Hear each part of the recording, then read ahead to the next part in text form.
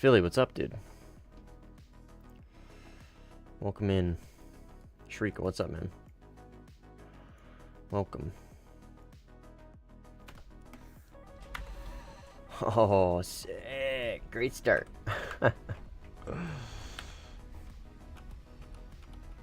Glad to be welcomed by a Eurofighter at my runway. Right off the rip. Right there. Is that him?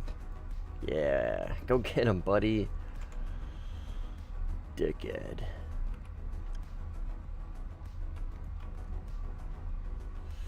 Alright, you went left. You went this way.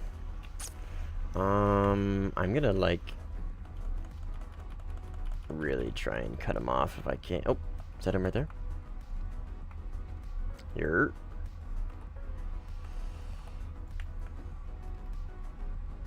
You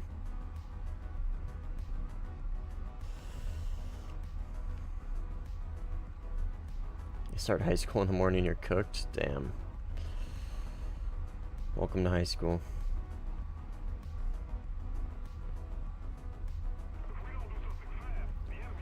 Is he gonna... Nah, he doesn't look interested. Yeah, he's flying away.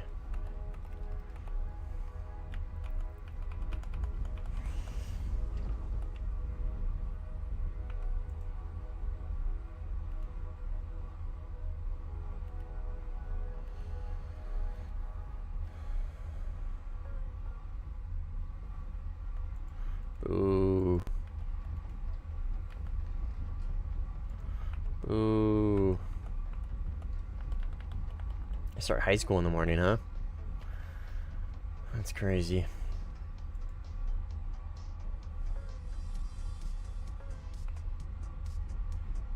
I remember freshman year. Or year one, I guess, depending on what part of the world you live in. I know, I'm pretty sure Europeans call it year one, right? First year or whatever. I think, I don't know. Or is that, no, that's college. That's college, huh?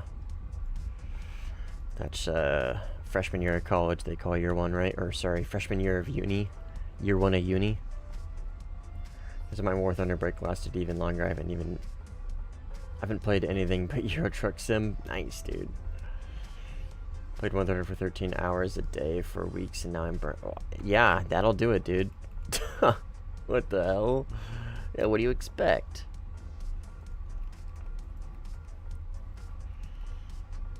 Bro's speed running, getting burnt out. Where's the Su-30? Right here? Okay, yeah, this is him.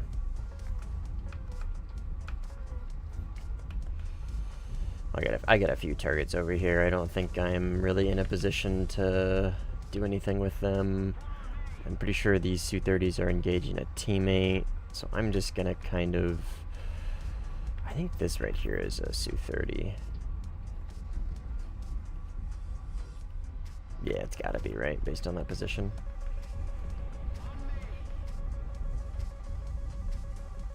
The 77 might hit me. I'm not really sure the angle in which it's coming in at. Oh no, went past me. Must not have been for me. Okay.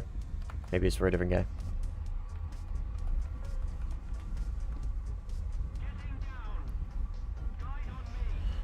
I'm getting recognized every single game I play now, by the way.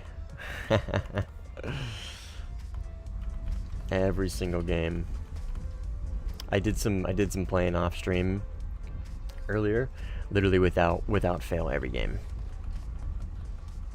And their speed. Oh, but he just joined. He just joined probably with the stream.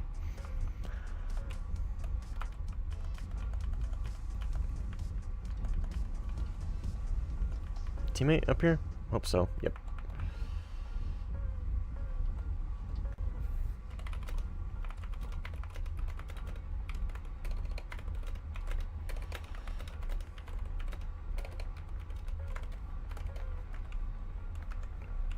We'll be cordial with the gamers. I'm addicted to train games, so it turned out well. It's not bad. You play Transport Simulator? Transportation Simulator, dude, is gotta be one of the best, like, tycoon games I've played in a while. Transportation Simulator, I think it's what it's called. Sorry. Transport Fever 2. Would highly recommend. And it's got trains. It's got trains. Trains are a pivotal part of the game. Very, very, very good game. If you haven't tried it and you're into like City Skylines and just like tycoon games in general, would highly recommend. It's one of the better ones I've played.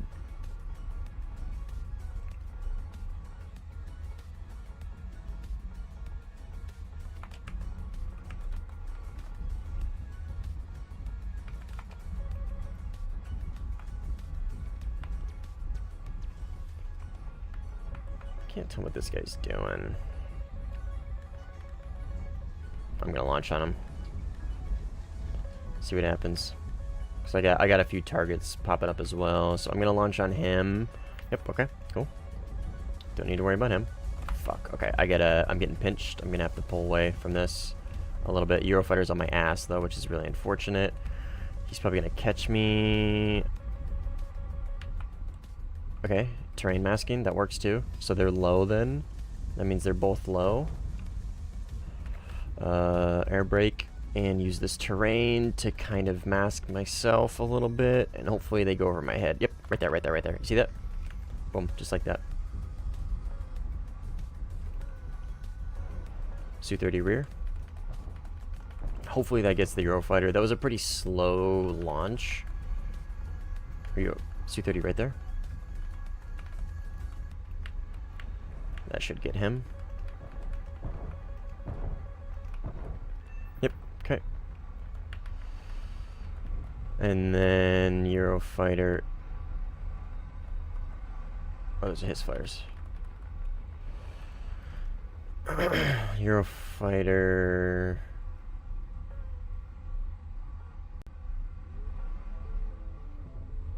Okay, I don't know where he went.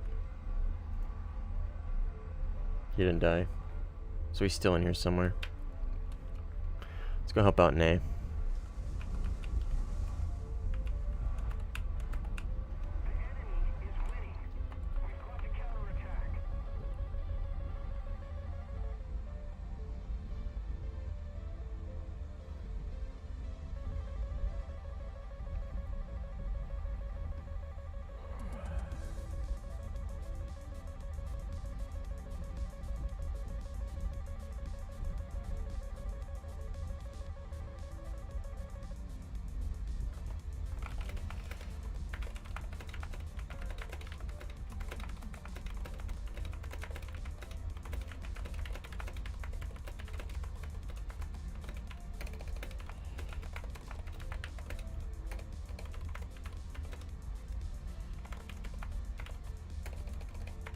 Double lane, there we go.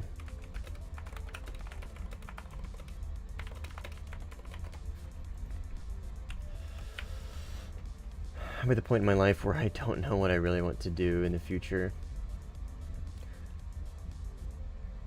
And playing, maybe actually consider trucking as a career choice. Hey man, no hate. It's a very viable career in the United States, that's for sure. Truckers get a lot of hate.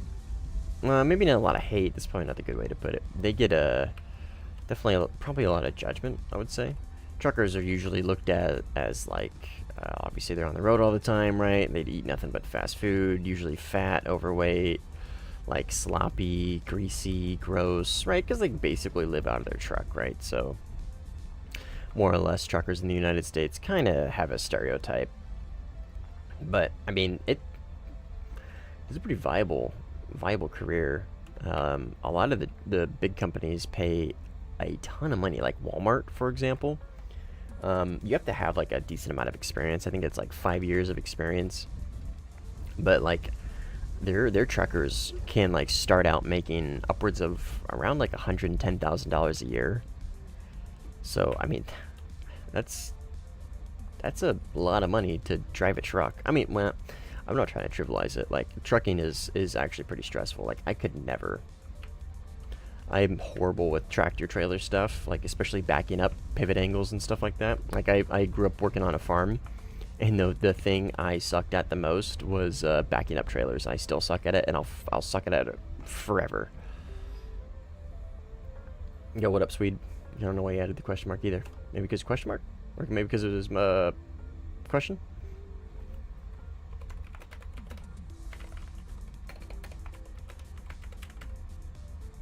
How do you spell nimble? Yeah, that's nimble spells his name weird with an A. AL is the YouTuber. And Nordics are pretty respected.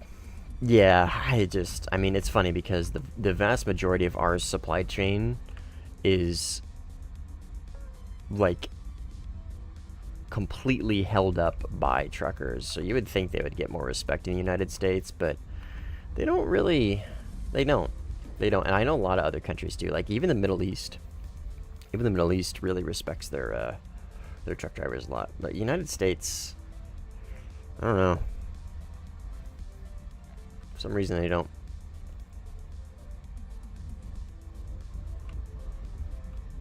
I feel like everybody in the Nordic countries is just really nice, though.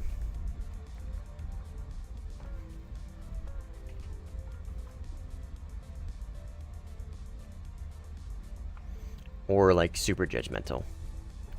It's like all or nothing. I feel like with the Nordic people.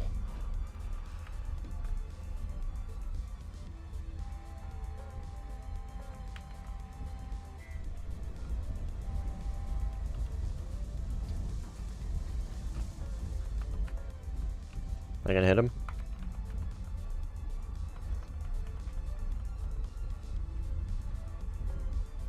Nope.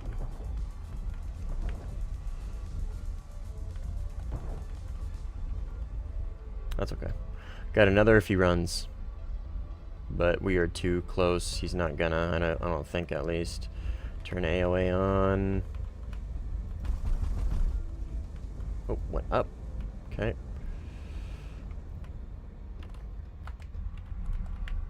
Oh shit. Whoa.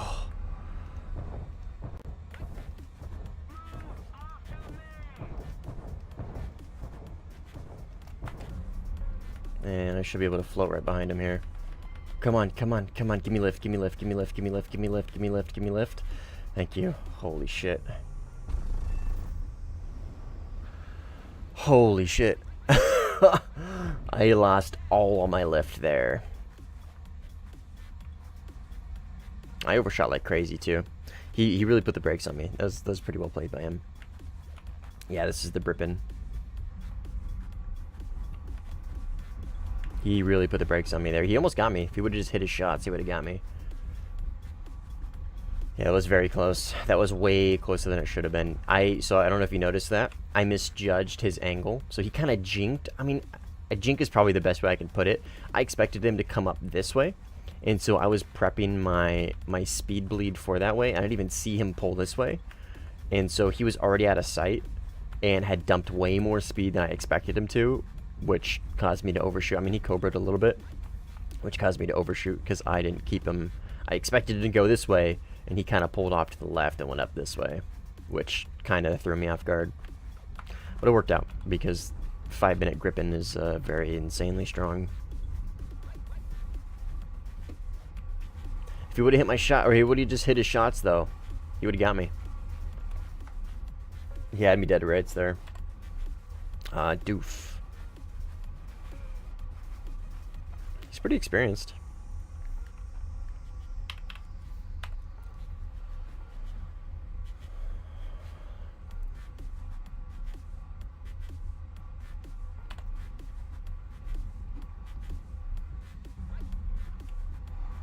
Everyone in the Nordics are so nice.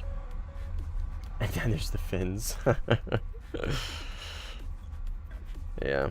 Isn't My Summer Car, isn't that in Finland, or isn't that like set in Finland? The setting of that game is in Finland or some shit? I think so. It's a weird game.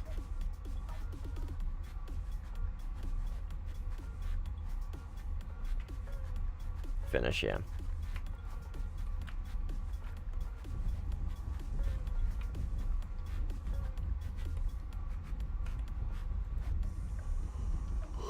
Where's my runway? Oh, way over here. Probably where that guy's taking off from, huh? Yep.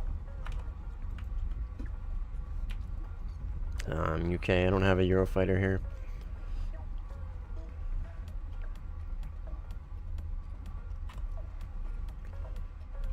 $4-0, not bad. Good flyout. My initial flyouts are always so strong. And then I get complacent. And then I usually fall off a little bit towards the end. Seems to be a trend.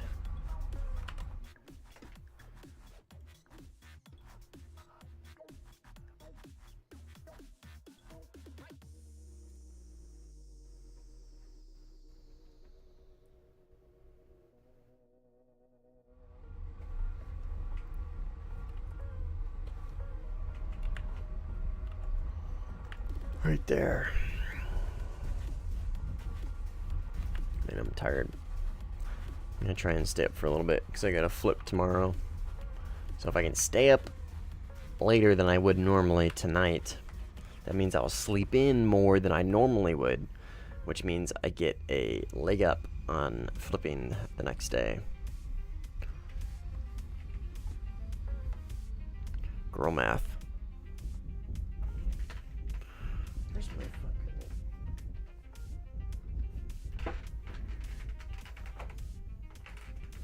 Oh, there it is. I was looking for my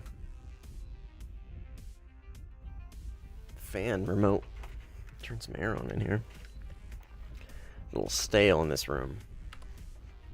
Oh shit. I just realized I don't have fuel. I was just thinking to myself, I was like, oh, I can overshoot, it's okay, I can just turn around. I don't have any fuel to do that. Oh, I think I'm fucked.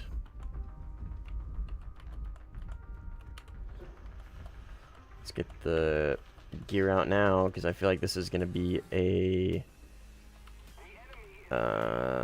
hard landing. It's a pretty clean approach, and I'll just veer off to the right on the taxiway.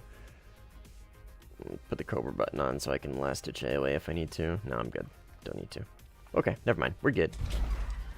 We're still good. Just break the gear so I can come to a stop so these lights hopefully don't kill me. Get yourself a fresh cup of coffee. Yeah, it's too late for me to do that. If I'm gonna drink coffee right now, I'm just gonna stay up all night. Probably, well, not all night, but more than I would want to, probably.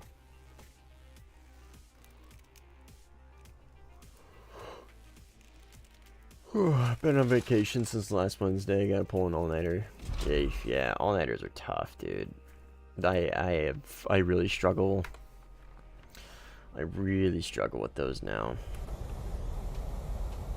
I used to be able to do them pretty regularly if I needed to for work, but I just can't now, man.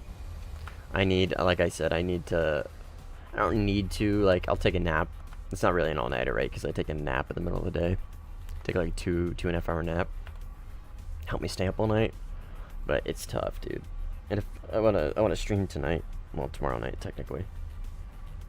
While I flip, keeps me busy, gives me something to do. Keeps my mind activated.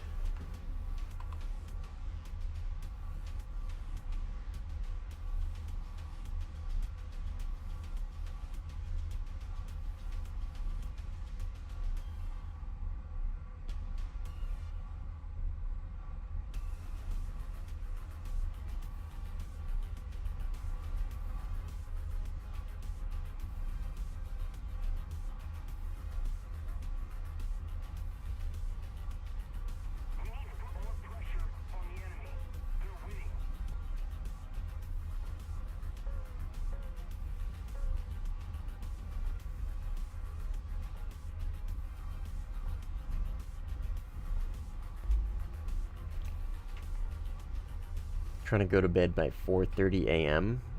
Damn, what's your work schedule? That's a weird one.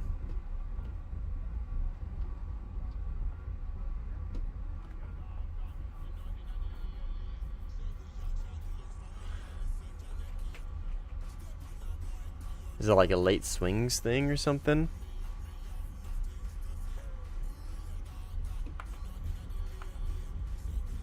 $4 p.m. to 2:30 a.m. Yeah, that's a weird one, dude. That's so weird. Mine's 7 to 7. Well, like 7:30 to 8 technically, but yeah, I guess I would probably call that like a late swings, early graves, maybe? I don't know what you would consider that.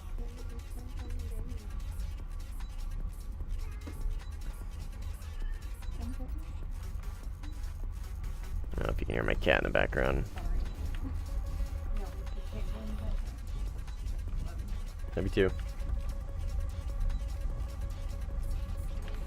Talking to my wife, not you guys.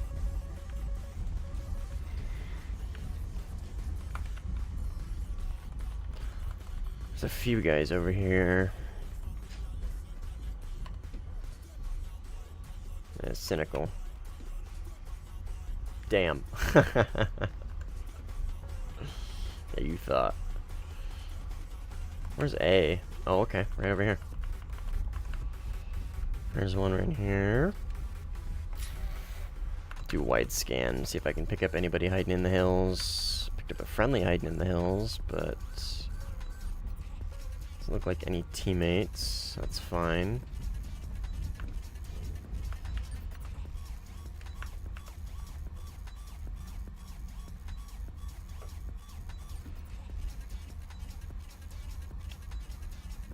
Calling night crew because that was the same shift we had in the Marines. Oh, fair enough.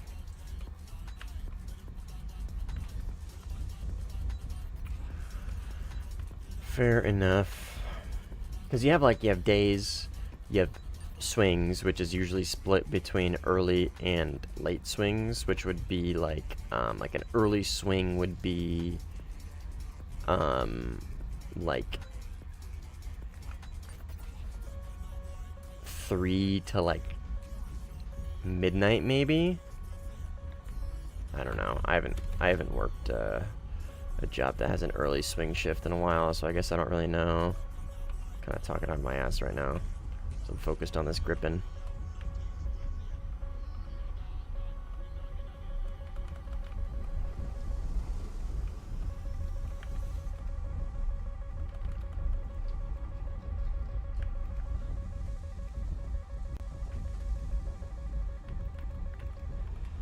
Draw my tanks, so I mean if we merge we're symmetrical, right? So I don't wanna. Okay, I'm not gonna keep the pressure on him because I don't really want to use my missiles quite yet, because I feel like I'm gonna need them.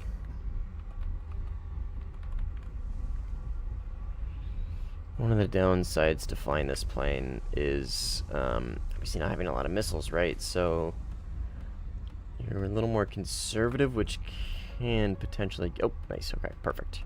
I say can potentially get you into trouble, but right there is a shining example of a little bit of trigger discipline saved me a missile, because I was probably never going to hit.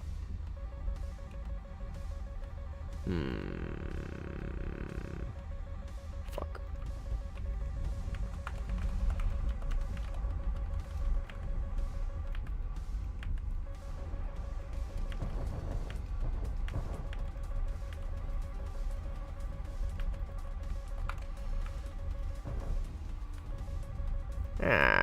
Okay, I was about to say, you've played right into my hand, but my hand was just getting you to crash, I guess. Oh, fuck, dead zone. That was an RWR dead zone right there. Yep. That's really unfortunate.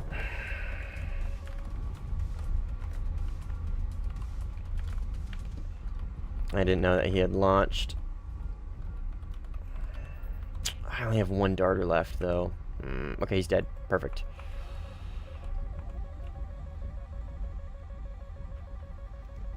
I'm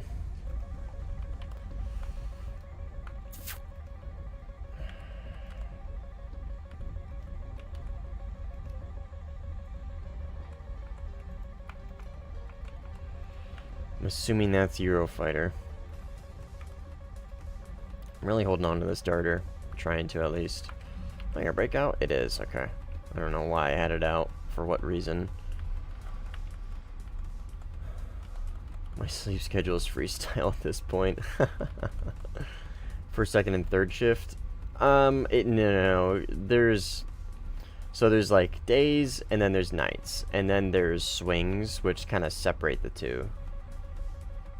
Is that a Su-30? That is. What the hell? Sneaky fucker. Oh, okay. I should have probably helped out that, their 9M. Turn in on this Eurofighter. Because if I have to merge with this guy, I'm gonna die.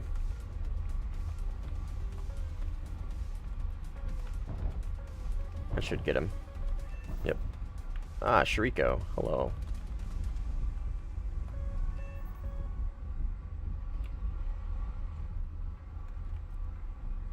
Alright, let's RTB.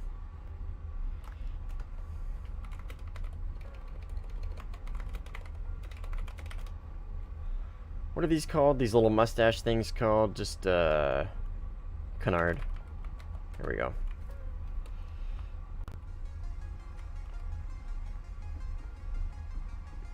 Can I get some tips?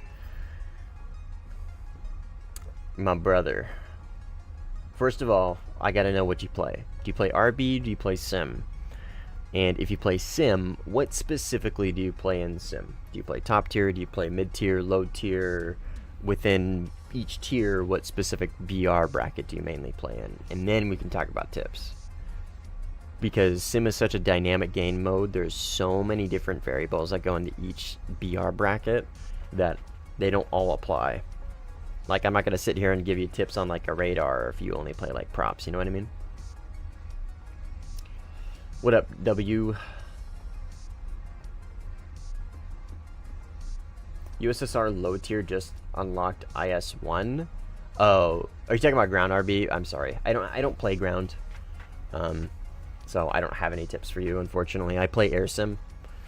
So, I guess weak points. Learn weak points. Learn weak points. Game knowledge goes a long way, and I think that is something that's applicable to both air and ground. So for like air, right? Game knowledge, knowing how your jet performs against other jets of equal BR, right? How you should be taking certain fights. Like if I merge with a Su-30 or a flanker, right? I generate infinitely more lift than they do. So if I get slow, then I should probably be fine. But if it's a Su-30, you got thrust vectoring, so I need to like keep that in mind, and et cetera, et cetera, et cetera, right? So like game knowledge goes a long way. You could apply that same mentality to ground RB, right? IS-2. Like you need to know how your round behaves on certain tanks and like certain angles, like APCB, CB, or whatever the hell it's called, the Russian round that is like really good at angled armor, right? Stuff like that. So definitely just learning the pros and cons to your vehicle, and then weak points when using those specific vehicles. Should go a long way at least. Fortino is amazing in Sim, but my buddy doesn't want to play with me. Unfortunate. Well, you can join here.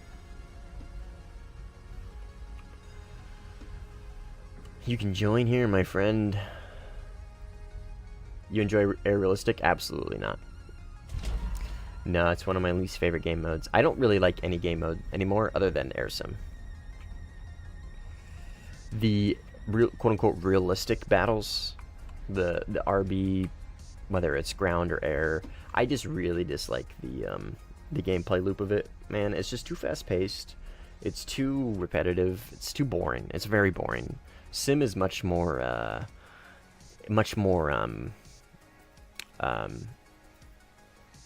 don't know. Keeps you much more, like, activated. Your neurons firing. It's much more, fuck. How am I blanking on this?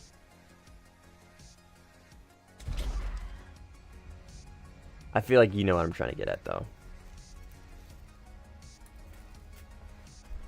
Somebody will say it in chat, I'm sure.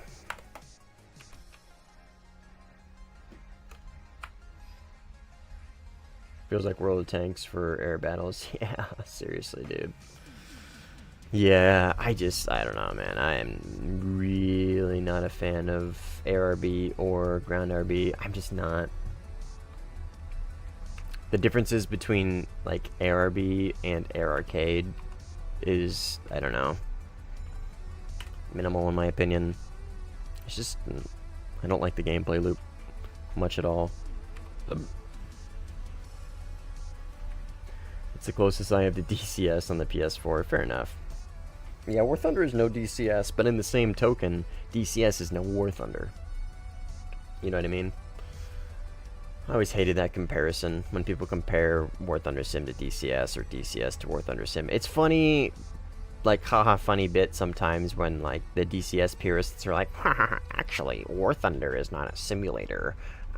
It's just a video game, and it's funny that you call it a simulator. Like those guys, they're really funny to fuck with. But like in reality, like they're both very different games, and they both have very different play styles, and they both do things very differently. So I've never been a huge fan of the comparison between the two, but I get where you're getting at with the closest that you get to DCS on PlayStation, right? Yeah, I get where you're coming from, and that's great. It's great. It's good that you can have at least something, right? Warthunder is better because it has more Doritos. Yeah, Warthunder is just more accessible. I mean, there's no argument there. Warthunder is just more accessible. Engaging, thank you, Cynical. Appreciate it. Yes, the simulator mode is way more engaging than ARB.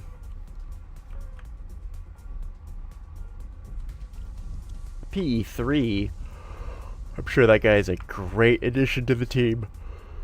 I'm sure he's really doing his part to help his team win the match.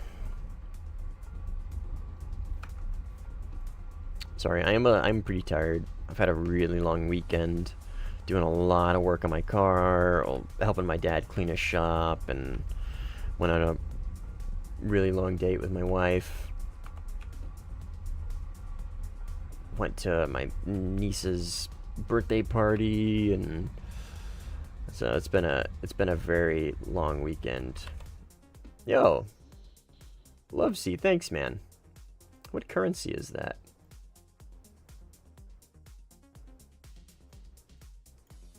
Let me Google that. Appreciate it though, Chief. Absolutely unnecessary. 100% unnecessary.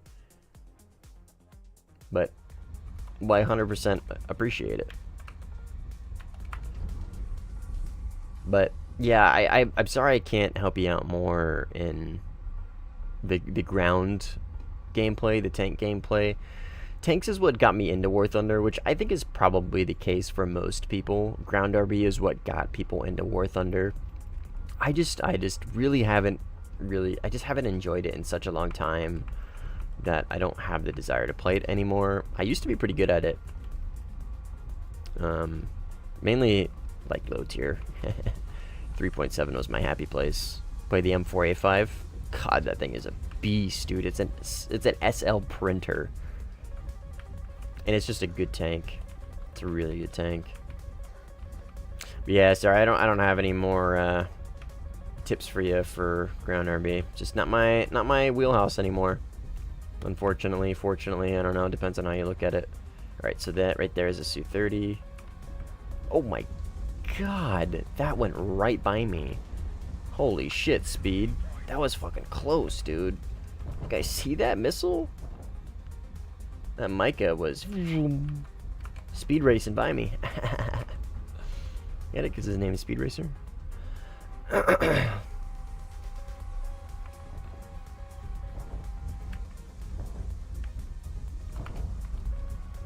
he see me or does he see Speed?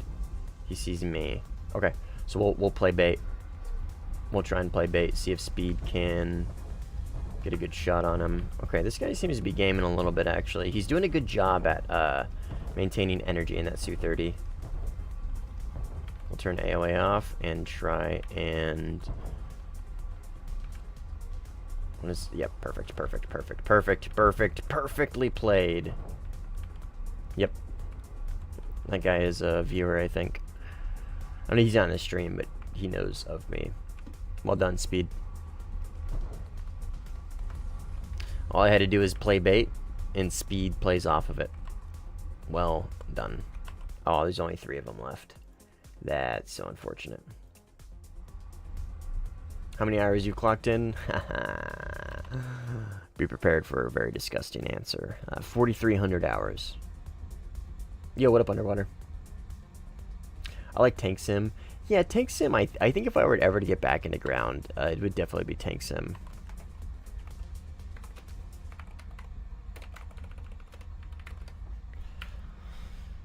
Yeah, Tank Sim, because, of course, there I could play a plane. So, but yeah. So years of grinding. Yeah, I've been playing Warthunder. I've been playing Warthunder, I think, for probably 5 to 6 years. I've been playing Sim 2.5 to 3 years. Need to wait for a preem sale. Well, I finally finished getting the F5E FCU. Sadly, can't grind Japan until I get to the appropriate rank. Oh, Underwater. I would highly recommend a good, consistent, pretty easy to play plane that is a relatively inexpensive grinder for Japan. I just air quoted with my hands, by the way, when I said inexpensive.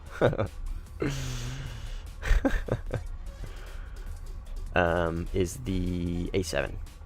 I think you can get it for Silver Lions. I think it's like 3,000 to 4,000.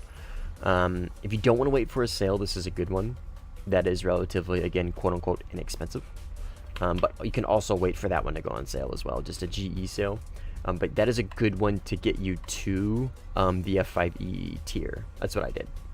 And I enjoyed it. It's a good plane. Bro, I tried Sim once.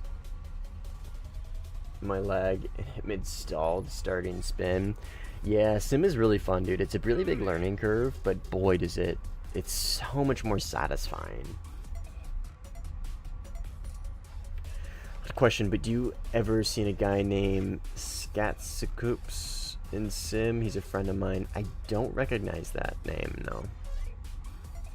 No, I don't recognize that name. I play from about 12 to top tier, with the occasional 11 to 11-7 game.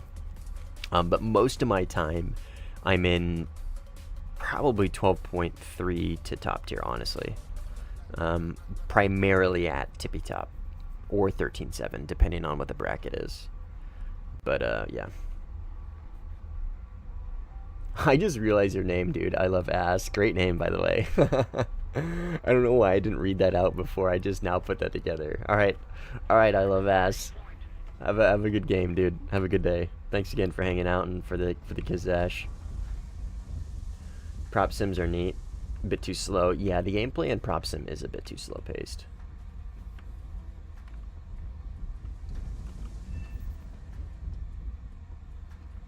No Corvette slander? What do you mean?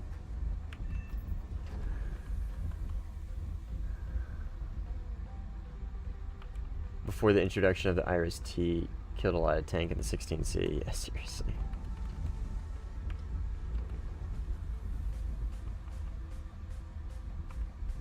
Yeah, who's slandering Corvettes?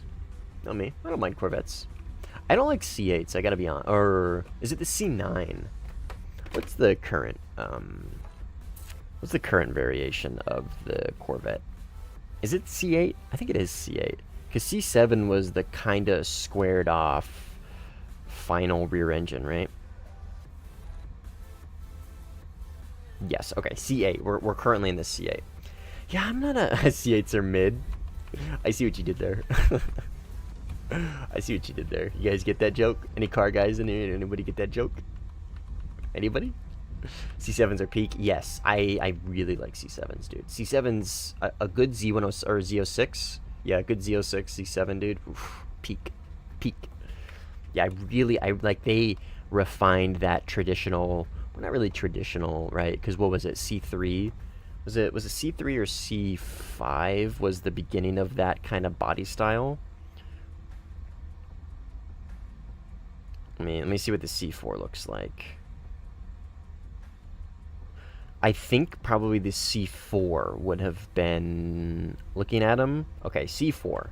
I would say the C4 is kind of the start of that, like, kind of fast. I mean, they were always a fast hatchback, right? But I think C4 is probably it's a little rough around the edges because it's very 80s, but I think C4 is probably the beginning of that that body style. C5 was the beginning. Yeah, I guess that's probably a better way to put it, because the C5 was much more rounded. The C5 was the edges are much more rounded on it and much more like reminiscent of modern day Corvettes, right? Anyways, that body, you know what I'm talking about. You know what when I say that body style Corvette, you know what I'm talking about. Anyways, the C7 I think was the pinnacle. They really like refined that body style perfectly, dude. Yeah, C7 was sick. C7's sick. The C7 Z06 is like, don't get me wrong, like the C8s are cool. Like I respect them for like being cool. Like it's cool. I think they are cool. I think Chevy tried to do something very different, and like I respect that. Like they didn't really like they didn't make an ugly car. It's a cool car. It's a super cool car. It's just not. It's not a Corvette. You know what I mean? It's just. I mean, it is a Corvette, but you know what I mean, right? It's just, you think Corvette, you don't think mid-engine European or like NSX, right? You think rear engine, rear-wheel drive, big fatty LS7 or LS whatever with 4 exhaust pipes coming out the back. You know what I mean? And don't get me wrong, like C8, I do like C8s as a car, just as a vehicle. I think they're really cool. As a Corvette, I think they missed the mark a little bit.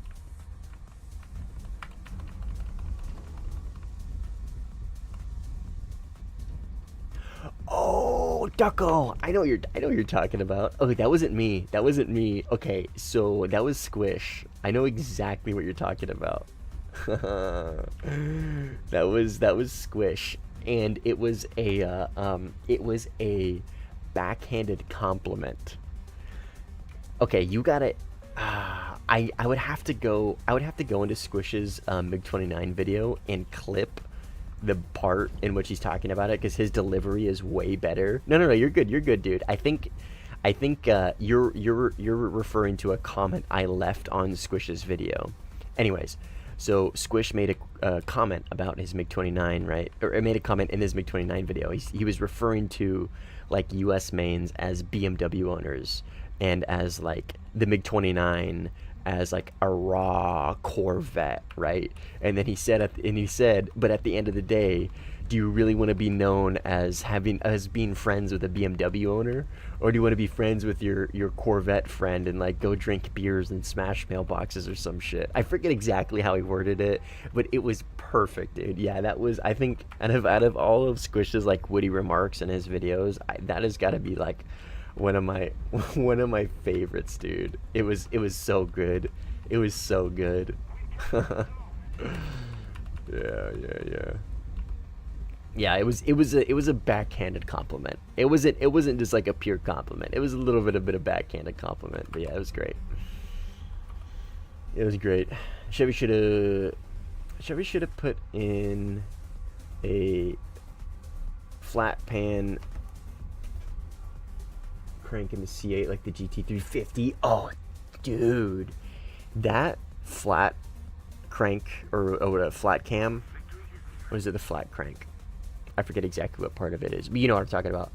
God, it's got to be one of the most unique. Like, they literally just made a completely unique engine for like a one-off like year of a GT350, and they're just like, yep, we're gonna make this be super fucking sick. It's gonna sound cool as shit. And yep, we're never gonna do this again ever again. So cool, dude. So cool.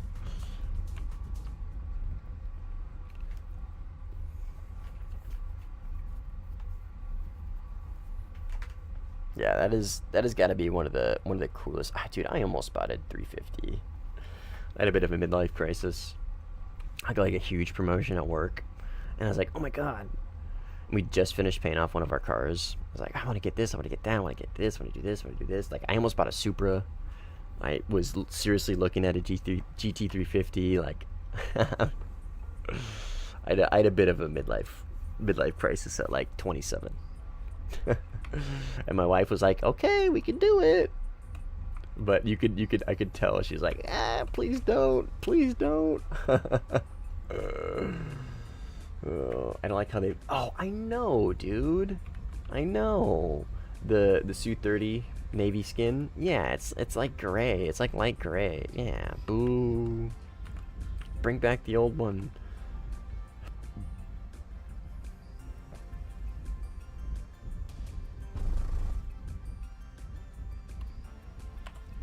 Alright, so we got Bent and Arkovic. Bent's a good player, but I'm not sure I want to stay in this lobby. Excuse me, I got the hiccups. Fuck.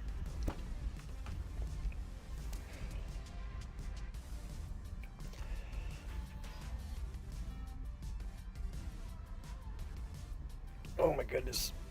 Okay, I think we're good. Sorry, I was fighting off the hiccups. Ben's a good player. I mean, there's not a whole lot left, and the tickets are pretty close. Okay, we'll stay. We'll help clutch out the win. At the very least, I will grab some GBU 13 or some JDAM ER, some JDAM ERs to do some base bombing, help speed this up.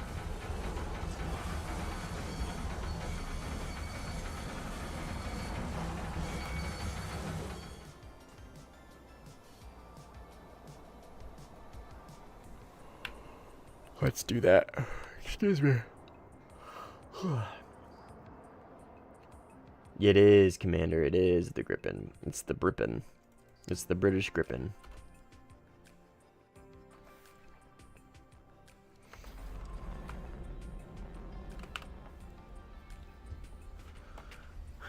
I'm gonna be forever living in midlife crisis all because of a Raptor. Yeah, dude. You and your, like, what is it, like a $7,000, $8,000, $9,000 big brake upgrade on a Raptor that already has big brakes? That's funny. Is this game tough to get into? Ooh, Moals. No, Warthunder is not tough to get into.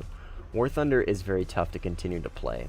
Warthunder is one of those games that is free to play, but it's free to play for a reason, and that's because the grind is unbearably long.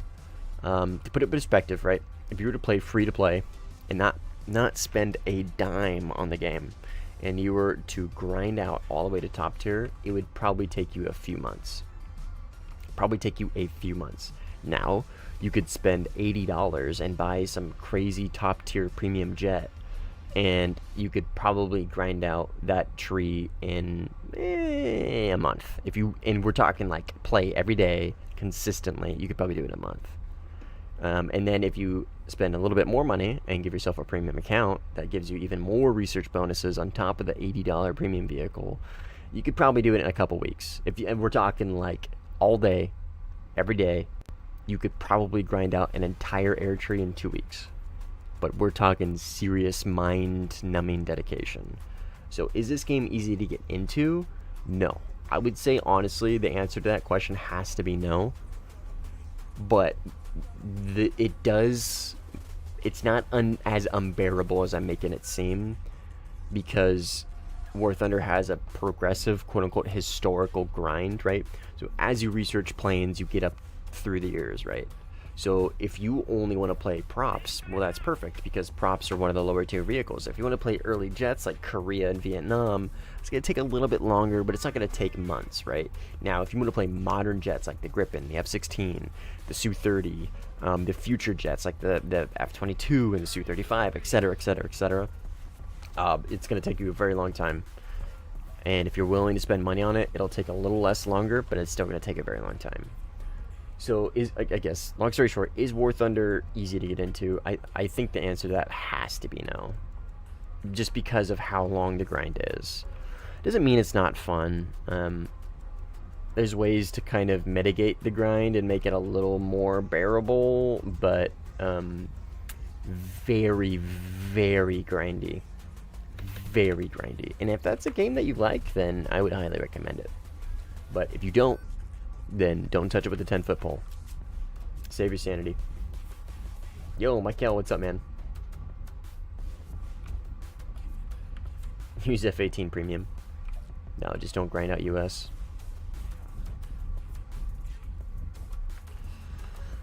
Just don't grind out US. That's my suggestion. Because everybody wants to. At least for Sim. You guys got to remember, I talk in the context of Sim, which is completely different than all the other game modes. I made the fatal mistake of grinding out US for the first top tier. So did I. So did I, man. So did so many others. Yep, I did that. And then I made the even more fatal mistake of doing Russia alongside US at the same time. Tigger, what's up, man? What up, gamer? Oh, I only have a single R darter because I have a bomb loadout. I have no chaff. I have no chaff because I have a bomb loadout. Okay, I got RTB. I've got no chaff. I'm glad I recognized that in time.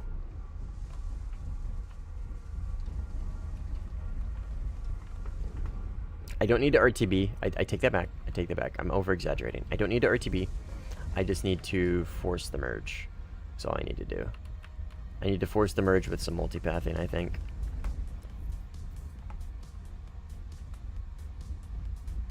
I can do this without chaff. I can do this without chaff. I just have to really revert my typical play style of being at high altitude and vertical notching. Oh, A cap though. Okay, we gotta stay. We gotta stay. We're gonna hang out in A for a bit if we can. I know we don't have chaff, and it's probably not a really advisable decision. But if I stay low, I multipath, and I play a little passive. I know, right? Passive. I should be fine. Oh, guys, Cheddar Cam. Cheddar's here. Cheddar Cam.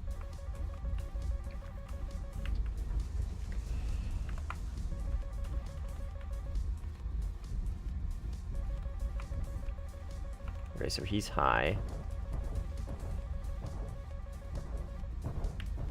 Okay, beat that missile. This is gonna be a little tough. Is he dead?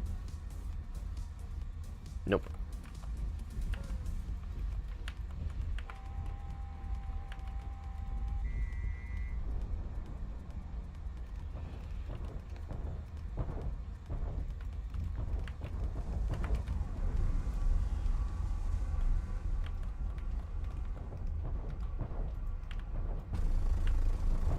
Fuck.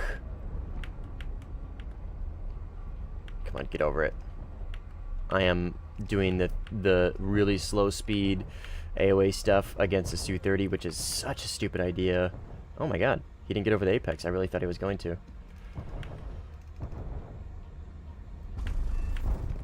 Okay.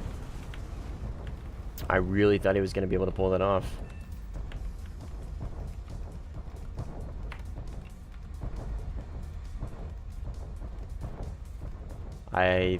Good fight. Unfortunate. There was probably a few. I probably had a teammate near me.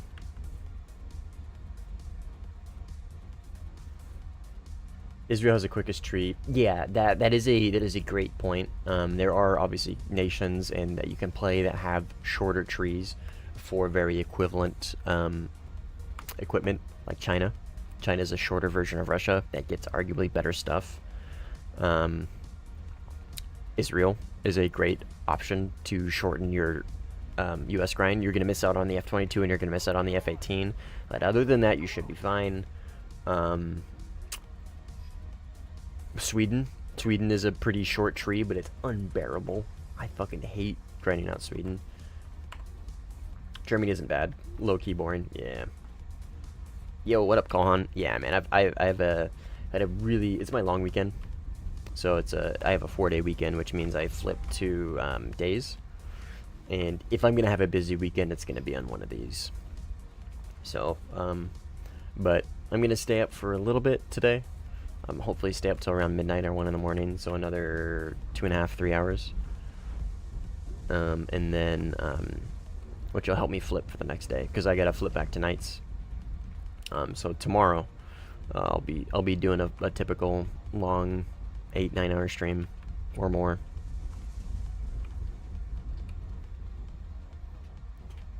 China's a good nation. Oh, dude. China's a goat. You guys know me. Honestly, trying to get to higher tier gameplay. Only flying props planes right now, but my friend unlocked the SU. Nice. I look at video, there's basically some that are easy to grind out. Yes. So true. I just started playing Warthunder a few months ago. German main. Anyone tell me why I'm fighting 7.7 and 6.7? Okay, so Aaron, that is called, I'm assuming you're playing ground RB, right? I'm gonna continue this off that assumption. The way Warthunder ground RB and air RB works is you have a standard BR that you choose, right? So for this example, you're playing 6.7. I'm assuming a Tiger 2. Now, the matchmaker works in a way that allows you to play with vehicles either 1 BR above or 1 BR below. Now, obviously, right? You're playing 6.7 and you are finding that you're playing a lot of 7.7 games. That's because 7.7 is a very, very popular BR bracket for France, and I think US as well, 7.0 to 7.3. And so there's a higher volume of 7.7 games than there is a higher volume of 5.7 games, right? So remember, the BR system works in a way that allows you to play with 1 above or 1 below, right? You can also do a little bit in between, like sometimes you'll find 6.3 games, sometimes you'll find 7.0 games, sometimes you'll find 7.3 games, right? But more often than not, you're probably going to find 7.7 games because there's probably just a larger volume of 7.7 players, and so it's pairing you with them because the matchmaker doesn't care about up tiers, it doesn't care about down tiers. All it cares about is, I want to get this player into the match as fast as possible. And if there's a higher volume of 7.7 games, then that's going to be the quickest way to get you into a match, right? It's going to be a detriment because you're going to be fighting 7.7 in a 6.7, but that is just Warthunder in a nutshell, man. That's just the way it goes. Welcome to Ground RB. That's why I play Air Sim. I highly recommend you give Sim a try. If that is something that drives you crazy and you just don't want to do, I highly recommend you give Sim a try. Sim is very cool and unique, both ground and air, and it allows you to prevent up tiers or down tiers, or at least control or mitigate it. So for example, Air Sim operates in a BR bracket system. So on days, let's say today, right? Today, 13.3 to 14.3 is a bracket, right? If I have a 13.3 and I want to play it, I am going to be up tiered every single game, right? But I have the choice to play that or not. Or I could play my 13.0 and I could be at the top tier every single day. Does that make sense? It's a weird system, but it does work and it does make sense. And love it or hate it, it's just the way it goes. So, hey, thanks for the sub, Michael. Appreciate it. Have a good night, Chief. Thanks for hanging out.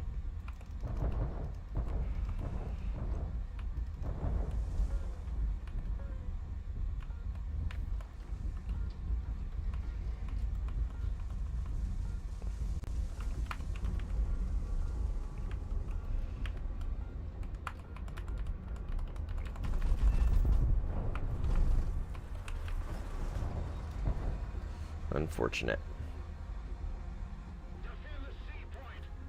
Alright, Cynical's nearby. I had a very fun 12 to 13 this weekend. Nice, dude. Yeah. How you guys liking the new BR brackets, by the way? How you liking them? Oh, Jeff joined. Ticker. What up, dude? Yeah, absolutely. Oh, Michael, join the Discord. There's a link to the Discord in the description if you want to hang out there as well. A lot of the regular viewers that you see in here are in the Discord as well. So, think about it. They fun? Yeah, they are. I was really disappointed. I didn't really check the BR brackets, and I thought today was gonna be 13.7. I thought tomorrow was gonna be 13.7. I was really looking forward to it. I was gonna spade the Israeli F-16C with the Barak with derbies, but not the case. I didn't pay attention to that. So here we are, playing 13-3 to 14-3. That's okay. It buffs out.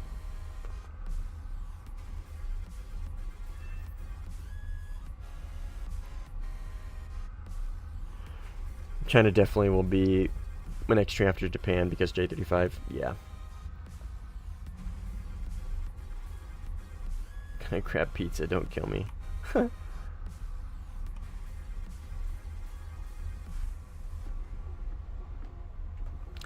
Thing about the US tree is if you grind it, you have every type of playstyle for both ground and air.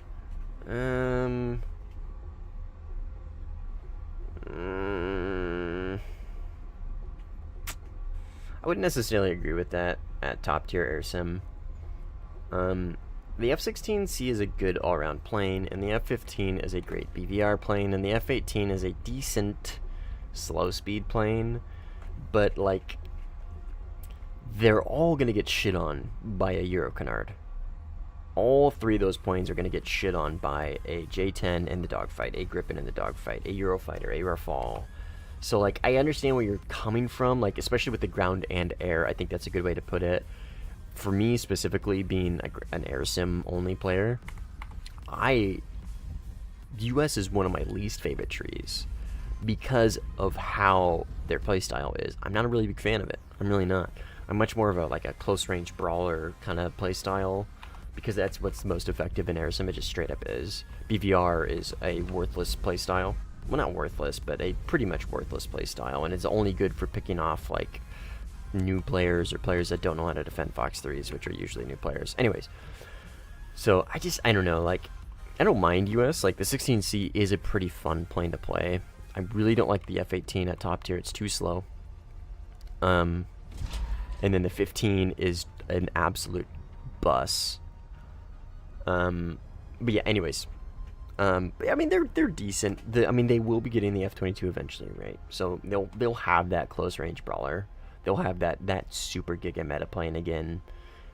So like I'm mainly talking in the context of right now, right? So I hope Gaijin releases the update trailer soon. Me too, man. I feel like we would have seen it by now. But is the F-14 good in sim because it's powerful radar?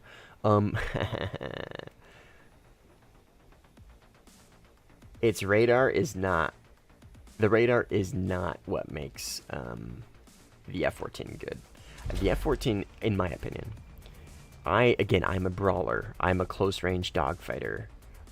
I like the F-14 because of its flight model. I think it's one of the most fun dogfighters in the game. Its two circles performance is insanity. Its slow speed performance is pretty good. It's a very, very unique plane because of its wings. You got a micro. You don't have to micro, but you put it in manual wing sweep, right? You put the wings forward, and you're completely flying a different plane. So, is the F-14 good in sim? Yes. The answer to that is yes. The F-14B. Okay, so again, in my opinion, right? The F-14B is good in sim. The F-14A is dog shit because its RWR doesn't even have IFF. And that is a critical thing to have at near top tier. It's usable, but it's not good. The 14B is, in my opinion, astronomically better than the 14A. So, is the 14 good in sim? Yes. The 14B, in my opinion, is good in sim, but it's not because of its radar.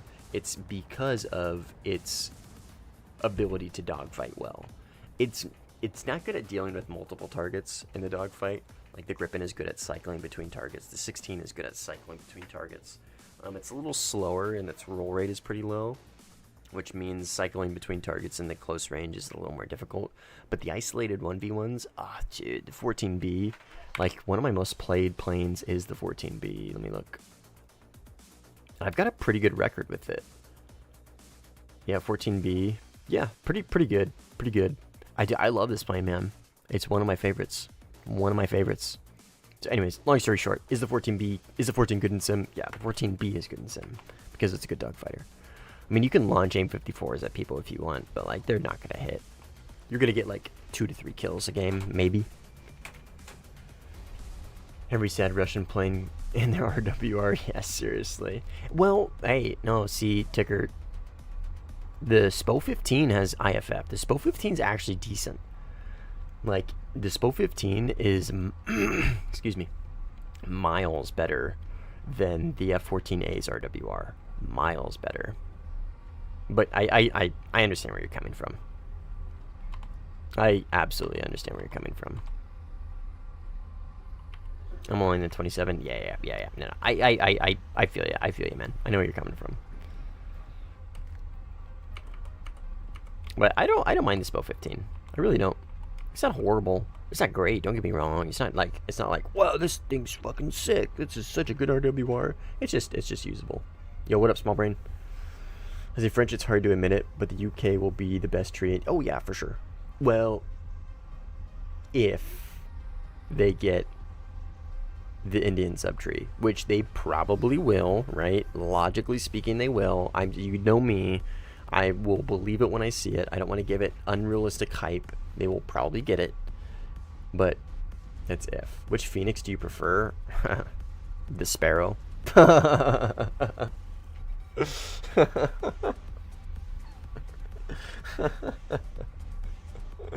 Dude, I don't take Phoenixes, dude. I don't take Phoenixes. They're worthless.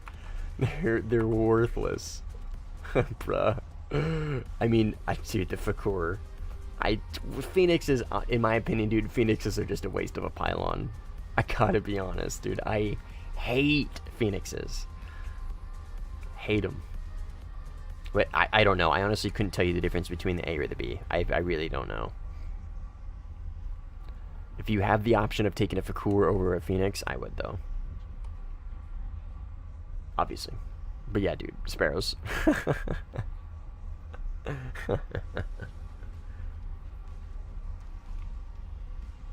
Iranian 14 has the Fakur, yeah.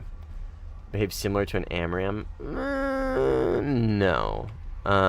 So the Fakurs and the Sparrows, the Fakurs and the Phoenixes have a head-on seeker.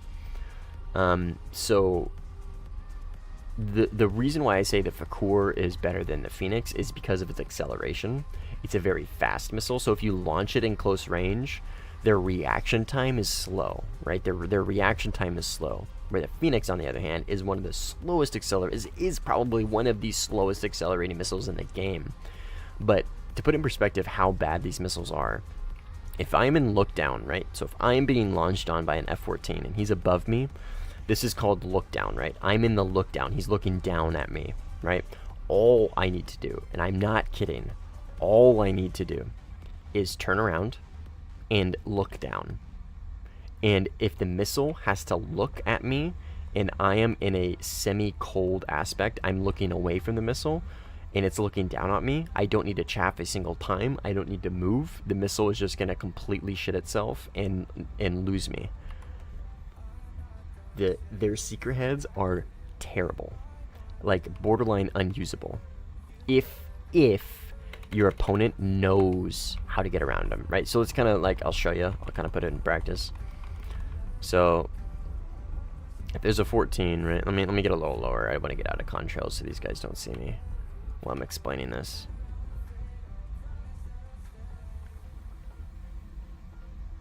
All right, so so say there's a 14, right? And he is literally just above me at all. Literally any altitude difference, he's above me, right? And he launches on me. All I need to do, so let's say he comes from this direction. All I need to do is just go cold a little bit. So right here, right? So he would be right about here now. And this is all I need to do. And that missile is going to lose me. And his radar is going to lose me. And then I can give it a second and turn back in and I'm good. You play realistic where nobody understands. Fair enough, dude. Fair enough, yeah. I mean, you guys gotta remember. I play in sim. I speak in the context of sim. If I'm referring, I forget that I don't have chaff. I gotta stop taking these GBUs. Or these JDAMs. Right there. Okay. I don't like having a multipath. I really don't. It's not my preferred tactic. It's kind of lame in my opinion. But I forgot.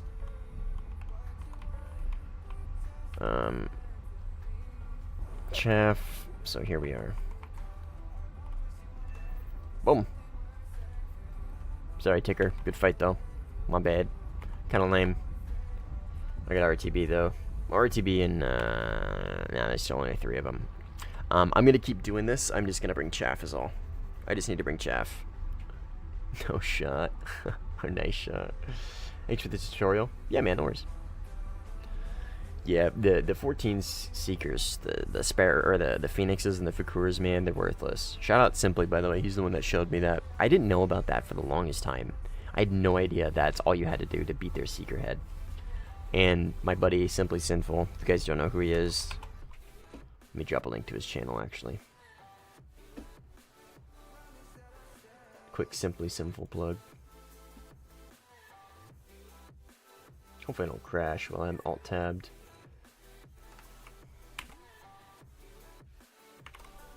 That guy. That's his channel. He is widely considered the best top-tier player in the game for Sim. Like, across the board. Anyways, he's the one that taught me that little aim 54 head-on Seeker trick. I had no idea. I don't know how I never knew that. UK will end up being the best tree because the time US gets F22, UK will get the Meteor. For RB, maybe. For RB. But I'm telling you, Fox 3s are so easy to beat. I'm telling you right now, dude. Fox 3s are so easy to beat. If we don't get some sort of Seeker head buff to our next gen Fox 3s, the Meteor is just going to be another drop in the bucket. The Meteor is just going to be an aim 120. Because I don't think they pull very hard. They have insane range because they got the little ramjet thing or whatever. But range doesn't matter, dude. Range doesn't fucking matter. Your no escape zone doesn't matter.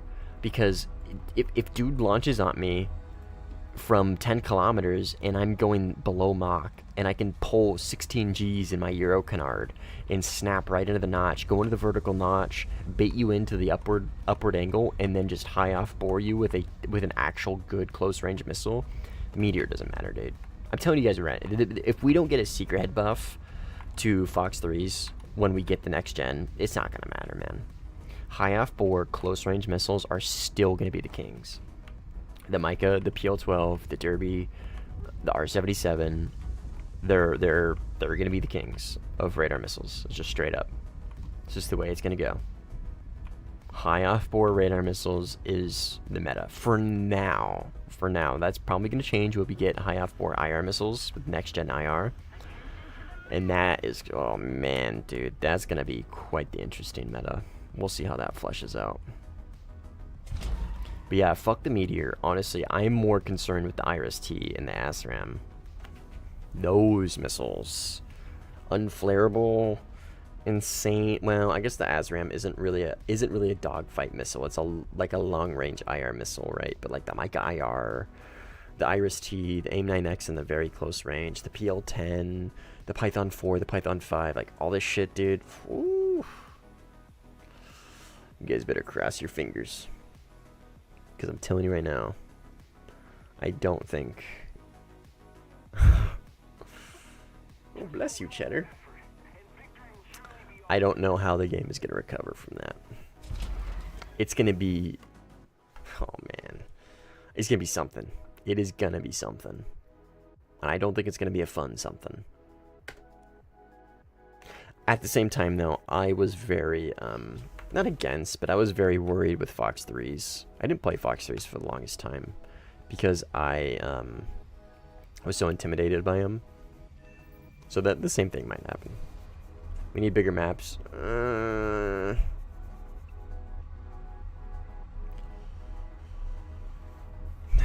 Look, man, and I bring this up every time that bigger maps gets brought up.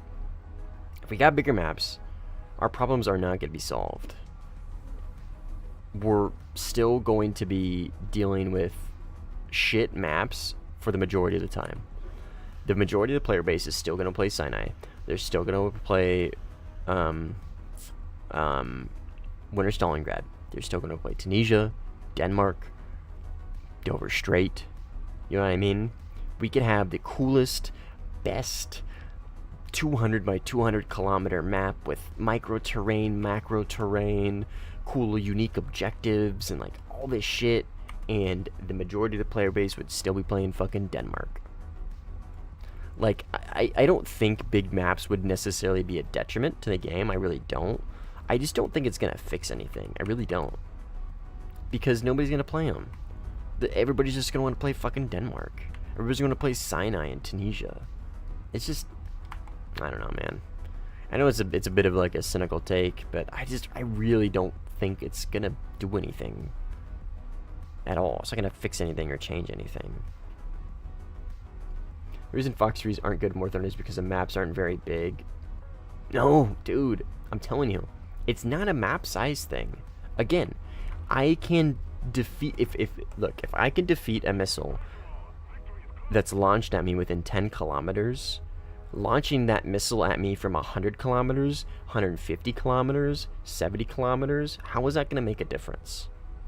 How is it going to change anything?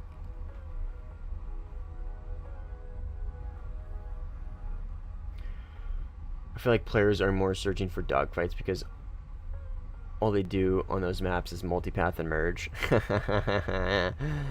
It's almost like the player base would rather have an easier experience than a more difficult one.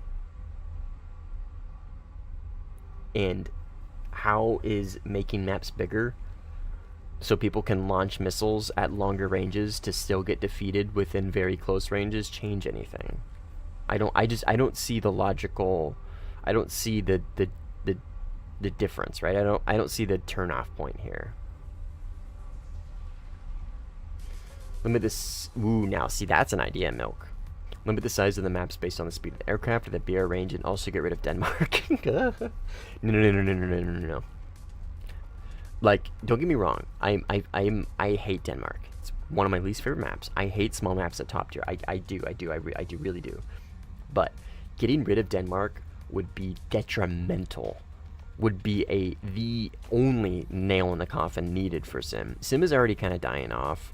And the majority, you remember, the majority of the player base is on Denmark, right? So if you get rid of their favorite map, a lot of the players are just going to quit playing altogether, right? So while I hate Denmark, and the majority of the experienced, like, long-time sim players hate Denmark, it is still a necessary evil. Don't get me wrong, it is still a necessary evil. Because without Denmark, a lot of the players are just going to up and leave. Just straight up and leave, right? So, don't get me wrong, I would love to see Denmark, out of spite, I'd love to see Denmark go. But that would be the day Sim dies, in my opinion. Denmark is very, very critical to the Sim player base, and the Sim ecosystem. As much as I hate to say it, it is. They need ground-based SAM sites, so that having altitude matters. Again, man, SAM sites, cool. But Fox 3s, the question I'm presenting is, if I can defeat a Fox 3 within 10 kilometers of a launch, how does launching that missile from farther and higher altitude change anything? When all I'm going to do is just let that missile get as close as I want, and then just go into the quick notch, snap notch, do the vertical notch, beat it in about 3 to 4 seconds, give it about 3 to 4 more seconds of pitching up to beat IOG, and then I turn back in.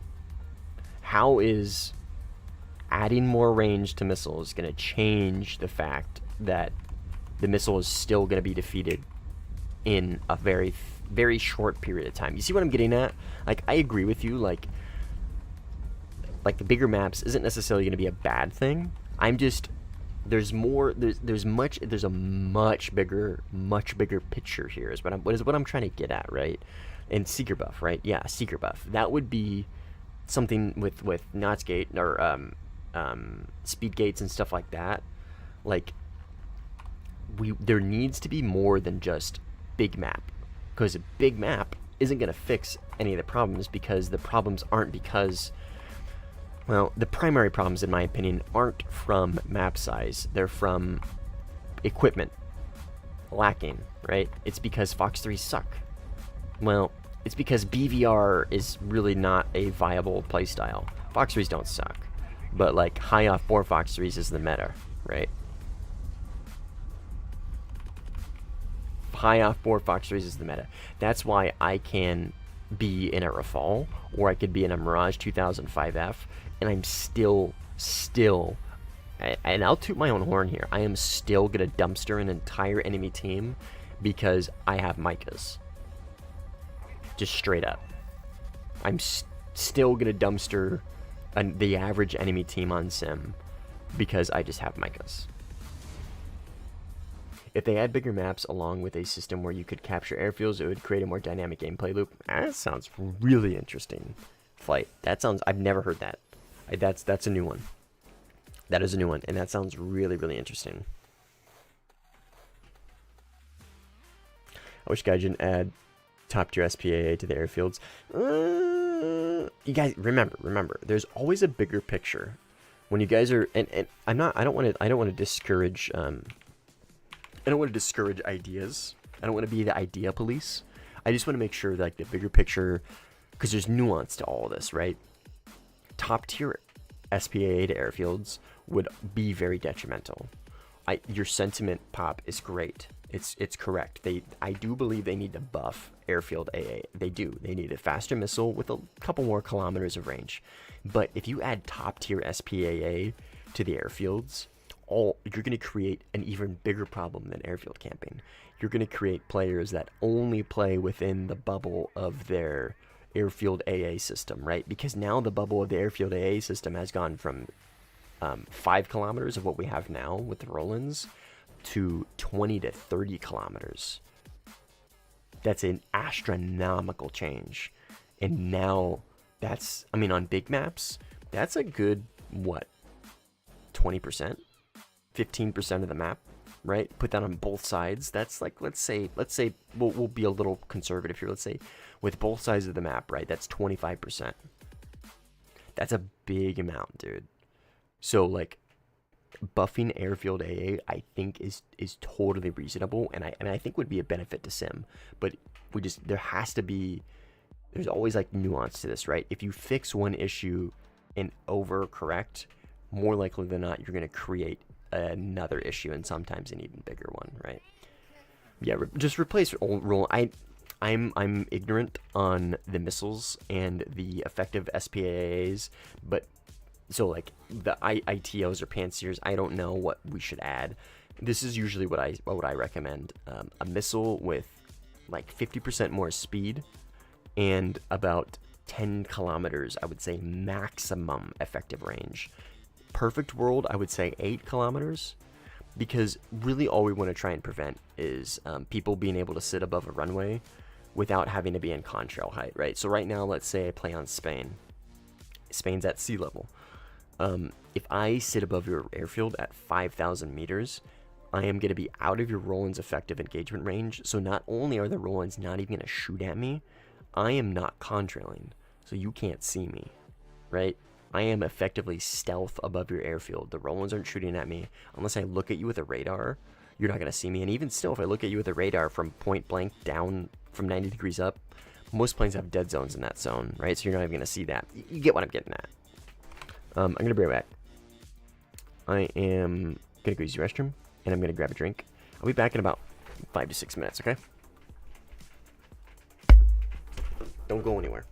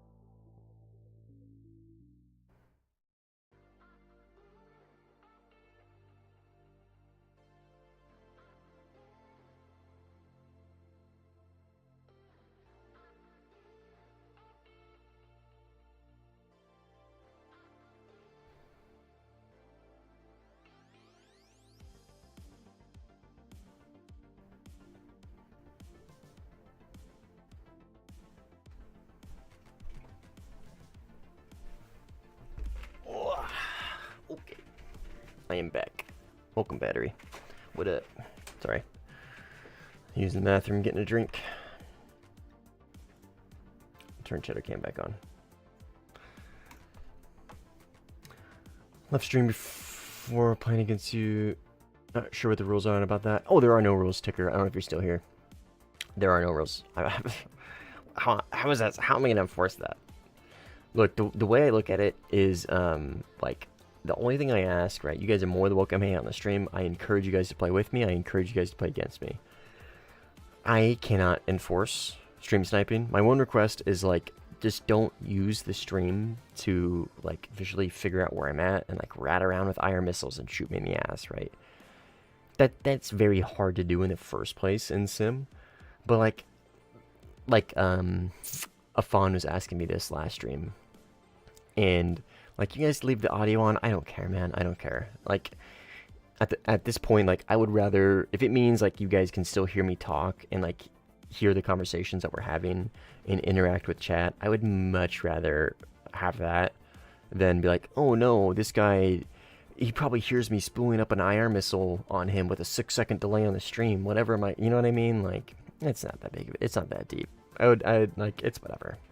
It's part of, like, streaming a game where you guys are able to play with me at any point you desire, right? It is what it is. You keep the stream up, take it down, I don't care. Cynical leaves it up, but he just kind of, like, audibly tunes it out, right? Like, I'm sure Flight does the same thing. Like, I'm sure most people do that. And that's, I really don't care, dude. I really don't care. Again, all I ask is just don't use it to stream snipe. That's it. And even if someone were to try to do that, it would probably be very difficult.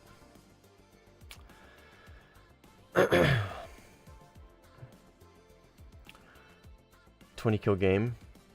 Oh shit, Battery got a 20 kill game. Nice. Okay. Let's see. Any good games against France? Afghanistan? Nobody.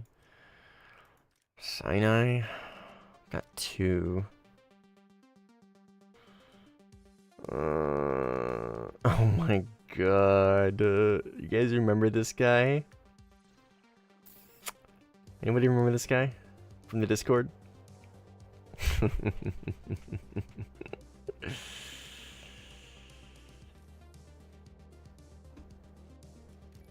Let's play.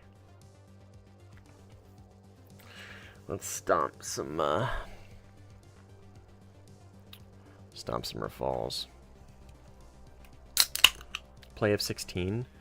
I don't really feel like playing the F-16 right now. I'm gonna save the F-16 for 13-7 days, most likely.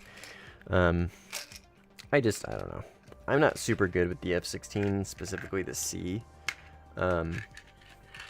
So on 14 3 days, it's tough for me.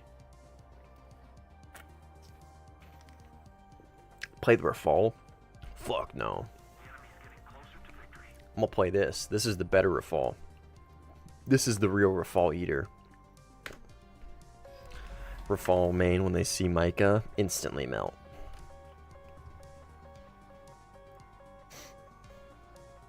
Stream sniping is a lot easier to do in props just because you move around slow. Yeah, true.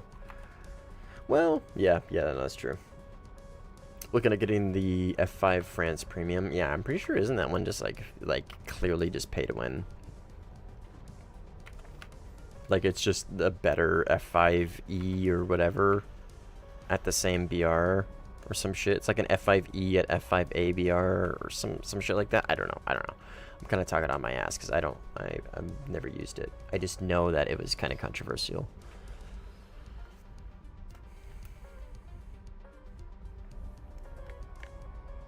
But I definitely will be playing the F-16 on 13-7 days for sure. Because I played the, I was actually against Battery. That was a tough fight though. But I played a game in the 16C. Battery was on the enemy team, and then I think there was somebody else on the enemy team as well. I don't remember. Anyways, I actually had a pretty good time. The vertical notch is very tough in that plane. Very tough. Especially being against Su-27 SMs because, right, they have R77s, you have A120As, they have more, you have less. But nonetheless, it was still enjoyable. It was an enjoyable I want to say handicap, because I wasn't really handicapped. But, I mean, you guys know my playstyle, right? Like, what am I doing right now? Oh my god, he's vertical notching. Whoa, how unique. This is my playstyle in a nutshell, right? So, I rely heavily on HMD, and I rely heavily on good high outboard missiles, etc., etc. I'm gonna compress. Nope, okay, we're good. I need to get some altitude to try and bait this guy up, though.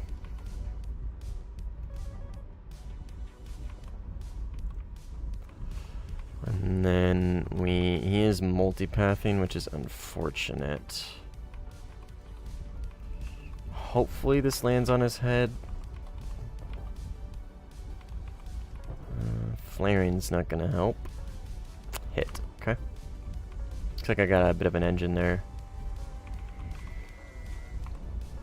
That should get him. Hopefully that's in range. Yep, okay, perfect. Probably could have just done that and would have been fine. Well, how'd he hit me? I was multipathing. Rah! I feel like that's what goes through their head sometimes. When F-22 coming? No clue, Chief. Alright, looks like we got a refall in the cons. I got no clue when the F-22 is coming. You know as much as I do.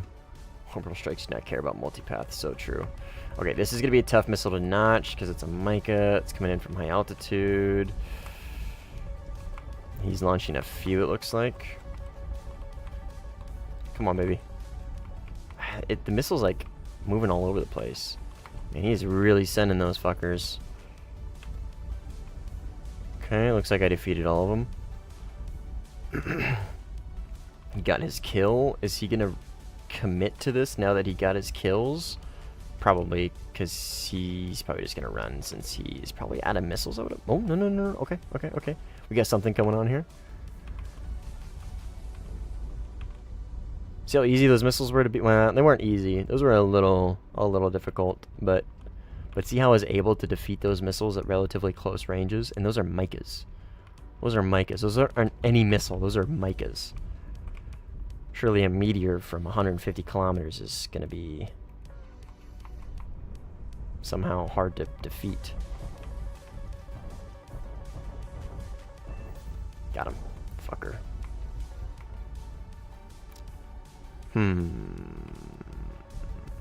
Rush 2000.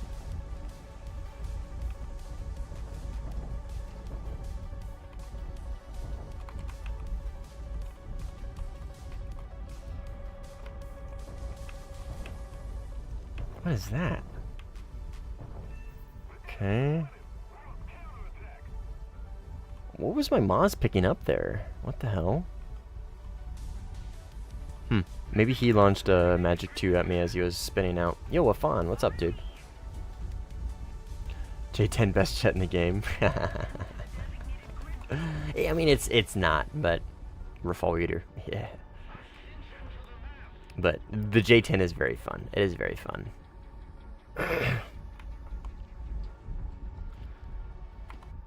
I've let one of Mustang's IR hit me before. I heard him lock and launch on stream since I didn't want to get launched on. I normally would have expected to say, yeah. Respect. Respect. Easy, what's up, dude? I missed your messages. The only negative is that they only have 5 in the game without dampening. Oh, shit, really? Oh, shit, I didn't know that. That's really good to know, actually. Thank you. I didn't know that, and as a sim creator, that's something I should know. Okay, F-16. He looks like he's got good trigger discipline. He's not launching because he knows that those are not going to hit, which means he's probably going for the 9M, which means me being able to spot him is going to be very critical, which is right here. And then this guy in the cons, I need to IFF if he's a teammate or not. I think he's enemy. Oh, he's dead. Perfect. And then 15 just got splashed. Orbital strike from above. Does, again, like Battery said, does not care how much you're multipathing if I hit you from a 90-degree angle.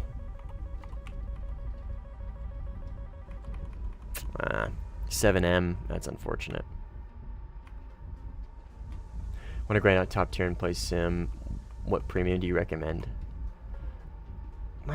It depends, Afan. What nation do you want to do it in? Charlie, what's up, man?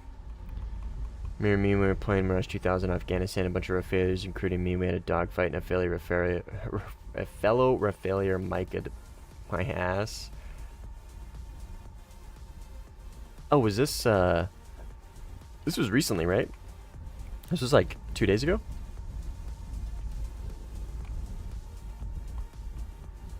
I think.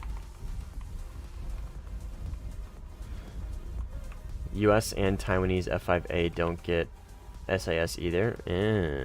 Interesting. Yeah, probably. Yeah, I do remember that. Yeah, I was cooking, dude. I was playing with my buddy Legend. He was in the Mirage 2000 as well. Yeah, I was cooking that game, dude. I was frying Rafals left and right. Left and right. Yeah, that was, like I said, dude, like I always say, Rafal players, when they have to deal with Micahs, they fucking melt. Melt. They have no idea what to do. No idea. Oh no, this guy has an equally as good missile and equally as overpowered missile as me. Then they just like blue screen of death. Don't know what to do. It's great, dude. I fucking love it. It's one of my favorite things to do in sim. Is fly this plane against France. I love it, dude. I get so much satisfaction out of it. So much satisfaction out of being able to just like cook Rafals. And like, yeah, like clearly I'm using a very overpowered missile, right? But the satisfaction I get out of it is knowing that they're using the same missile, but on an infinitely better airframe with infinitely better technology. And I can still get the leg up on them. Oh, dude, it's so fucking satisfying.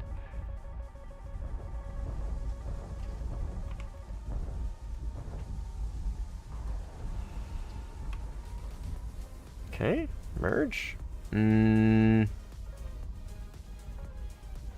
Not playing this too well. I'm gonna try and go for a risky maneuver here and do a boo. Boo. I was gonna try and cut in on him and rudder roll.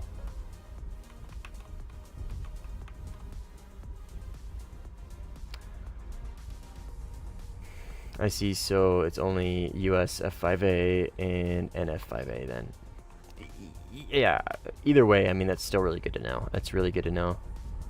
Because if I'm going to recommend a premium like that, I need to, for sim, I need to know if it has SAS or not. I guess I didn't even think about an F5 not having dampening. Never even heard of that.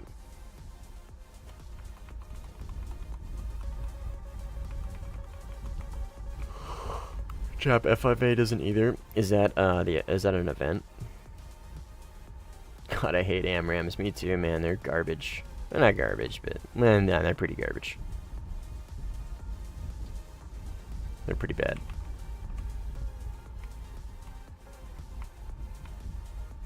The Thailand one, gotcha. Okay.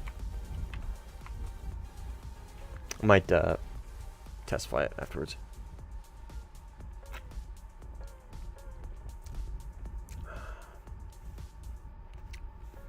What's my post FX parameter? Because when I black out, my screen is just fully black. What the hell? I've never even heard of that before. JL, I got a whole I got a guide that specifically goes over graphics. If you guys want to check it out, this is a link to it.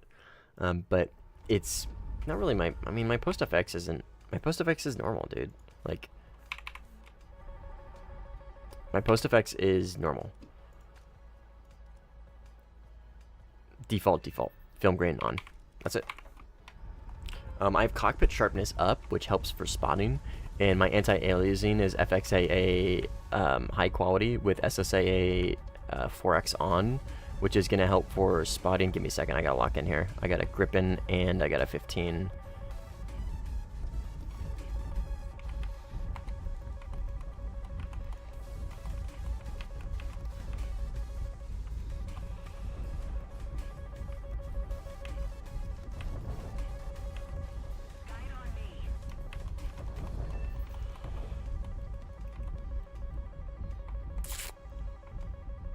I got a PID here. That was the Gripen, so this is probably going to be the 15 right here. Fuck, fuel. Shit. I can make it back, I can make it back. I just need to clutch this out right now. Come on, get there. Okay, we're RTB. Get the fuck out of here.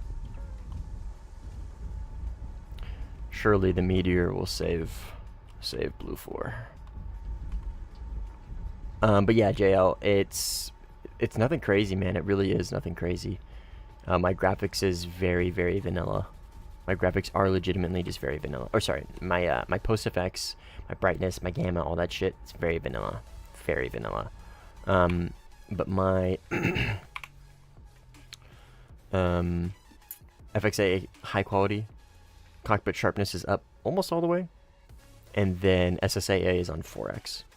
All those settings, SSAA, I'm almost rendering this game in like 5,000, 5,400 or some shit because of FXAA, or because of SSAA. But it's a big performance hit, but it makes my game look great. Would you suggest France as a tree? I mean, France is the best tree in the game for AirSim, man. So like, yes, like if you're looking for the most meta tree, then yes. But would I recommend France as a nation to play? I mean, like, it's the most overpowered in AirSim.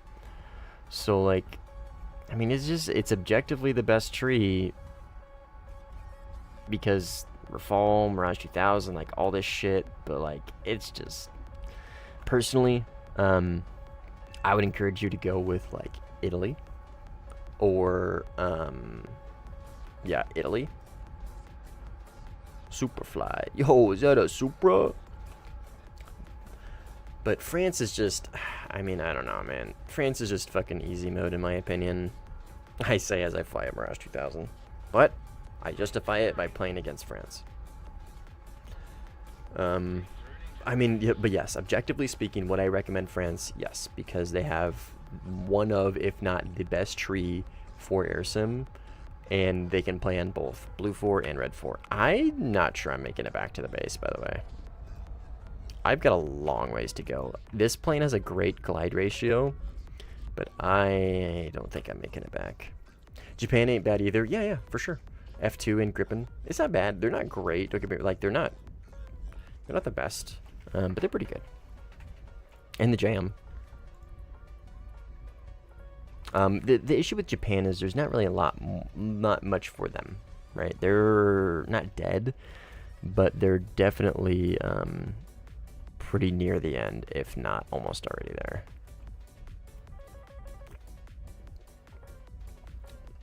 I want to do Italy, but I don't know any good premiums. Excuse me.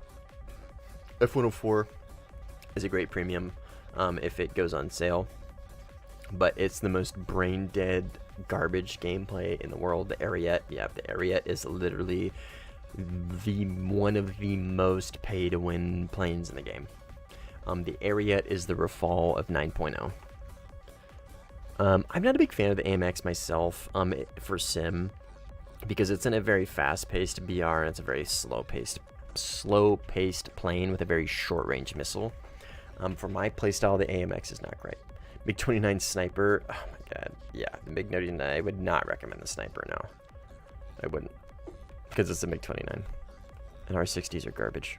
Or digital RWR does go a long way, but at the end of the day, you're still just fine a MiG-29 912, so...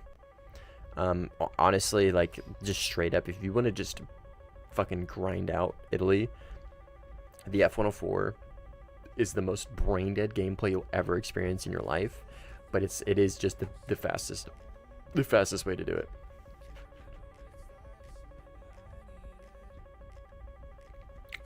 But I don't know. I mean, if you like MiG-29s, then yeah, the Sniper is the way to go. We're gonna get TK'd right here. No? Okay, good. But like, just the MiG-29 is really not a great plane, so digital RWR is nice. But it's not, I wouldn't be like, oh my god, the plane's finally playable because it has a digital RWR now, you know what I mean? Guys, I don't think we're making it. I still got a long ways to go. I can drive a little bit. I'm gonna have to get over these rocks right here, though. I'm gonna have to get over those rocks right in front of me. I might be able to drive up to the lip of the airfield right here. We'll see. But this is close. Would you suggest China? Yes. I'm playing it right now. Yes, I would highly suggest China. The issue with China, though, is you already have the GIF. Yeah, of course I would. Oh my god. Sinai lag. Map lag. We're getting map lag. We're getting map lag. Now is not the time. Do I try and pitch up last second and get over this lip? I think it's going to get me killed if I do that, honestly. I think I just have to try and land on this and use my gear as a cushion.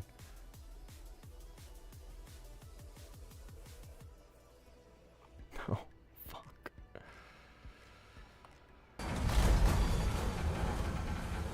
Come on. Hello? Oh! We made it! Yes! Let's fucking go. Let's fucking go, dude. We made it. We made it.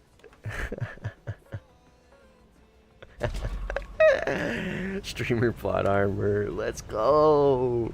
Flight risk in the J10A, huh? Have you always had that? I have never seen you play China. Ah, looks like somebody got the J7D recently, huh? Or have you always had this? That's a lot of games. Have you just been fucking slogging it out in the J7D, dude? Just to fucking get the J10 as fast as possible? How many planes have you used in China? Oh, this guy, dude. Have you just been slogging it out in the J7? There's no way. Been playing with Simply?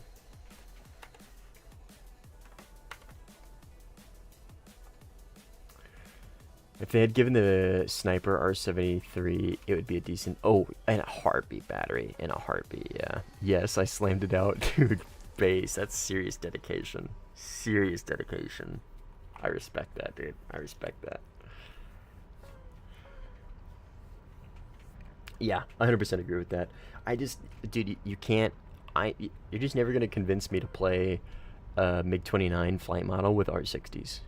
I'm just not going to. Like, you give me a digital RWR, you can give me a better radar, I don't care. Even if I know the sniper doesn't get a better radar, but if it did get the Israeli proposed radar that they were going to give it at the beginning, I still wouldn't play it. I still wouldn't buy it, and I still wouldn't suggest it, because the issue with that plane is with its flight model and its IR missiles, right? Yeah, the digital RWR, or the SPO 15, the SPO 15 isn't great, right? It's not the best, but it's not great.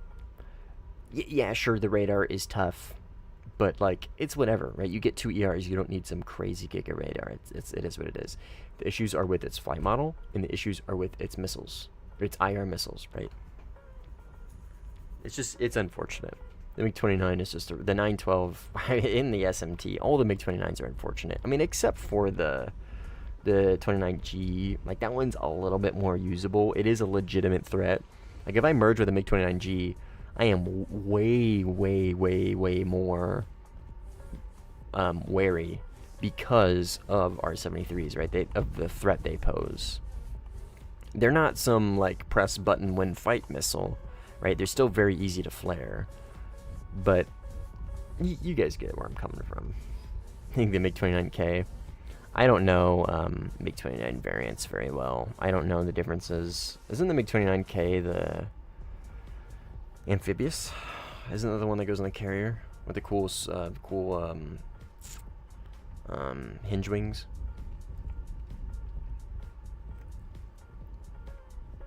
Ariete. Yeah, Ariete is just pay to win. Ariete is just straight up pay to win. No questions about it.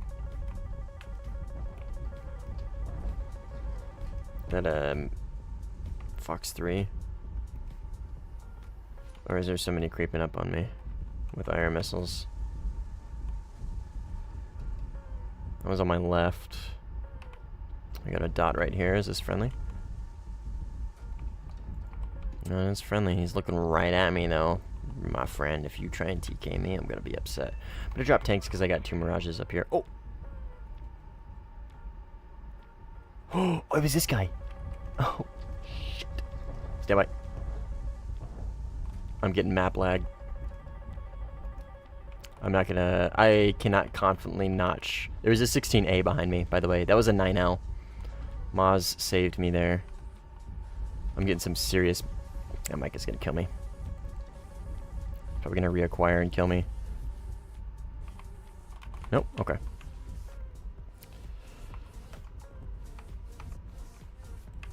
Sorry, this map lag is like really throwing me off. I know it's not really an excuse, but it changes the way I approach fights because of how nervous I get. Because the map lag gives you a delay on the countermeasures, anywhere from like a quarter second to like a second and a half. Like if I were to press countermeasures right now, that was about a second delay. 1,002. Yep, that was about a second and a half. And I can't consistently. Okay, we are going to go find a different lobby.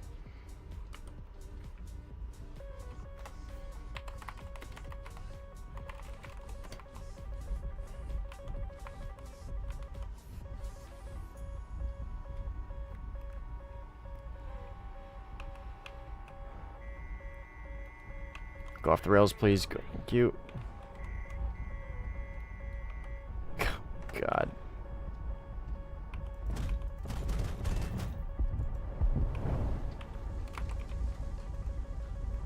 This is miserable.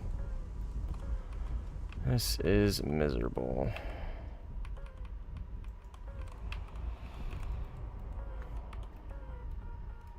Go off the rails. Thank you. Got you, Cynical. I got you, Chief. Whew. Through the lag.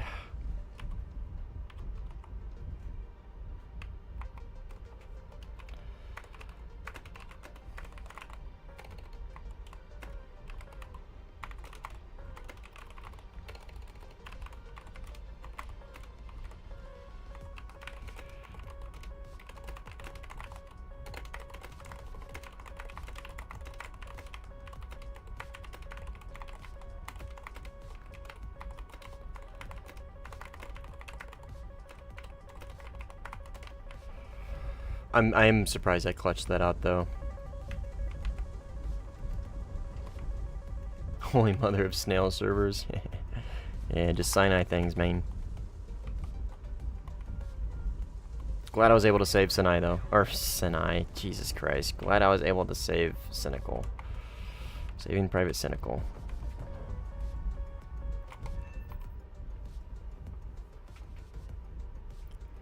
Lag saved me multiple times. Yeah, seriously, dude. It didn't save them, though.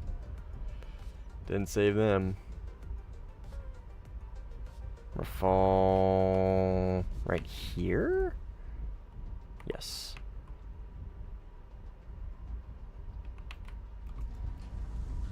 Okay, he saw me. So I gotta go for the missile. Oh, he J'd out. Got it. Understood. Go ahead and write that guy's name down. Add him to the list, gamers. See how new to sim he is. Oh, this is his first game. Oh, no, okay, it's not working.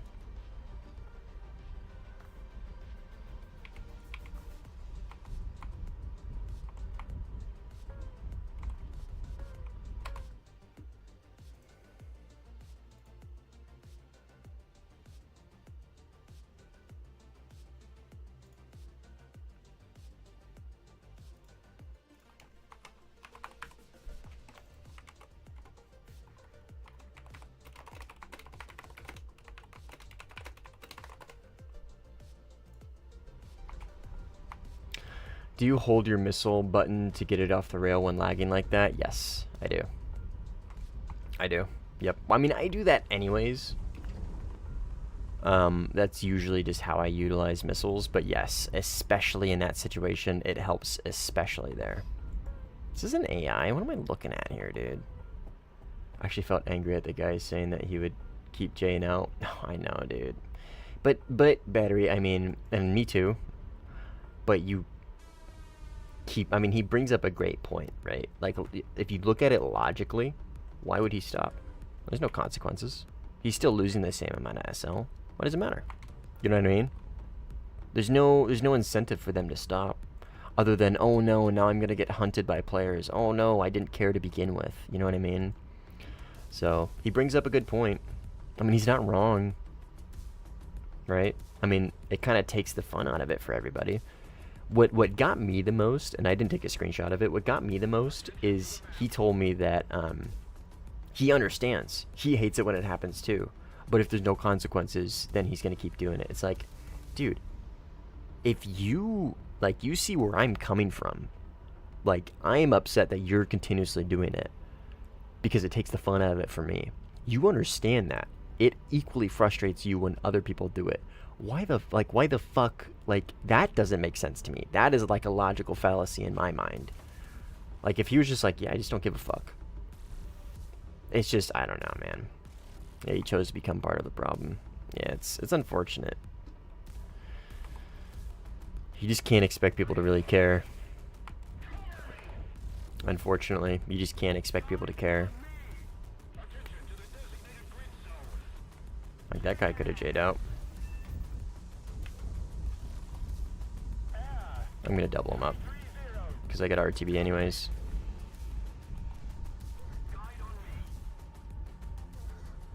That he must be chaffing. Oh, there's lag. God fucking damn it, this map, dude. Okay. Oh, I'm gonna rip. Okay. I watched 9Ls and 20 mils flying by me without using flares. Yay, lag. I mean, you're not gonna get court-martialed. Yeah, I mean, yeah, you're not, right? Gaijin doesn't care. I don't know how that's not considered passive gameplay. I mean, it should be against TOS. It straight up should. But even if you report it, even if it is against TOS, and even if you report it, like, what are they gonna do? Scrub through the fucking replay footage and be like, oh yeah, this guy J'd out clearly. You know what I mean? They don't give a fuck. They don't have a big enough team to scrub through replay footage of every single person who gets reported for J'ing out mid-fight. Like, you know what I mean? They just, like, I get it. I understand. Like, it drives me crazy, and it's very frustrating, and it makes me not want to play the game. Because, like, if people are just going to J out, then what's the point? Oh, I'm just trying to save my pilot. Like, it's whatever. It's not that deep. Got plot armor based. Back from holidays? Welcome back, Sidix. Don't think they actually go through any report. Yeah. Yeah. I mean, the language, right? Like language that's against TOS. That's pretty easy. Because when you do it, it sends a log, right? So if I were to, who's talked? Rivoli, right? So if I were to complain about him, it sends a log, right? There's a log of what he said. So if he said the N-word or if he said some crazy shit, right? They get a log that they can just refer to right away and be like, yep, okay, right here, thank you, perfect, done, right? There's not a whole lot of work that goes into it. But for something like passive gameplay or J'ing out, like airfield camping, because there is technically there is a TOS that you could kind of, you could technically like point towards airfield camping as against TOS. I forget exactly what it is. It's got something to do with objectives. Anyways, but it's, you're like splitting hairs at that point, right? You're splitting hairs. What I'm getting at is like that kind of gameplay. Good luck getting a Gaijin employee to be like, I'm going to take the time to look at this report and check these replays and go through this 2.5 hour sim battle and try and locate it. You know what I mean? It's just not going to happen. It's wishful thinking. It's hopium. If I'm going to report somebody for J'ing out mid-fight, pure hopium that it's going to copium at that point. Because it's just, they're just not. They don't have the time. They just don't have the time. And even if they did have the time, they probably still wouldn't. There's a reason why they don't do that ticker. Is because bot accounts can just J out next to each other at the airfield and rack up kills. If you can think of a cool quality of life thing that they should add to Sim, there's probably a reason why they don't have it, and it's probably because they had it at one point and then bot accounts found a way to abuse it, so they had to remove it. That's usually the theme. New viewer, what is J out? Yo, first of all, welcome to the stream. What up, dude? Appreciate you coming by and swinging into the chat. Second of all, J out. Okay, so what happened is I had a Rafal. He was right in front of me, right? Rafal's enemy team, right? It was an enemy, and I locked him up. I snuck in on him. I lit him up with radar. He knew I was there. We were getting ready for a merge, and what I did is I locked him up with HMS. I launched a missile straight in his face, a missile that he was not going to be able to dodge, and instead of dying, instead of letting me kill him, what he did is he held J. When you hold J, you parachute out and it kills you, and it doesn't give anybody the kill, right? You eject. So if you J out mid-fight, you're denying the enemy a kill, right? And that is how you get, oh shit, perfect game. That is how you get rewards in this game. You progress by killing people, right? So you're just denying progress to players because you're petty. Because my virtual pilot, if I was launched on in a dogfight like that and I was really flying a jet, then I would pull the ejection, I'd go out of the cockpit because I want to survive. It's stupid. It's so dumb. It's so dumb. Anyways, I'm gonna get off this tangent because I could talk about it and cope and complain all stream, and I want to do that. What you flying? I'm flying the based Taiwanese Mirage 2000. I almost said Mirage 5000. Mirage 2005 EI. The most based in red pill counter to the Rafale. Rafale players hate this one trick. It's a plane of equally good missile performance. But they surely should tank 14 Ts. Yeah, dude. How about this? If you fire a missile to someone and they just kiss the ground, the guy who fired a missile on him gets the kill. Dude, good luck coding that. It's a great idea, dude, and I appreciate the sentiment. But you gotta remember, somebody has to put that code together. It's lagging. I'm not sure I'm gonna be able to vertical notch here. Of course, the second I get launched on, it starts doing its fucking Sinai dance. Okay, I gotta lock in for this. I gotta Rafale on the cons as well. Okay, got him locked up. Missile out. It's probably a waste of a missile. We'll get the IR set up because he's probably just gonna try and multipath. Come on. Crit.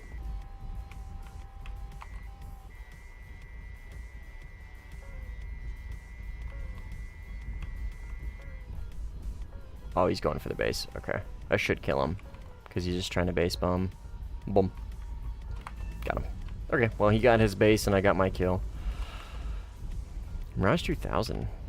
Oh, is this the Rafale? Right here? God damn it. I should J out, shouldn't I? Right? Because I'm dead to rights right there. I should have... Right? I'm completely dead to rights. I should just J out. That's the mentality, right? That's a lot of the mentality these guys have. Completely dead to rights. Nothing I can do in that situation. If this was a real life, I would have pulled my chute. I just started the game. How do we use jets? Oh, man. What a question.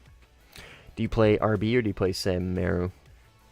I just learned yesterday with my HMS PD, you actually have to point where you want and lock. Yes, sir. It is not magic. You have to do a couple things. Lots of time, sweat, and tears. Yeah, seriously. Jet only works on premium account because they can. No. It doesn't just work on a premium account. You're thinking of it logically, Apex. You're thinking of it from a logical perspective. You gotta remember, you gotta put yourselves in their shoes and look at it from an illogical perspective. It's just pure petty bullshit. You're just doing it to deny you the kill. They don't care if they make SL. They don't care if they lose SL. It doesn't matter. It's just, you're just doing it to deny you the kill. It's just to frustrate you. It's like rage bait, right? Same idea. Right? I'm still talking about it, right? They're getting a response out of me. The best way is to just ignore it. But somebody asked what it is, so I'm still coping. Because I should have 13 kills, not 12, god damn it.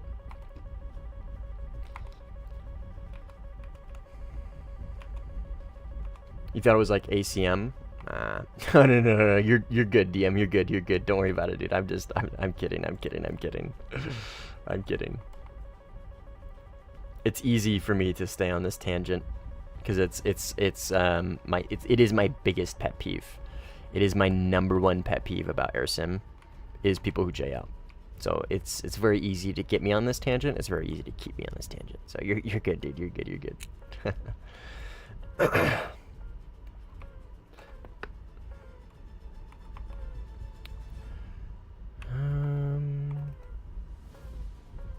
Okay, teammate, we're fall close here.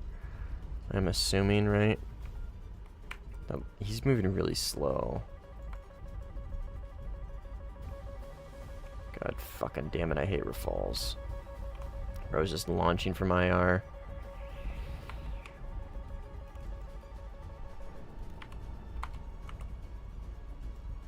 That should be an easy notch for him. So we'll hit him with IR instead. And he's dead. Only took 2 missiles and like 3 enemies. And 3 teammates. I'm on red 4. It's a Su-30, so it's a teammate. Does the Mirage have TFR? What is TFR? Yo, Star, what's up, man? What up, Rio? Morning. Somebody enlighten me on TFR.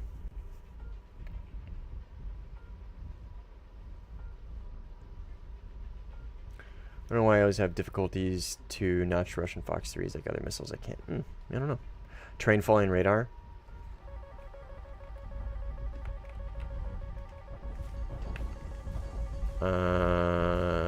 No? I don't even know what that would look like in practice. Not gonna lie. I'm not familiar with terrain following radar.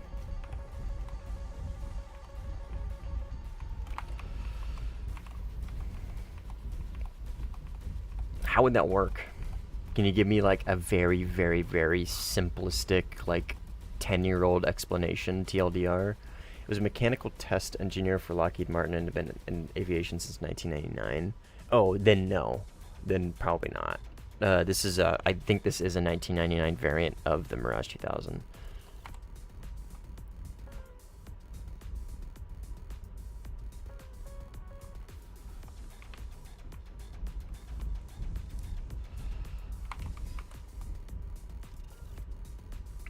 This guy has a teammate behind him, but he also has an additional enemy on his left.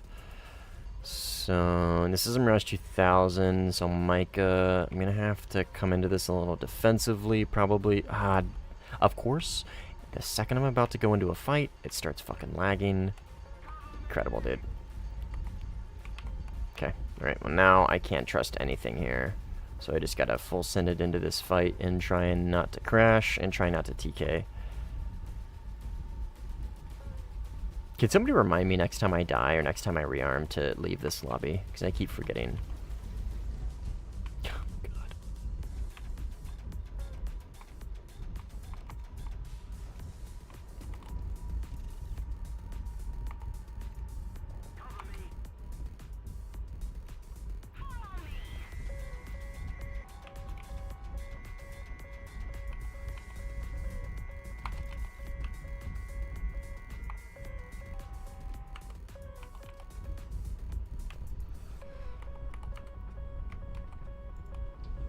Should get him to defend, which, oh, that works too. I was gonna say, that'll get him to defend, which will allow me to line up for a Magic 2. He wasn't close enough range for me to launch a Magic 2 on him. So I had to do something to get him to lose position or fall right there, my front left, right there. Okay. We're gonna have to slow down, get ready for the merge.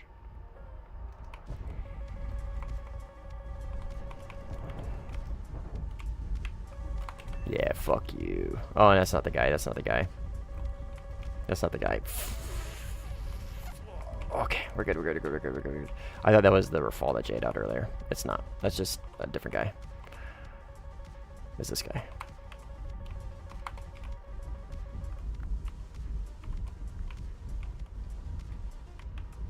Different guy. My hatred for Rafals runs deep, though. That's just because the Rafal is the most handheld plane in the game, and it deserves competition. TFR first kill in Iraq, American pilot being chased, points at ground, hits burner, jet levels off at a certain TFR, corrects jet to not... Ah, interesting.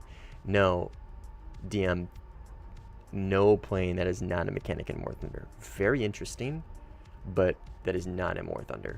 I see what you're saying, though. It uses the terrain in front of it from the radar to correct autopilot, basically. Very interesting. I only J out once in a game when an enemy Rafal constantly airfield camping us with his IRST plus data link Jade out before his missile hits me.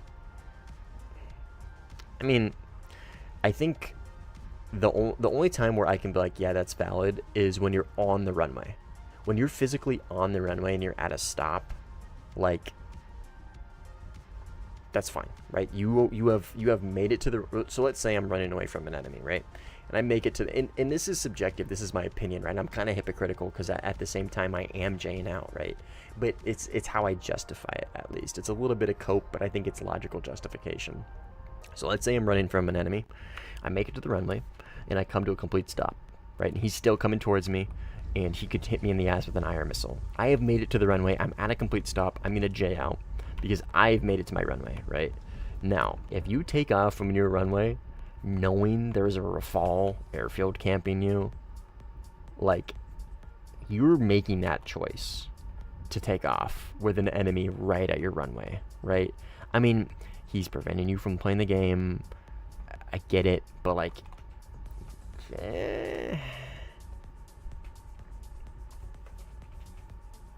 I don't know. I mean, I don't get to tell people if their actions are justified or not.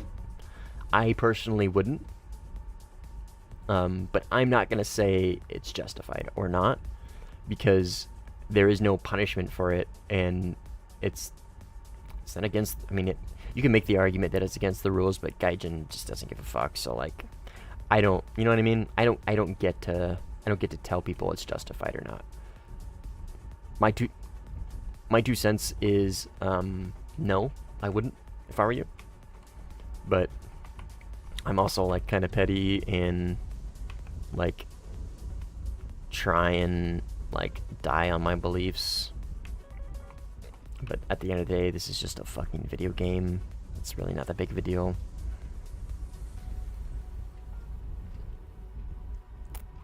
DFR would make it easy to multipath in game. Oh, true. That's such a good point, Blanche. Yeah, unironically, I hope they never add TFR then. I've jetted out after responding because GPS bomb landed right in front of me. But he was using terrain in Afghan to hide himself, masking it like he's gone. I mean, I don't know, man. Like I said, I don't get to say what is and what isn't justified because this is an opinion-based thing. Like I said, I personally wouldn't. But that's just me personally, right? I don't. It's just, it is what it is. I think he's in cons. There is a Eurofighter over there, which could also be in cons. He looks like he might have just dumped out of cons. Here he is. This is going to be him.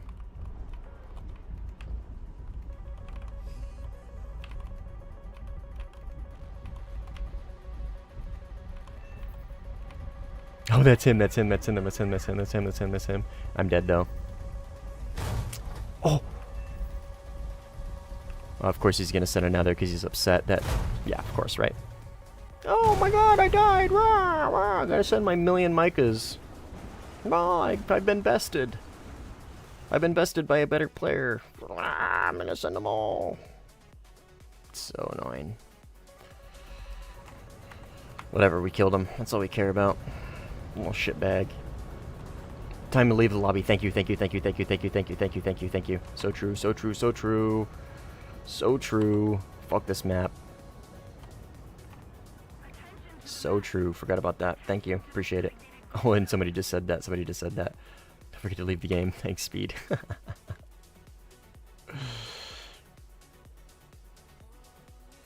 No, when they J out, they're dead. Their plane is still going to float to the ground, but they're dead. Straight up dead.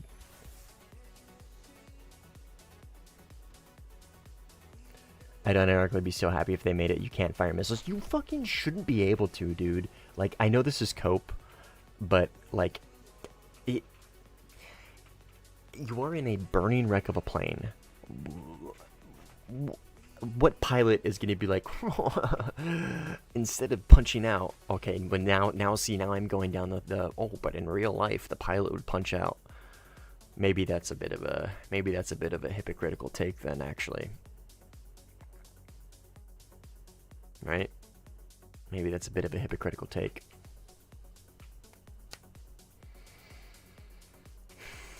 No, that is a shitty take. That is a shitty take. I can't say yes for one thing and then no for the other. Because because a pilot wouldn't do that in real life. Blah, blah, blah, blah, blah. He would be worried about punching out. Yeah. I agree with you. I would be totally okay with that. But it's just annoying. I don't know. I think it's still dumb. Yo, yeah. It's very dumb. It's like, I don't know. It's petty. It's just so fucking petty.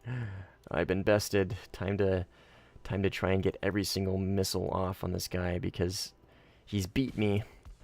Fair and square. France on my team. I don't want to play with France.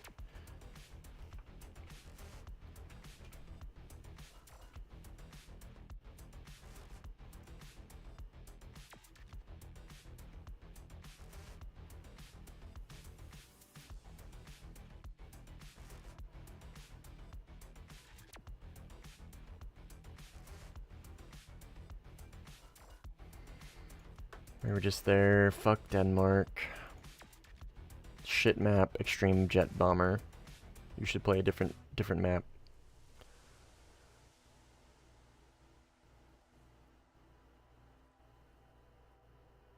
Hit that like. Thanks, DMZ. Appreciate it, man. The GOAT.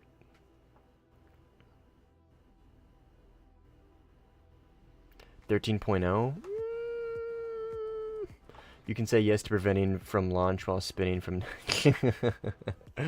You have a good point, Serge. But see, Serge, that's when you get to the... That's when you get really nitpicky. And you remember, right? People have to code this. So, like, when is it an appropriate launch? Is it when the plane is missing one wing? Is it when the plane is missing two wings? Is it when the plane is spinning out, pulling 20 Gs?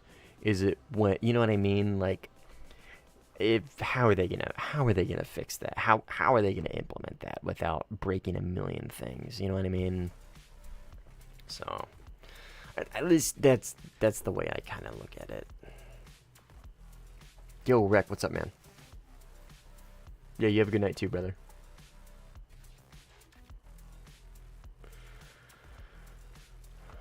Um, 13.0.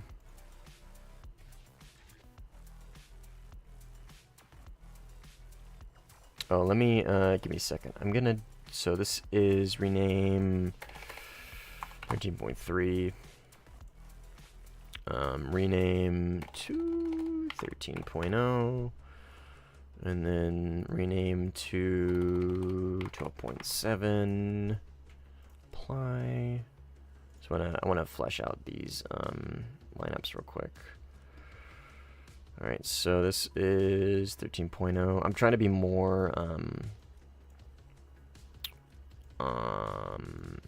organized with these things. Okay. 12.7. 16A and 14B, which is right here. This is one of my favorite lineups in the game. Because of course you get the 16A, right? But the 14B is such a goat, dude. 14B is an absolute chad of a plane. And that should be good. Okay, so somebody said 13.0. Oh, the J. I have unironically been wanting to try out the J8F because it got the PL5E2s. It gets 4 of them. These. And they're really good missiles, and this thing gets an HMD with PL12s. But it only gets 2 PL12s. It's very balanced, but it's, I don't know. I'm not sure how I feel about this plane. I feel like it's going to be abysmal. I feel like the grind is going to be so fucking shitty. We could play Mirage 4000. We could do that, actually. Let's check that. Let's see what we got for games. Tunisia. Not going back to Sinai. This match is almost over. Man, that has a lot of F2s. It's my favorite plane in the real world. Oh, F-16. It's just the best looking plane in the world, in my opinion. That scoop is just perfection. Why not Tunisia?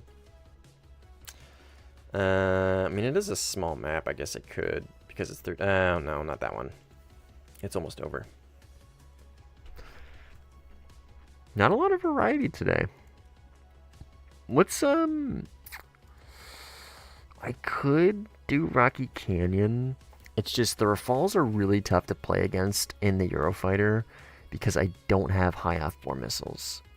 And that's how you beat a Rafale, is with high F4 missiles. Or just make your own lobby. Eh, I could. But sometimes I just like to join what's here. Because if I make a new lobby and then, like, maybe there might not be a lot of people that join, and then it's just going to die out very quickly, etc., etc. Or it's going to just take forever to start up in the first place. We'll play...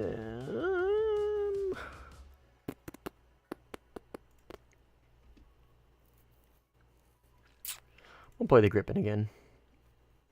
Fuck it. Whatever. Greatest plane in the world, is my opinion, is a 15E. Block 70 looks pretty cool. I am not a fan of CFTs on the 15 and the 16. I do not like the way they look. I really don't.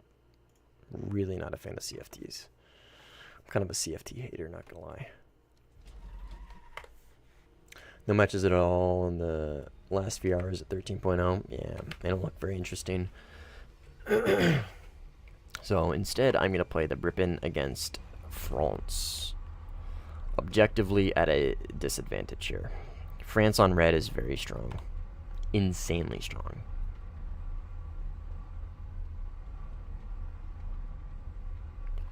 Because you get Su-30, Su-34, Eurofighter, J-11B, Mirage 2000, Mirage 2000, J-10. This is a very strong. This is the strongest. Oh my god. Everybody just left. What the hell? Except for the Rafale player. Why are these not working? Oh, stupid. Dumbass. There we go. That's why. Yes. Oh, is he not in the Rafale? Ah, based. He's going to be in the Mirage 2000. 5F. Stock. Poor guy. Cool. I thought I saw him load in with France, so I figured he'd just be a Rafale. Yeah, have a good night too, man. Thanks for hanging out, DMZ. Appreciate it. Don't forget to check out the Discord.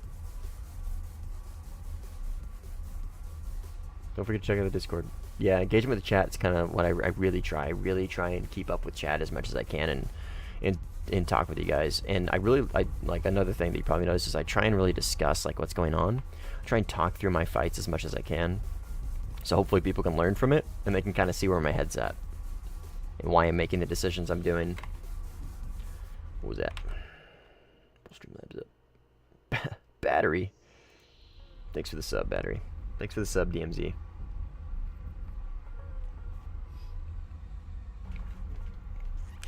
That's why I play France more in Blue 4 to counter the Su-30. Yeah, that's fair. That's fair. If you look, well, it's not fair. Fuck the Rafale. But I will say, if you are gonna play the Rafale, playing it on Blue 4 is, in my opinion, the most fair. Is the most fair because you have the most brain dead teammates and you're against the better planes. I think that's the fairest You shouldn't play the Rafale because fuck the Rafale. I mean, I played it yesterday, 2 days ago. I only played it like twice. I only played it like twice in the past month or some shit. Anyways, you should try not to play the Rafale. You really just shouldn't play the Rafale. But if you are going to, Blue 4 is going to be the the fairest in my opinion. With Italy on the enemy team, not that stupid ass matchmaker where it puts Italy and France on Blue 4.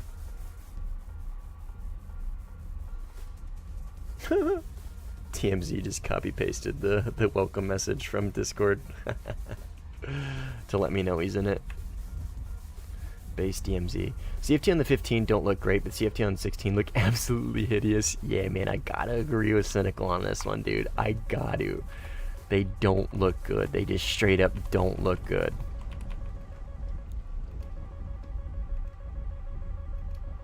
That's not a good notch. This Micah might hit me. We'll see.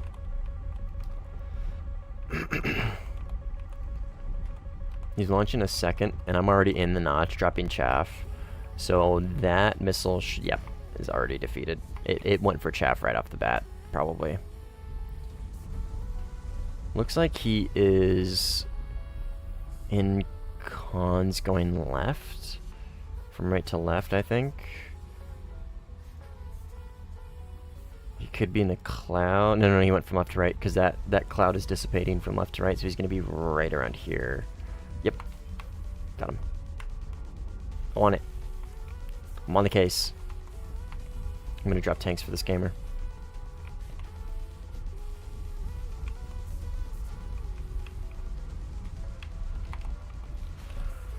Let's see how good he is.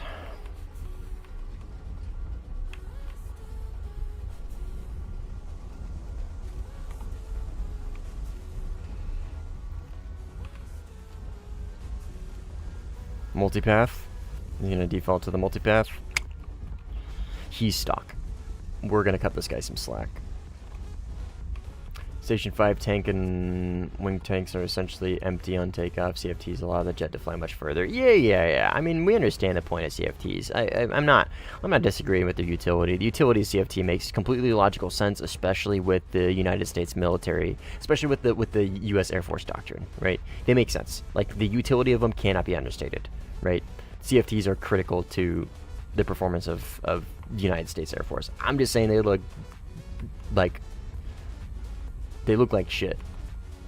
They look like dog water, is all I'm saying.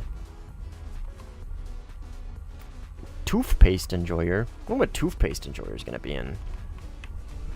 I know Mr. Speed Racer over here is in the Mirage 2000, and he's gunning for me.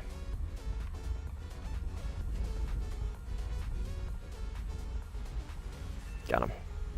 Oh, wait. That was Dark Crystal. Well, that was a fawn. What? That shows he's not in the lobby anymore. What the hell?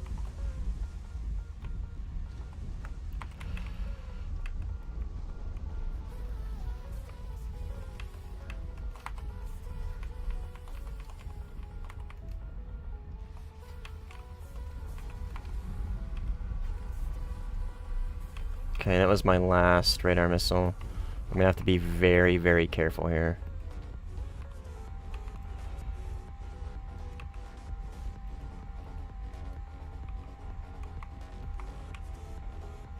I'm gonna have to pre-chaff and just keep him locked up to try and scare him. If I can keep him locked up to try and scare him, hopefully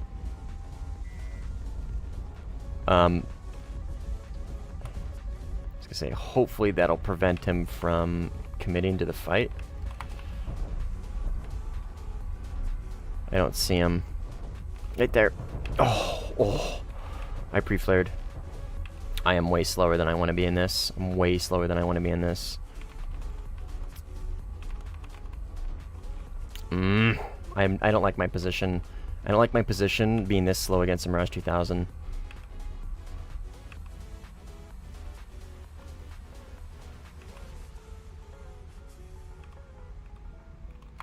I don't want to crash. I don't want to crash. I was going to commit to that little roll, but I think I was going to crash, and this is Speed Racer, and I want to crash against him. I don't want to deny him the kill like that. That's really shitty. I really shouldn't be going this slow against the Mirage 2000. I'm really playing this poorly. Gun is on my left, I think.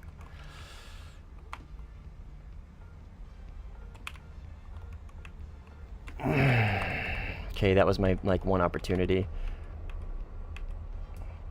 He should be able to rudder roll me here pretty severely.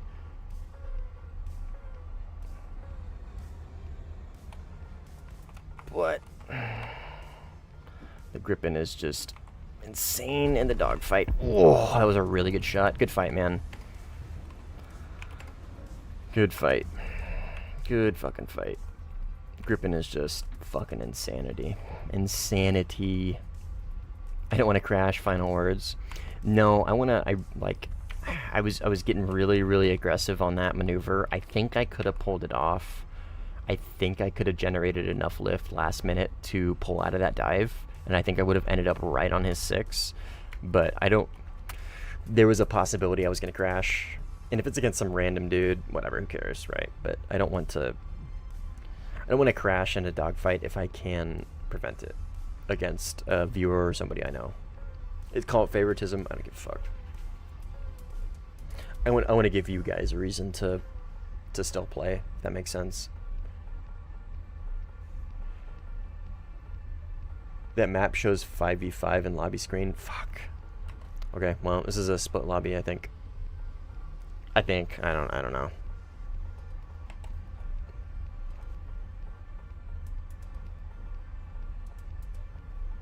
Do you like the darter over the 120? Yes, I do. The darter is objectively a better missile for the Gripen's flight model, because the darter is much better off, not much better, but it is better off the rails than an AIM-120. And the flight model of the Gripen is much more nimble, right? So it benefits much more from missiles that can shoot off bore in the close range fights, right? Because it's much more nimble. It's not some BVR monster. It's not going to go up to high altitude, push Mach 2.25 and get insane ranges with AIM-120s, right? So the AIM-120 is not the preferred missile for the Gripen's flight model in the way it plays, and just in my playstyle in general, right? But if we were to put my playstyle aside and you were to just look at the airframe, the R-Darter is the better missile for the Gripen, just straight up. It just is. So yes, I do prefer the R-Darter. With that being said, the difference between the R-Darter and the AIM-120 isn't as much as I thought it was going to be. I was expecting the R-Darter to feel much more like a PL-12, and it's not. It's a little bit in between a PL-12 and an AIM-120, so I am still getting used to them. I haven't quite found their sweet spot for high off-board capabilities. I've wasted a few missiles like that. Derby on Speed Racer, I think, was a waste. I don't think it pulled it on him at all. So, do I like him more than an A120? Yes, I do. I do. It's not by a huge margin, but it's still enough to where I would rather play the British Gripen with R-Darters than play the Gripen with A120s or RB99s or whatever, right? On Blue 4, right? Obviously on Blue 4. Now, if I'm looking for a Red 4 Gripen, I don't care. Like, I still do fine with the A120s on the Gripen. Can you explain what I did wrong? Okay, well, first of all, Milk, that's a tough fight. I'm in a Gripen with an AOA button and an insane amount of lift. The Gripen flight model is pretty cracked. So even in the slow speed like that, I can still kind of contend with you. I will say, I think there was a few opportunities, maybe two, where when I was saying, I don't know if you heard me talking about rudder rolls, there was a few opportunities. I think one specifically, I think potentially two, where so if I am below you and you are above me and you are reaching the apex of your turn, that is your peak time to rudder roll. Cut afterburner, rudder roll into me, and then float behind me. That is the best time to do that, because that is like in the slow speed in the Mirage 2000. That has got to be one of your best maneuvers that you can pull off. I can do it too in this, but objectively speaking, not as good as the Mirage 2000 can. So in that one circle fight, don't get me wrong, the Griffin still on paper wins, but you have a very small window in where you can generate a very, very quick advantage against any opponent that isn't a Harrier or a Su-30. Even a Eurofighter, even a Griffin, a 16C, it's a very, very small window. Like, objectively speaking, a Mirage 2000 against a Griffin, the Griffin is going to beat the brakes off the Mirage 2000. So, like, on paper, about 95% of that fight, 98% of that fight, you're going to lose. Just straight up, pilot to pilot, you're just going to lose. But what I'm talking about with that Apex, right? So let me see if I can show you. I'm a little heavy, so it's going to be a little tough, right? So let's say I'm in a one circle fight, and I'm in a Mirage 2000. You guys see me get very... When the fight is slow, and I'm in the Mirage 2000... I get slow. I get very, very slow. And the reason why is to try and bait that one circle, and I'll try and take advantage high so I can cut into the rudder roll and hopefully finish the fight quickly, right? So that would look something like this, okay? This is gonna be a little tough to do, I think, in a fully fueled Griffin with fully load, but we'll try it out, right? So let's say I'm in a Mirage 2000 and somebody's below me. I'm at the apex, right? So I'll rudder roll. I'll give it a little bit of rudder, and I'll just kind of try and like turn in. I'm not doing it right now. I've lost all my lift because I'm super fucking heavy. But like, that wasn't a great example. Let's see if I could do it a little slower, at slower speeds. Griffin generating infinite amount of lift. So if I'm up here, right, I'll kind of cut afterburner. I'll tilt in, and then I'll give it rudder, and then I'll roll in while holding S, holding pitch up. It doesn't look great right now, right? That straight up just doesn't look great because I'm super heavy. I have drop tanks on and missiles and all that shit, right? So like, right, it's not a great example, but you can kind of see where I'm getting at, right? You hit that apex, you tilt your nose, you pitch over a little bit, and then you rudder in the rest of the way, because your rudder authority is much more than your pitch authority in that situation. So again, that's like a very narrow situation in where your plane is going to potentially get the edge on an enemy no matter what they're in. But again, that is a very small window, and if you lose it, you're probably not going to get it again. This guy playing 3D chess. I'm still playing hopscotch. No, I'm very familiar with the Mirage 2000 flight model, and it's just that's kind of just what it comes down to. The problem with the Mirage 2000 somehow produces less lift than the Griffin and Warthunder, so if you miss your only shots in the Mirage 2000, you lose. Exactly. That's what I mean by very narrow window. You have such a narrow window. If you don't hit it, you're fucked. You're done. You're done. If it's pilot to pilot, if the Griffin pilot is of equal skill as the Mirage pilot, they're done. They get that one window and that's it. That's all they get. If they miss because defas are very hard to aim, logically speaking, they'll probably miss, right? J10 on my left. We'll leave Speed Racer. He's really slow after that fight. I don't wanna jump him like, oh, this guy's really close. No eyes. Oh. Last second.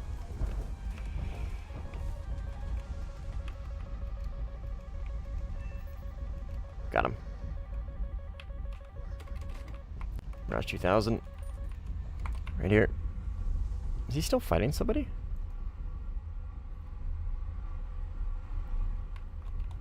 Solid notch. Vertical notch, my friend.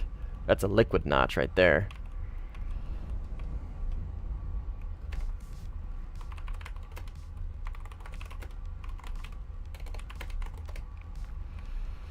Gotcha. Sorry.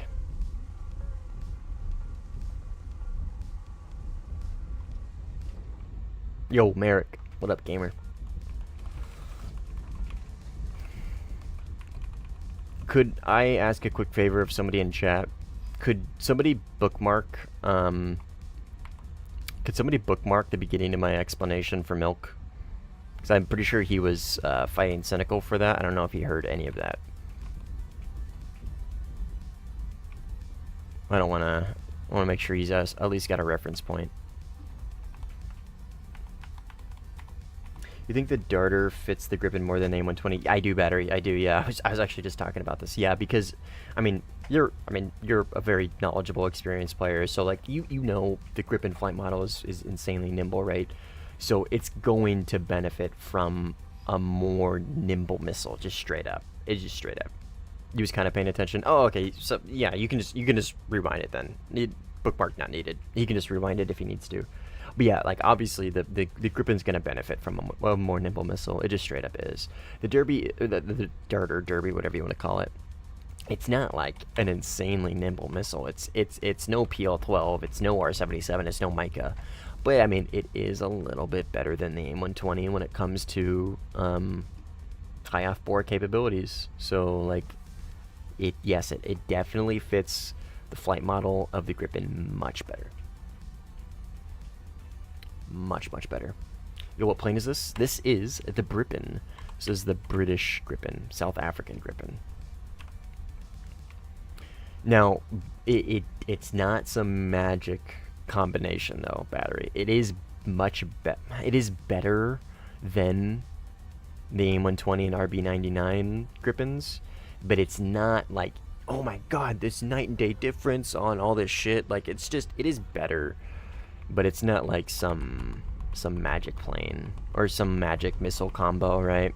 It's no Micah. It's not like the Mirage 2000 with the Micah. So, but it is still better. It is still better. Which, on that note, really kind of fills me with like when we were having that vertical notch duel in Afghanistan last week or whatever. That, I think I mentioned this. That fight kind of inspired me. Like, I wonder. I'm curious how that fight would have gone if I had the Barak 2 16C with derbies, right? Because, I mean, you are well aware when you're in a vertical notch duel with a pilot or an enemy who knows how to vertical notch, when you have the worse off missile, you are essentially giving up a piece of the pie, right? So if you think of it as like a circle, right? You're on the left, I'm on the right. With your R-77s, you're able to kind of piece off a little bit more of the pie than I can with AIM-120s, right? You're able to get more pieces of the pie and then turn in, defeat my missiles sooner, and then turn back in sooner than I can, and then not quickly, but then further tighten up the pie, right? And then just narrow in, or just dive in on me, right? That's essentially, like, that's a pretty bare bones way of explaining it, right? So the Derby on the 16C actually might be pretty good. Like, it might be pretty good. I'm more curious than anything. I'm curious to see how it holds up. So on 13.7 days, I'm gonna be spading I'm gonna try to spade the Barak 2. I've already got it set up. I've got it bought. I've got an expert crew for it. I'm gonna see how the Barak 2 with derbies stands in specifically the vertical notch situations. I'm very curious. I don't think, again, I mean, like, it's same thing with the Gripen. It's not going to be some crazy pairing. It's not going to be some, like, mind-blowing combination of missile and plane. But I do think it is going to be better. I mean, obviously it's going to be better. I'm just curious how much better. How would you place the derbies when in comparison to the AIM-120? If you're familiar with PL-12s, it's in between AIM-120 and PL-12s. It's not as good as the PL-12, but it is obviously still better than the AIM-120 when it comes to high off-board capabilities. It's not great at range, but its pro is it's very quick. Its acceleration is, I think it's the second fastest accelerating missile, second to the Micah. I think, don't quote me on that, but I'm pretty sure that's the case. So it's very good at ambush head-ons. It's still not, like I'm kind of reiterating here, it's not some crazy high off-board missile, but it is, in my opinion, still better than an AIM-120. Nice cockpit. Yeah. Oh, and thanks for the sub, Doom. I appreciate it. Sorry, I missed that. I was yapping. Yeah, Gripen cockpit is so nice, dude. Nice cock. But they pull harder from the rails. They do. Yes. They pull harder from the rails, and they pull more Gs, and they accelerate quicker. They just are the better. They are the better high, quote unquote, high off-bore missile. There's still not some high off-bore missile, right? Again, they're no Micah. Like when I say high off-bore missile, I'm referring to an R77, a Micah, and a PL12. It is below all of those. Oh, but see this very, very close range head-on? The Derby is going to be great in this situation because it's going to accelerate very fast and it's going to get to him very quickly. Shit. That's an IR.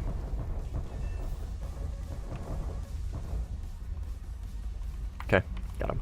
That right there is a great situation for a Derby, right there. That was a perfect, like, that is like a primo Derby usage.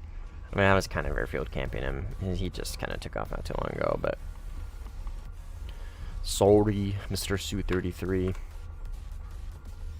Never tested the Derby before, so I wouldn't know how much it differs from the A120. It's, again, it's not an astronomical amount. If you've used PL12s, it is just somewhere in between PL12s and A120.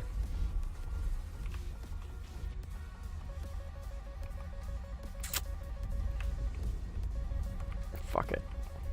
I'm not gonna launch. You only have the one.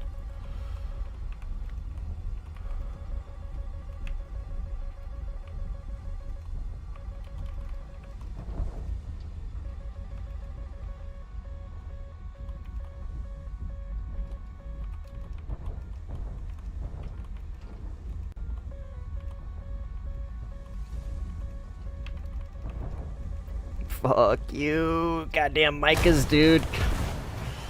Fucking hate him.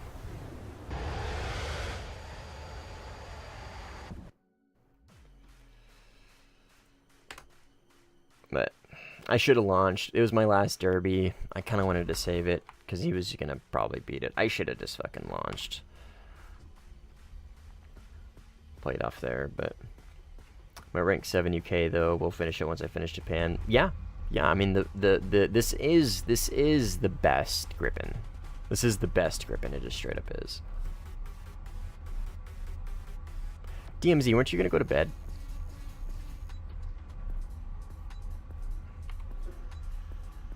Weren't you gonna go to bed, dude?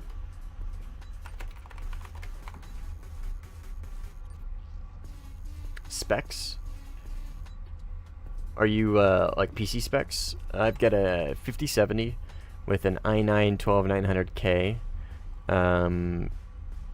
32 gigs of DDR5, 6 megahertz RAM, and a like Z790 motherboard or some shit. I don't know. In a nice panoramic case. It's a pretty good build. It allows me to play this game at ultra insanity high graphics. I was, but it's planes.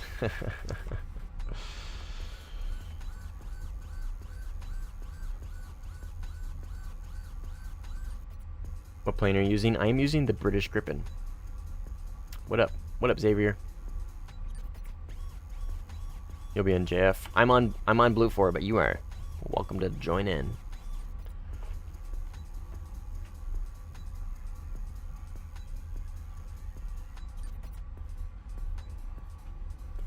If you want the challenge, I welcome it.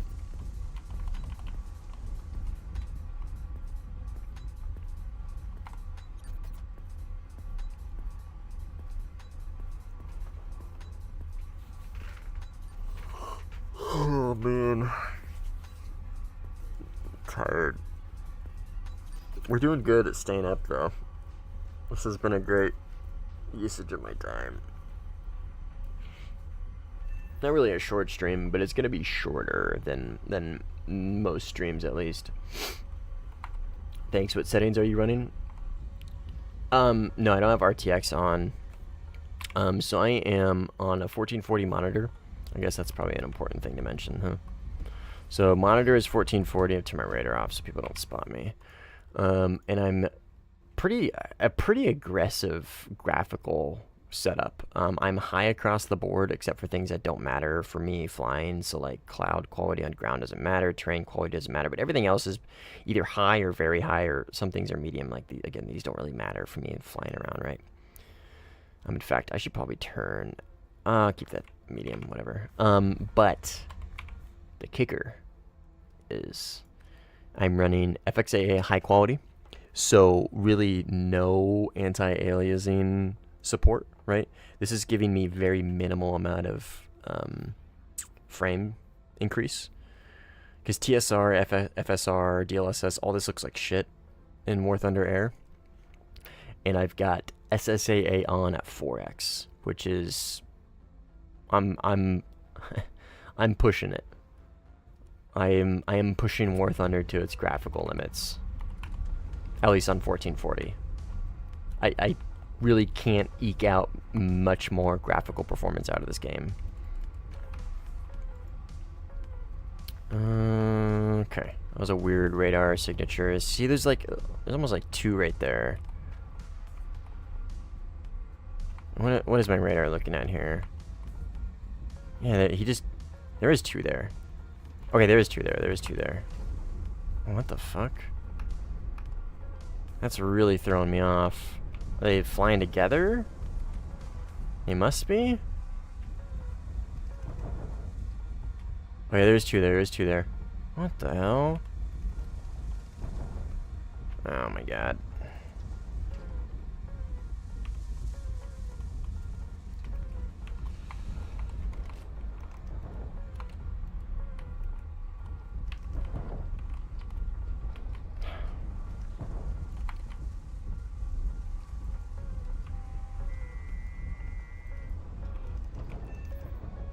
Hey, there's Caffeinator dead. But now I've got to deal with a Mirage and this multipather dweeb.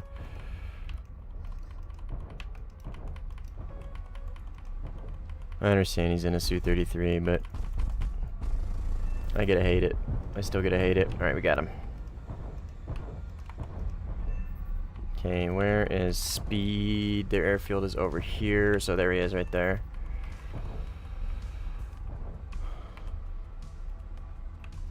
I think this is him. I don't want to come at him with a head-on approach. Where'd he go? Right there.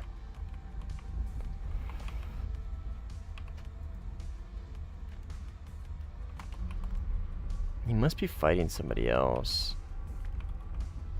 Damn, that's a nice build. Thanks, man. Appreciate it. Yeah, I like it. It's great for Warthunder. It's like I said, it's really allowing me to push Warthunder to its fucking limits.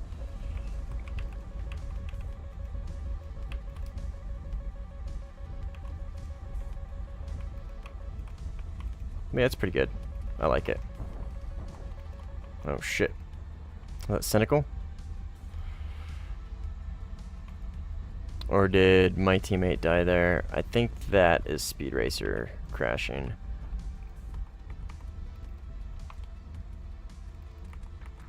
Yeah, that's a Mirage 2000. Hello? Who the fuck? Right there. What are you? Yeah, Cynical got him. Nice. Well done, Cynical. Okay, teammate. That was a teammate. That might have been Cynical. That was well played. Okay, I got RTB. Yeah, that was Cynical. Okay, cool. Cool.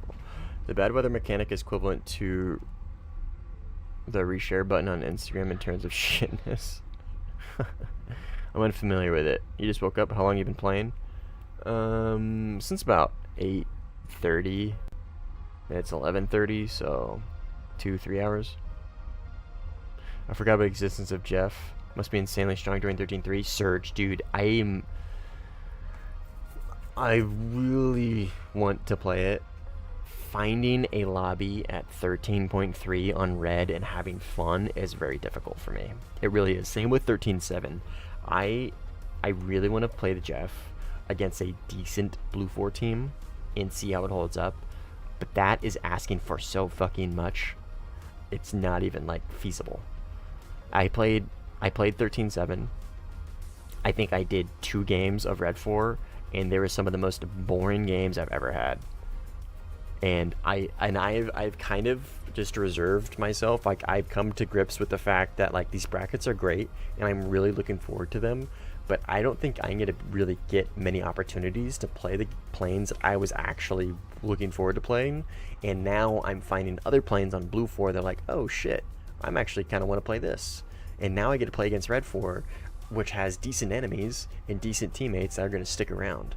So, like, I get to fly the 16C again at 13.7. I get to spade the 16C in Israel at 13.7. 13.3, I get to use the ADF, right? I get to use the 15A again. It's just, I don't know. I'm not going to be able to really find many matches at 13.7 or 13.3 playing Red 4. I just, at least for now, maybe. We'll see. Maybe Blue 4 will start coming back around to play it on those days, but we'll see. Maybe like J11B. That's what I did, Blanche. I played the J11B on 13.7, and I just kind of stomped them. And then it turned into, like, the last 2 Blue 4 players, we were just hunting them down. And usually they were running radar off, and it wasn't very fun. So, which is fine. I'm not complaining. I'm kind of more surprised. Like, I am pleasantly surprised. You know what I mean? With the outcome, it's not what I expected, but I'm not upset by it either. Like, I was really looking forward to playing the Su-27 and the Su-33 and the J-11B and the Jeff and all these planes, but in reality, more likely than not, I'm going to be playing Blue 4 jets that I haven't played in a long time, and I haven't enjoyed in a long time, and I get to play against good players. Gripping their balls as always. I have been on a bit of a gripping kick recently. I really have.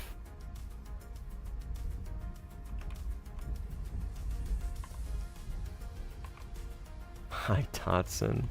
King Toxic coming in with the high Dotson. This is a deep cut. Do I know this? I recognize this guy's name. I think I'm pretty sure he's a viewer. He knows I have a Dotson.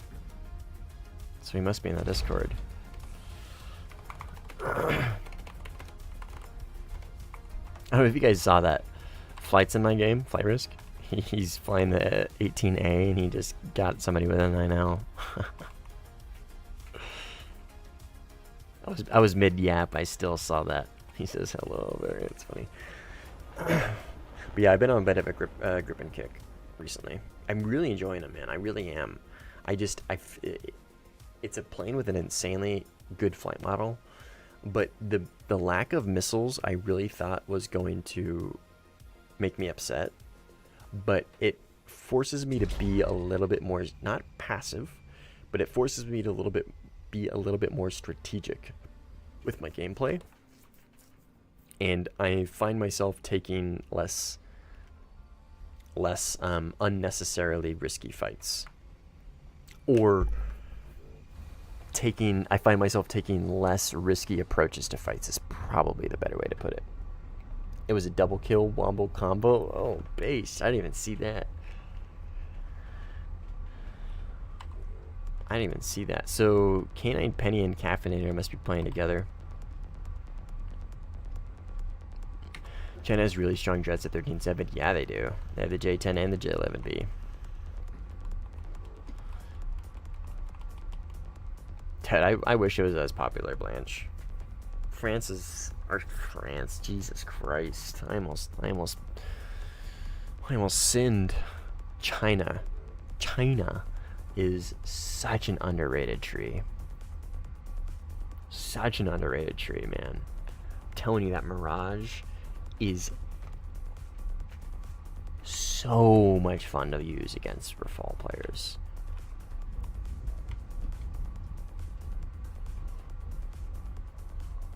So much fun.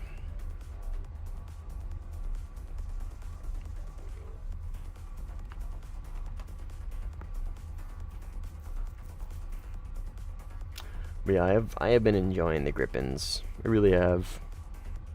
Don't get me wrong. I don't think they're like a particularly balanced plane. I think the flight model on the Griffin is a. Oh, hi, cat. She's like jumping up. She's putting her paws up on my leg, letting me know that she's down there and that I haven't petted her yet, and I should. So sorry, I've been ignoring you. I didn't know you were down there.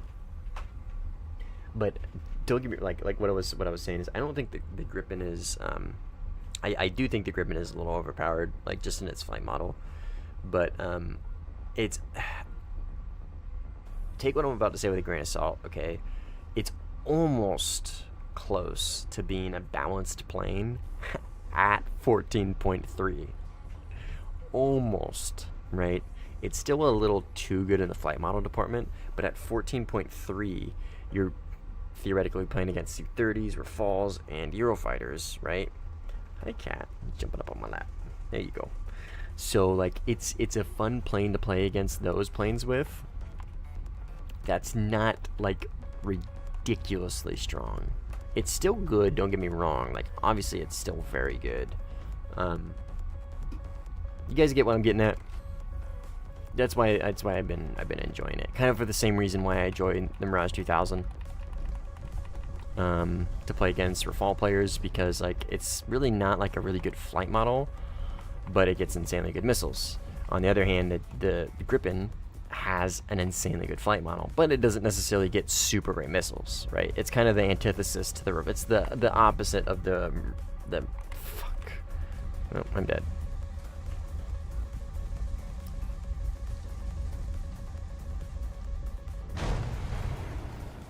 Unfortunate. It's the opposite of the Mirage 2000.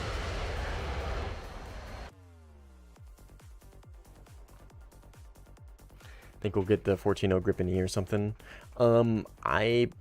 Yeah, it'll probably be 14.3. Knowing the flight model that the Gripen has right now, I could see them making the Gripen E cracked as hell. I could see that.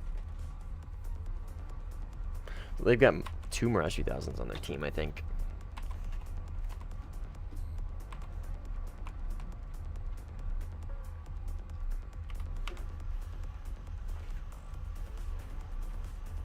Russia's stuck with either fucked flight model or uncompetitive avionics, or both. Yeah. Unfortunately, yeah. We're losing map control here. They're pushing us pretty aggressively. I mean, they have the numbers advantage, so that makes sense, but we gotta get in there.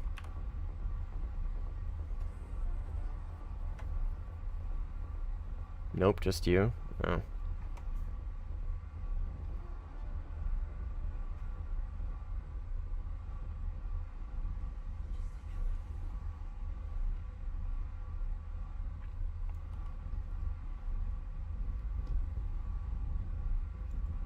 This guy is running away at very high altitude. Very interesting. Okay, they're losing their map control that they gained over here, it looks like.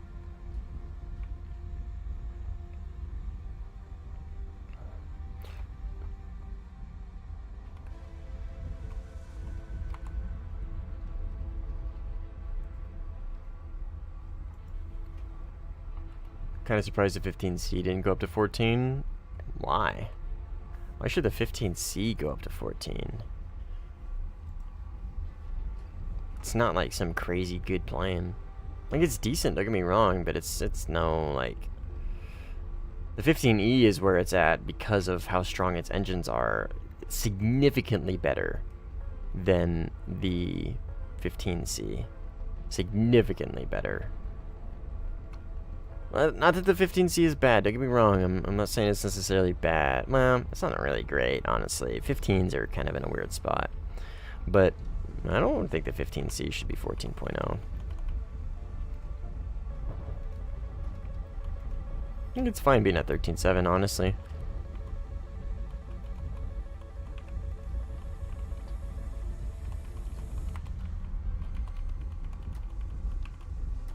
I don't think it should be facing 13.0s.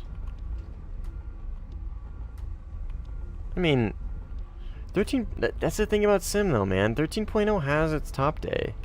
So it's not like they're always facing 15Cs, right? They have an opportunity where they're not facing 15Cs. So like if they were like, maybe if they were stuck against 15Cs, and like maybe, but they're not.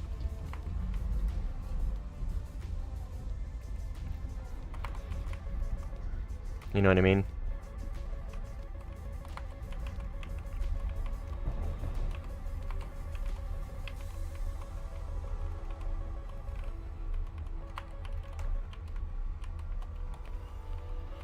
I unfortunately don't have the missiles to keep up with this guy and his vertical notch dual. Well, he's not really vertical notching, he's just high altitude BVRing. But I don't have the missiles to keep him. Huh? He looks like he's going pretty defensive. Okay, I need to drop tanks. Getting pushed heavily here. Got a Eurofighter, and then I believe somebody else by him as well.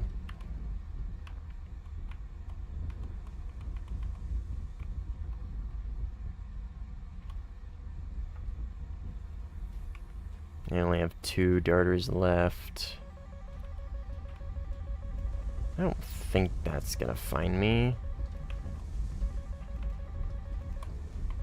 I'm overcorrecting. There we go.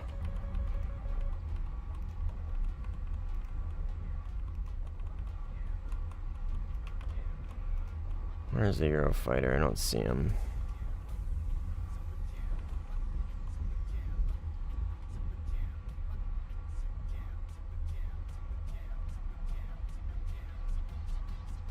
He's gonna be up here, I'm assuming, because I don't see him over there.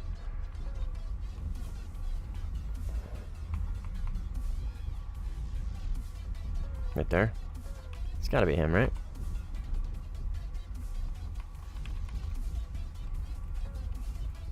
No, it's teammate. Good thing I FF'd.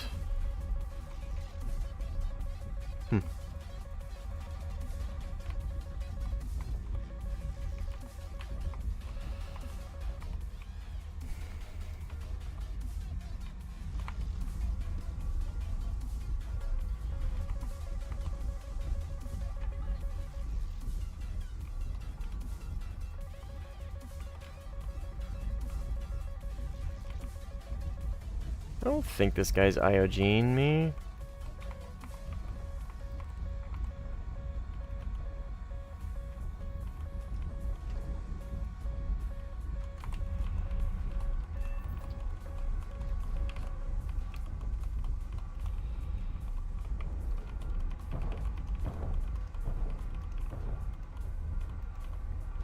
Where did that missile go? Oh, he's right there, he's right there. Okay.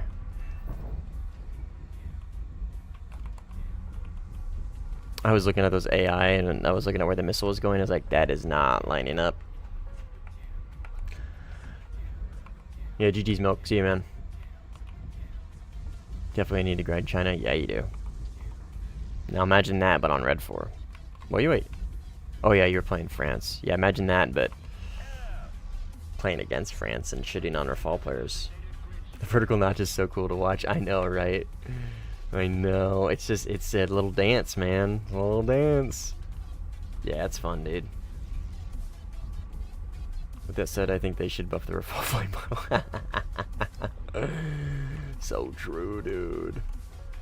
God, Kaijin should hire you. Quabity Ashwitz over there. Oh, that guy's missing. Oh. Eurofighter right. Wise. I am not going to worry about him, and I am going to go for the Su-30. Anybody get that? Anybody get that joke I just made? Quabity Ashwitz? Anybody? Anybody? Anybody? Anybody?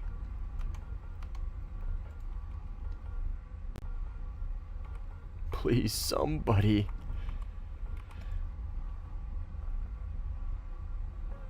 I think I can catch this guy. And 9mm.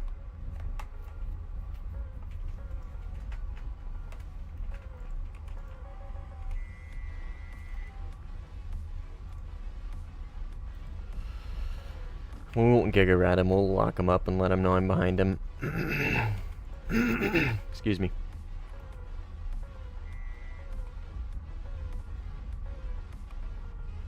Oh, he spun out. And he gave Unicorn Shit the kill. Fair enough. That's respectable. He let the guy who hit him originally get the kill. I respect that. That is a totally reasonable J out, in my opinion. Man, nobody got the Quabity Ashwitz joke. It's an Office reference. Quality assurance. What's my job? What's my job? He's going through the words. Quabity, quibbity, quality, Quabity Ashwitz. Quabity Ashwitz. Creed is such a great character. Anyways, the joke was, Gaijin should hire Battery for quality assurance. The Office UK. No. Just because they did it first doesn't mean they did it as good. Sorry, as an American, we'd have to make everything better. It's just in our blood, dude. First thing I do is buffer fall flight model. Direct support would like to talk to you. Second thing I would do is make the MiG-29 flight model make the MiG-29 an even better flight model. I think we could get behind that. I think that's worth it. I'm gonna try and use what little fuel I have to cut off this guy if he tries to run. So I got a teammate here who's chasing this enemy when they're about to merge. If he runs, if this enemy runs away and tries to break contact, I'm going to be here to catch him. So hopefully that encourages him to stick with the fight and fight this teammate. I'm trying to do psyops. Give the MiG-29s the R-73s and move them to 13.0. Holy radar ghosting? I know, right, dude? No, dude, radars are fine. They're fine. Radars are fine. I haven't gotten a solid lock on this guy since... I mean, he's moving really slow and they're dogfighting, so he's like kind of going to the notch. Okay, he got him. Oh. Slow down. Okay, here we go. We found the notch. We found it. We should be fine. He's gonna be below me. No, he's right there. Okay, so clouds are gonna help me here. Stand by. Clouds are gonna help me break IR lock, which means he's not gonna be able to get a 9M. I'm probably gonna have to force this merge, which is gonna be fine because I'm in a 4-minute grip in. And even against a Eurofighter, I should be able to win that, unless I can just end it with this right here.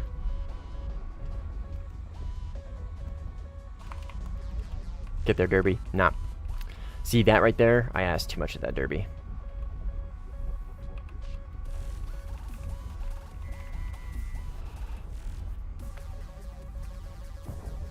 I asked too much of that Derby. And I asked too much of that 9M apparently. Can I air break out? Nope. Come on, dude. Fight me. Fight me. You're in a Eurofighter. You should be able to win this, right? Surely.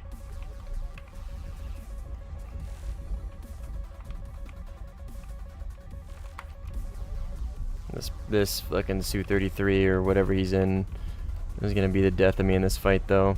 God damn it! I had to notch that guy's radar, and now I'm out of position. Stop coping and just win. Stop coping and just win. Come on, dude, don't run. You're in a fucking Eurofighter.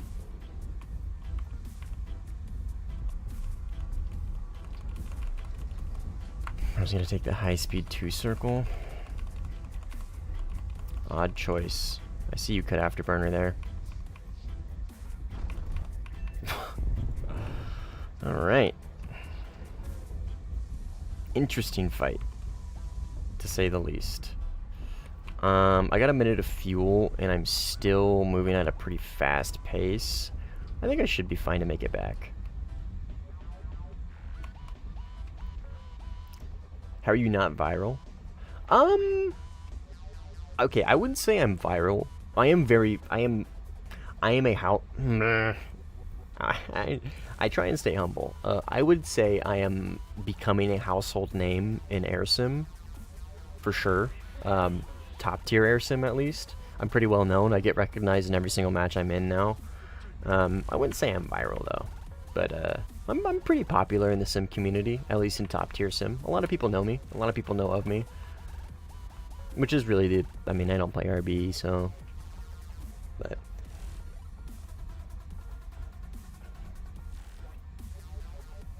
all of that to die like this. But I appreciate the sentiment, though, Joe. I do appreciate the sentiment. We're getting there. We getting there. Slowly but surely. I am way farther than I would like to be. The Grippen's got a pretty decent glide ratio, and we are pretty high altitude. It's my lack of speed here is really bothering me and making me question if I'm gonna make it back or not. Let's see, how much throttle do I need to give it to maintain level flight? Probably 35%. Yeah, let's say 36. 37. Level flight, I'm pitching up. There we go. Let's see how much fuel we can get out of this 7 seconds at semi-high altitude at 34%. Playing Warthunder right now? Based, dude. Based. You ever play air sim, Joe?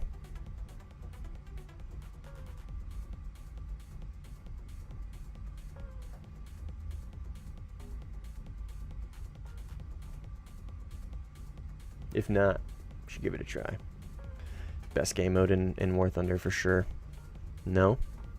Think about it. It's a big learning curve. And it's expensive as hell. Because you gotta pay a lot of repair costs, especially when you're learning. But man, is it fun. Okay, let me eyeball. Okay, right there. See that marker right there? That's where I'm going. So let's line this up perfectly so I can go through these clouds without, so I'm lining up with my marker so I can fly through these clouds because I obviously can't see the runway, right? That's the whole point of marking it. So I can fly through these clouds without going off course. Oh, easy. Easy, we make it. Easy. Easy. Yeah. On it. Just enjoy the moment where you can interact with Mustang before the stream gets very crowded with chat spam. No, I'm pretty happy to say that for the most part, and when I say for the most part, I mean for the most part. I'm talking 99.9% of viewers and chatters totally chill, and they don't really. Nobody really spams. Oh, I see what you're saying, Charlie. I see what you're saying. Because as the channel grows, there's gonna be more people in chat, and there's probably gonna be chats. I see what you're saying. I see what you're saying. I think we're talking about right now. Yeah, no, I see where you're coming from.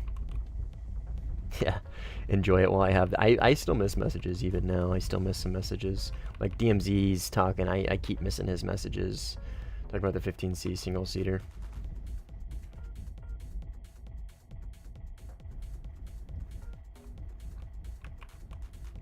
They're having a conversation. I'm not really tracking on the context.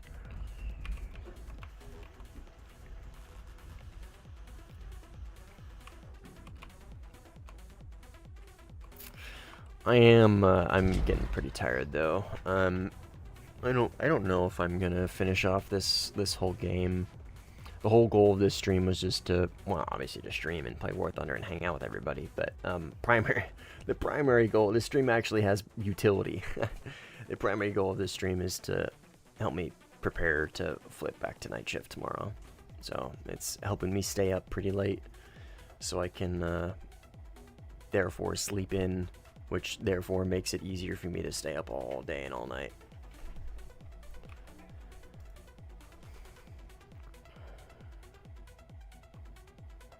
You night shift? Oh, you know it, dude. Yeah. Yeah, I have a pretty odd schedule. I work 4 days on, 4 days off. sorry. I work 4 days on, 3 days off, and then 3 days on, 4 days off. So on my long weekend, my 4-day weekend, I flip to days so I can hang out with my wife, go on dates, hang out with my family, not mainly, but work on my car. I got a 280Z that I'm restoring, so I do a lot of that with my dad. So my long weekends are usually reserved for hanging out with family and spending time with family, right? Which, as it should be. But my short weekends, my 3-day weekends, it's too hard on my body to flip to days for a day. What song is this? I don't remember downloading this song. But anyways, 3 days is not enough time for me to flip to days for a day and then flip immediately back to nights. I can't, dude. I can't do it. It's too difficult. So on my short weekends, I stay on night shift for 3 days, for the 3-day weekend, right? And that's when you see me stream like 3 days in a row for like 8 hours a day.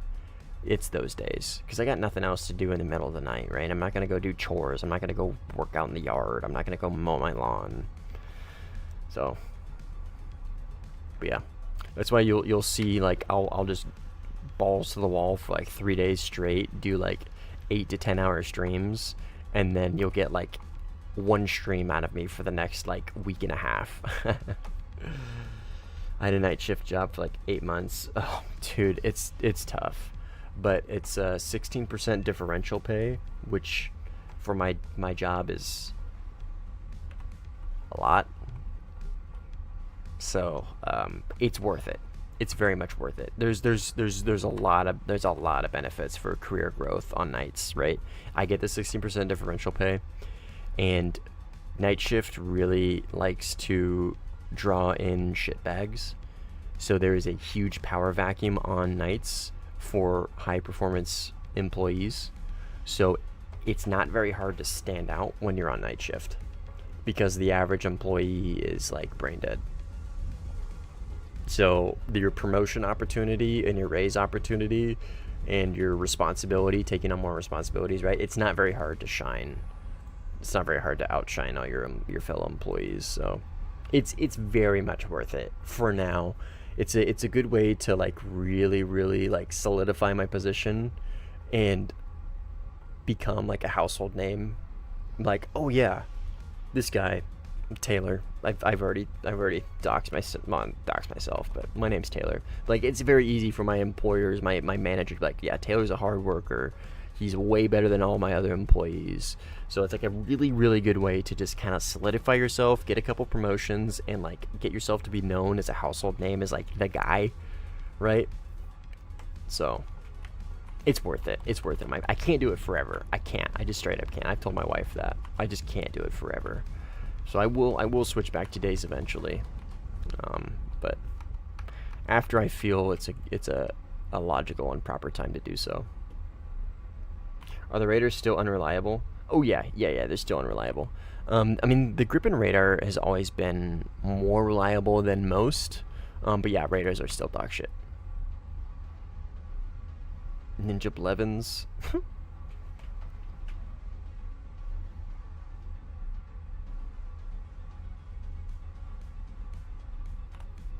Who is this guy? He's really moving. He's schmoovin'. See if I can catch him. He's on the outer edge of my effective missile range, so if I climb and get some speed, I think I might be able to get him in range. Damn, time to keep not playing Warthunder. Yeah, that's totally fair take, dude. Totally fair takes.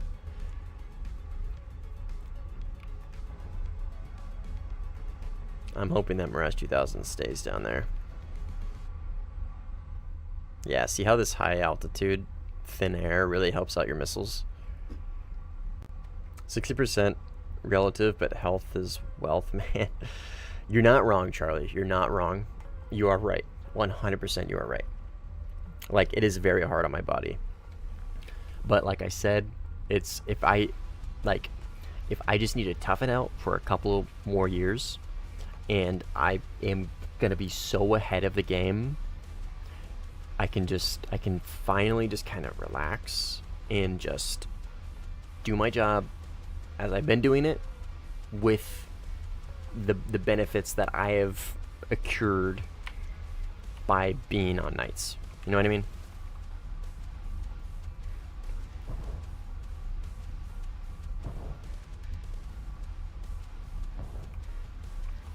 Think of it as like exponential career growth. And this guy is running. I think I'll be able to catch him before he gets to his runway.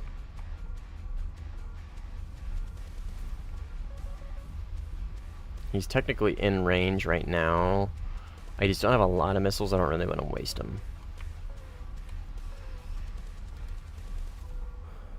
4 planes and I get my first jet. Nice. Okay, now we launch. He's getting there.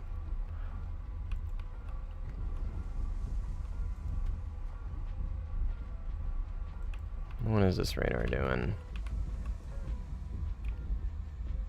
What is he in? Eurofighter.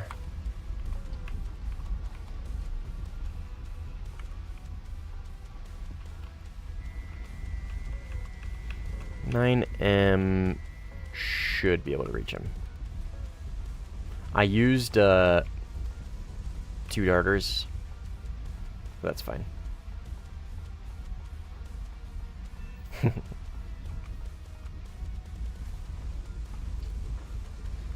Worth it.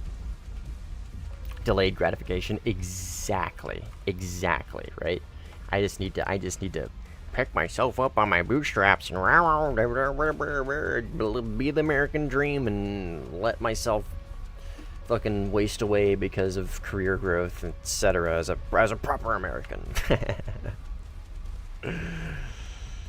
Poor guy's just trying to get to his airfield. Too bad. I have an ego.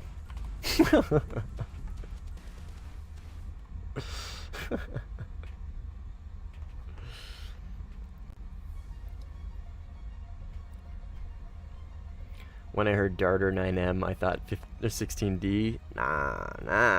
The gripper.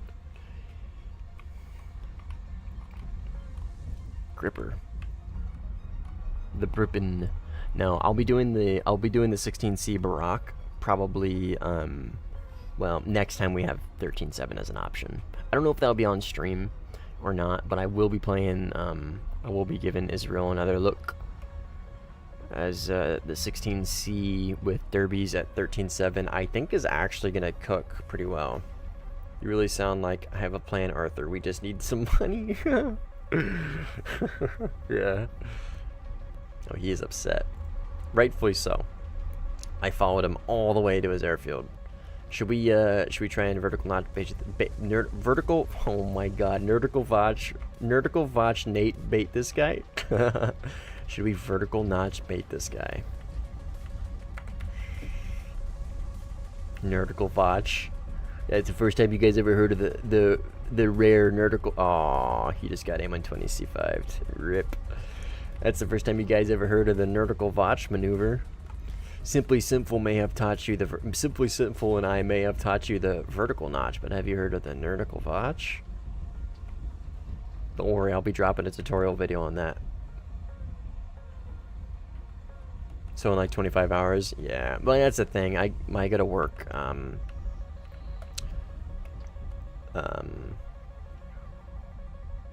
Well, actually, we might be able to play it at the end of tomorrow's stream.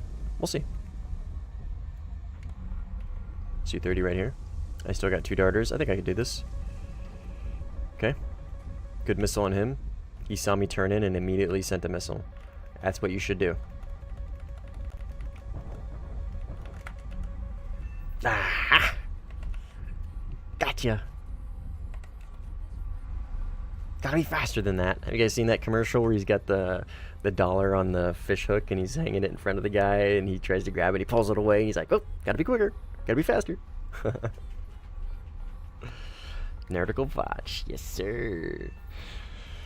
That right there was a proper Nautical Votch. The 16D was 13.3, but I think it remains 13.7 in Sim. Yeah, all F16Cs with 9Ms and A120s are 13.7. Oh, fuck. I left ads on this whole stream. God damn it. Sorry. Ugh. I wish I could just fucking turn them off forever, dude. I mean, I can, but I still want to have the intro and outro ad, but that's it. I don't want any fucking ads, and I don't want mid-roll ads. I fucking forgot. Sorry. God damn it. That's so annoying. I had them on all stream. My bad. Get an ad blocker. Is this a enemy? It is. Su-30.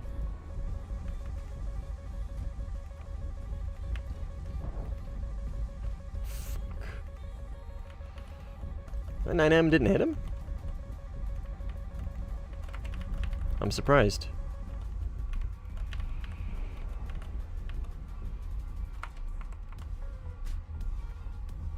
Getting vertical botched. The vertical botch strikes again. Aw, Cynical, you're so far, dude.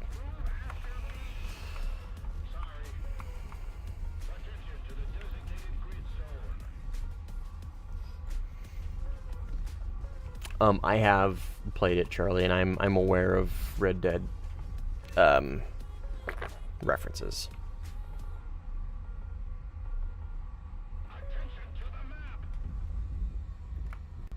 I haven't beaten it, but I have played it a little bit. But I'm at least hip with the Red Dead references. Oh man, I'm getting paid for this. I mean, it's pennies, dude. It's pennies. It doesn't matter. Whoa. Stand by. Gotta lock in. Got a vertical notch. This guy's missile, and then that's a 15. Was there not a Su-30 right there? Did he just kill the Su-30?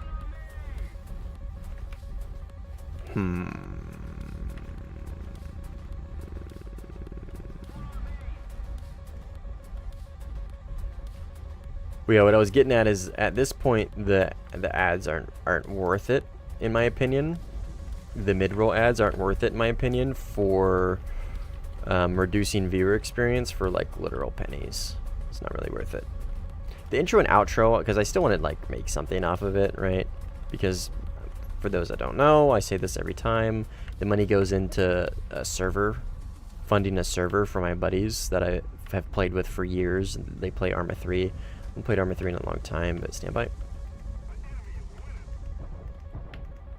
God damn it. He was gaming. Launched from IR. But the money goes to their server fund. See you, Joe. I'd much rather there be a better viewer experience. You didn't vertical botch? I sure did. I just didn't do it all the way. I would have loved to have had a missile there, so I could return some fire. But not the case. Somebody tell my aim-120s that they aren't supposed to be high off for. I keep getting hop kills. Bad angle, yeah, exactly.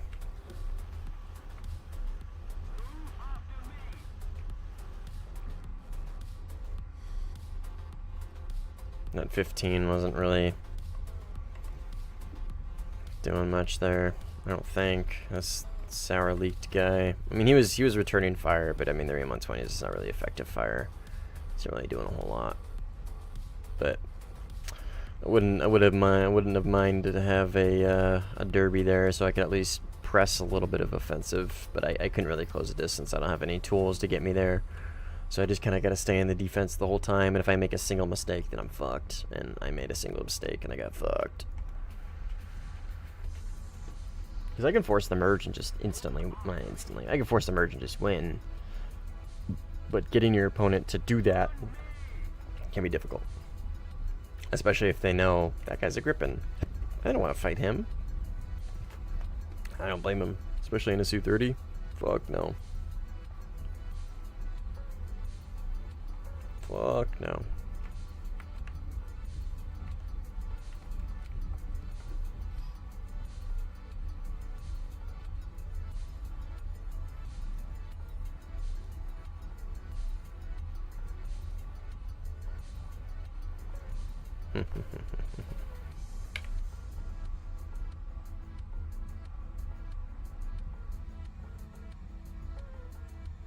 I don't want to fight him. You don't get it. I mean, it's just like this. The Gripen is infinitely better than the Su-30 in a dogfight. So like, they don't want to fight him because it's the plane's just gonna. They're just probably gonna get shit on. I mean, I don't blame them, right? It's like some people that don't want to fight a Rafale. I don't blame them. Running away doesn't make you good. Well, yeah, but fighting somebody also doesn't make your plane any better. You know what I mean? Like I don't get me wrong. I understand where you're coming from. I get what you're saying. And I agree with you, to a point at least. But fighting does not make your plane any better, and does not make their plane any less overpowered. That makes sense, right? It is a dual-faceted kind of argument that goes both ways equally. Canyon run, guys, is Tom Goon. Tom Goon doing the canyon run. Yak 38. Surely he's a good contribution to his team, right? Surely. Surely K9 Penny and the Yak 38 is gonna help out his team.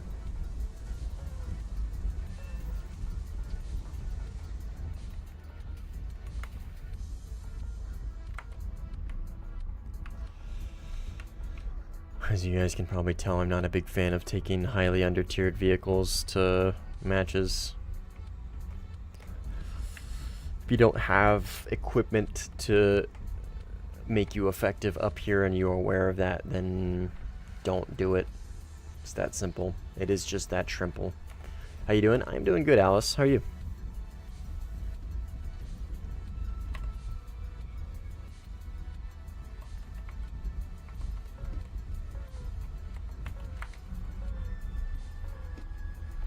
Yeah, but doing it a lot gets to be better and maybe win that. No, again, man, I see where you're coming from, and I'm sympathizing with you.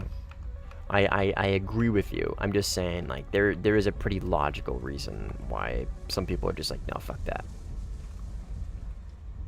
Especially in a plane like the Su-30, right? Like, you have to have a very, very high technical ability to play the Su-30 well enough to be able to beat something like a Gripen. So, I get where you're coming from. I really do. I agree with you to a point. But these guys, nice. Got him. Superfly. Oh, sorry. Suprafly. Is that a Supra? Oh, shit. Supra?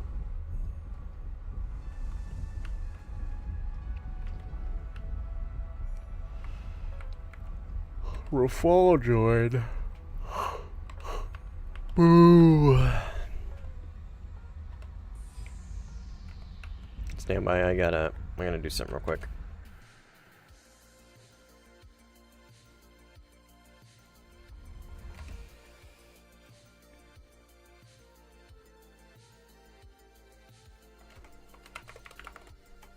I might die doing this, but it's worth it.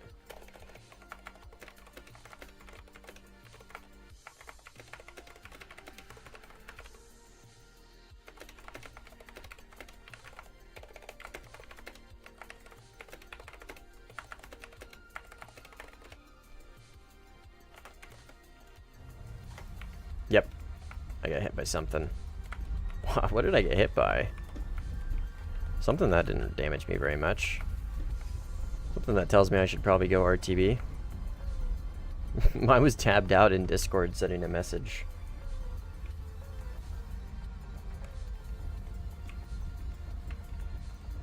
See if I can vertical notch this Rafale, missing a wing.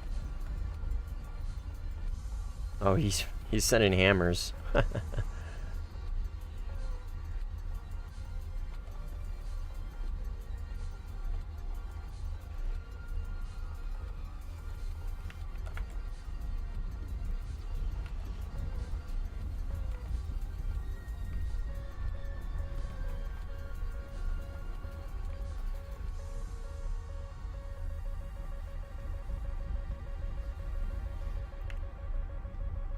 Or falls must be eliminated. Let's go! Alright, let's get the fuck out of here. Fuck.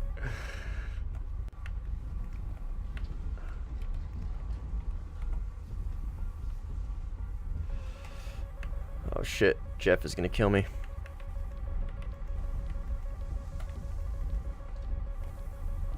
Yep. Okay, he finished his kill. He got a hit on me earlier when I was tabbed out. He's probably like, what is he doing? Why is Mustang not reacting? It is worth it though. Yo, Kerr, what up?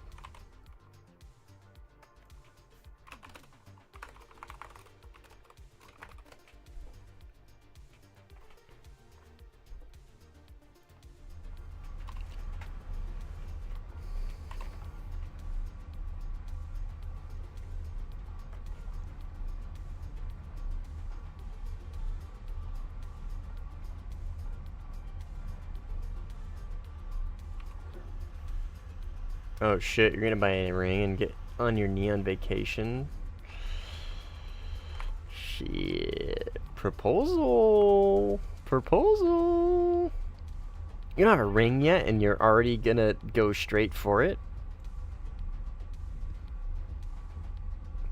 Damn. Usually you get the ring and wait for a bit. I mean, if you know, you know. Good luck. I hope it goes well. I hope it goes well. How long you guys been together? I gotta stand up and strap. My hip fucking hurts.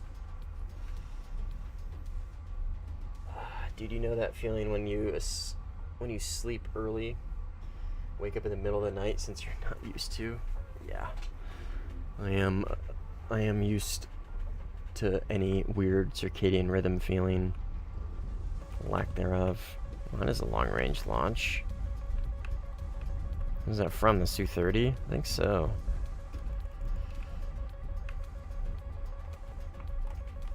I really want to launch on this 18 though. Fuck. God damn it. Okay, I'm gonna have to defend.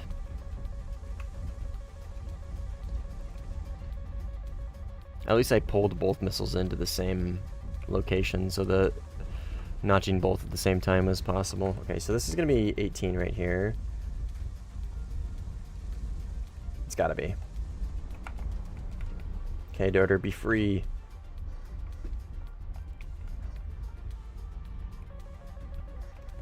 Okay, I gotta drop tank. So I gotta be a little more maneuverable here. Okay, got him.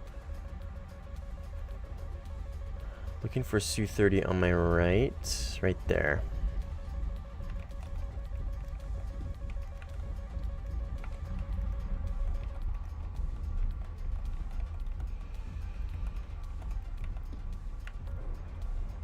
Ah, he's in the defense. Fuck. It's okay, I still got 2 darters left.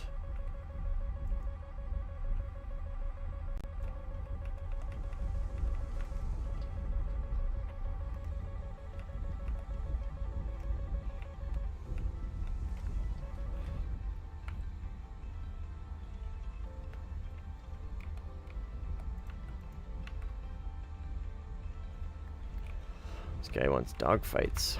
If you want dogfights, you should go play customs, unfortunately.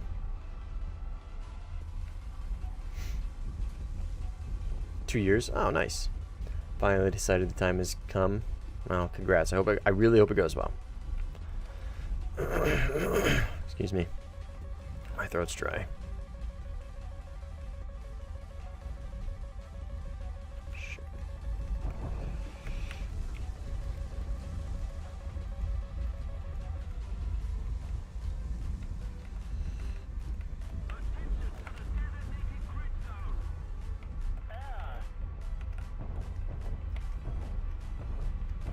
Okay, that missile just straight up exploded.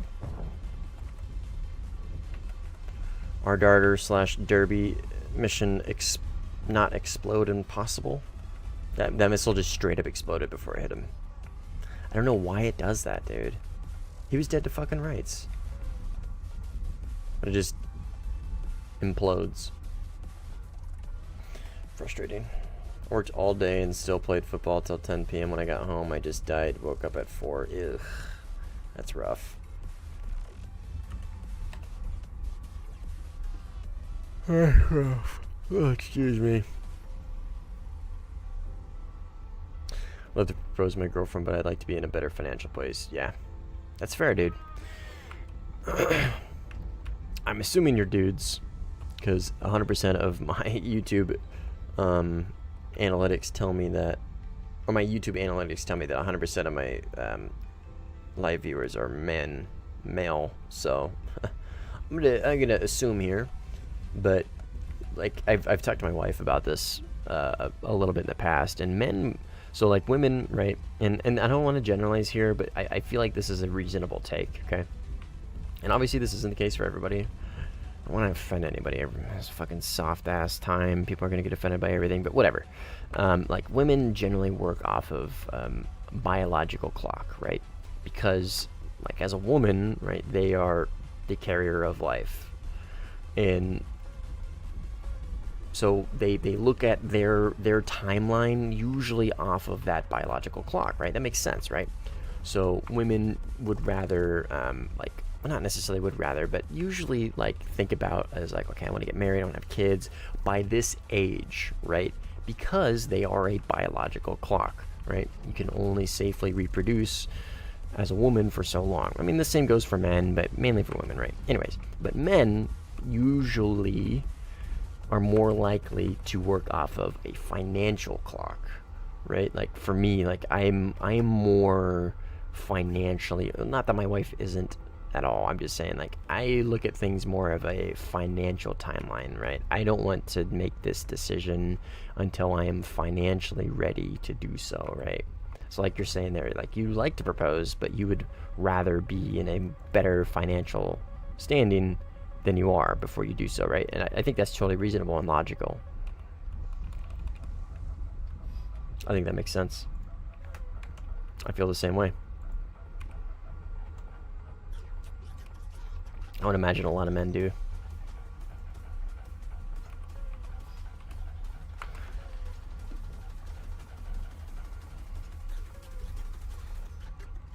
I don't know if I'm gonna be able to catch this guy or not. I think he's just gonna run. Fuck.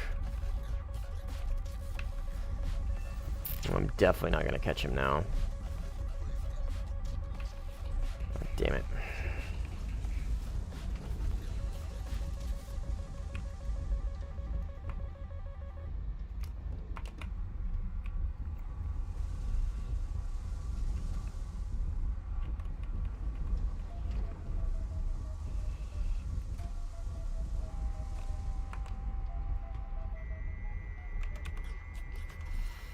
Range. Line him up so he knows I'm here.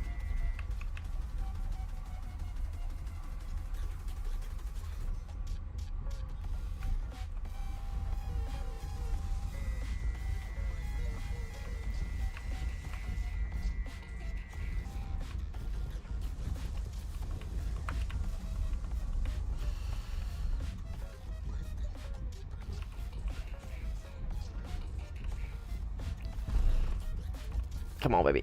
Give me something.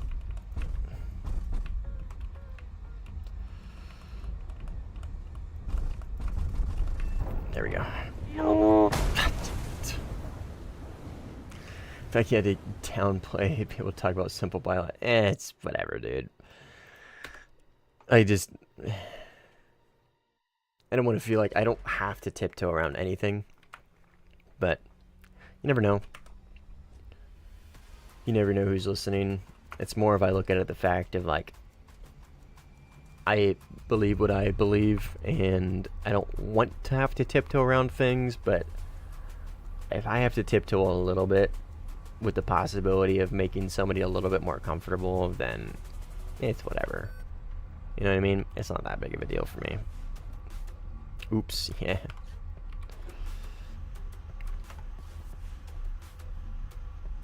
I feel like people hate hearing that stuff because they feel trapped and out of control instead of embracing and nourishing it. Yeah, no, I trust me, I agree with you. But at the end of the day, it's really not that big of a deal for me.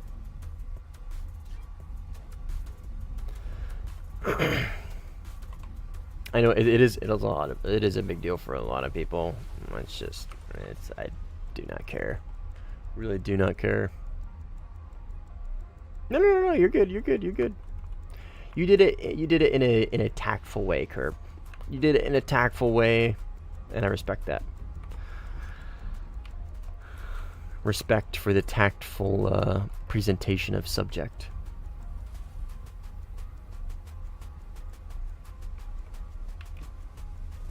What are you? F-104 AI.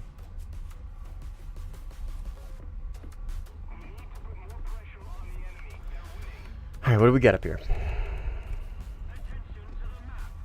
Su-30, that's running away.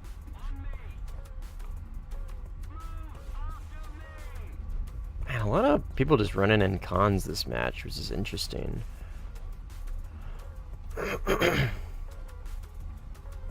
I should say a few Su-30s that are just running in cons, which is a little annoying, but... Is he running from a teammate? Ah, he is running from a teammate. Okay, that makes a little bit more sense. I don't want to have to play at cons this match, I really don't.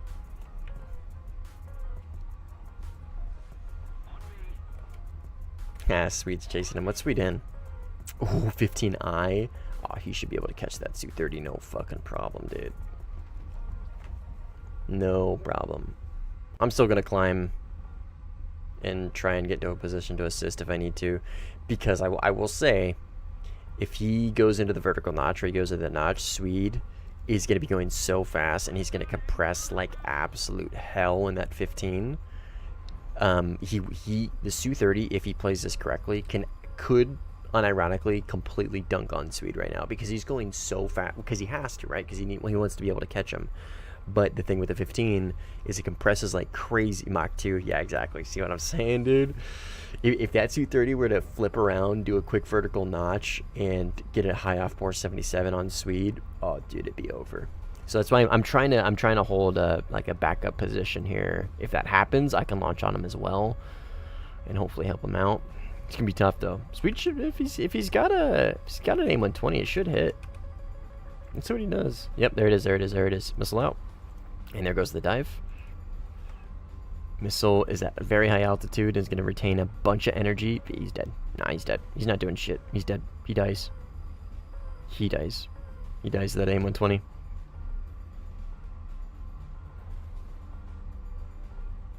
No? Yep, there it is.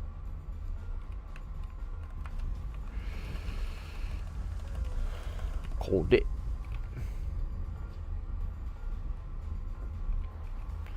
Well done, Swede. That was a Eurofighter or a fall, because the Su-30 compresses a lot as well. But if that was a Eurofighter or a fall, dude, they could have whipped it on him so fast. Could have completely dunked on him. Just because the 15 compresses that badly, dude. It is bad. The thing is a flying air brake, or a flying brick. Make 29 on me. Mark. He's in front. Eyes on you. No eyes on 29.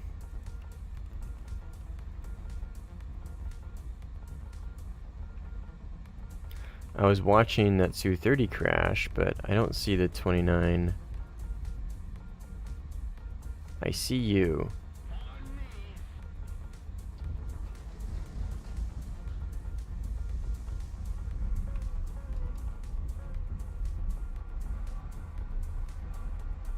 You know where he went? Okay. I think you're good.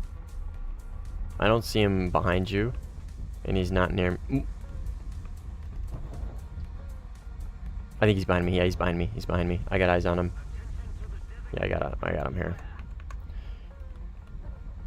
At least I think I saw him. I lost him. Yeah, right there. Yep, I got eyes on him. Yep, eyes on. He is launching on somebody else. Su-33, so he's got a digital RW already. He knows I'm behind him. That's okay. Yo, Simply, what's up, dude? Warthunder footage is restricting cheddar cam. That is a based way to put it.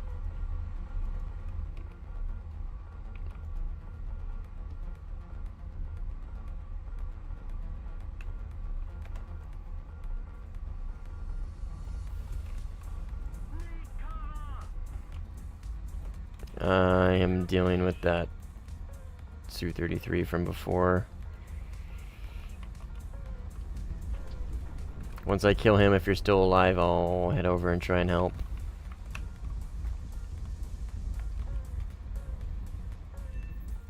And he's dead. Okay.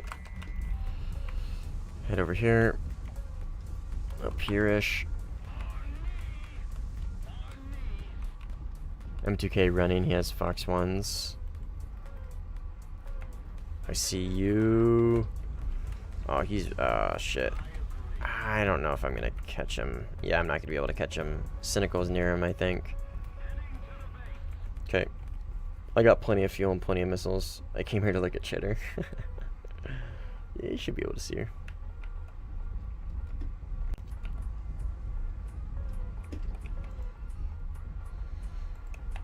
Hopefully I can catch this guy. Nah, Caffeinator's gonna probably keep me off the chase with a 27 ER. Wait, did somebody just pass him? What the fuck is this? Is that a missile?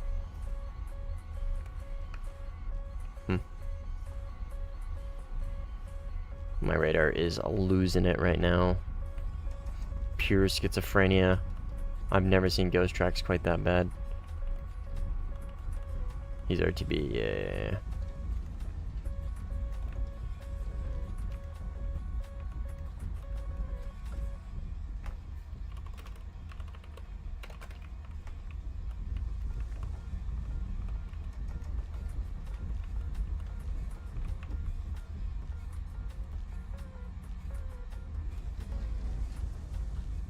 You want to help win this match? I haven't really been playing the objective, honestly. I probably should have been a little bit more. I can start doing some multi-roll. And we can try and lock in.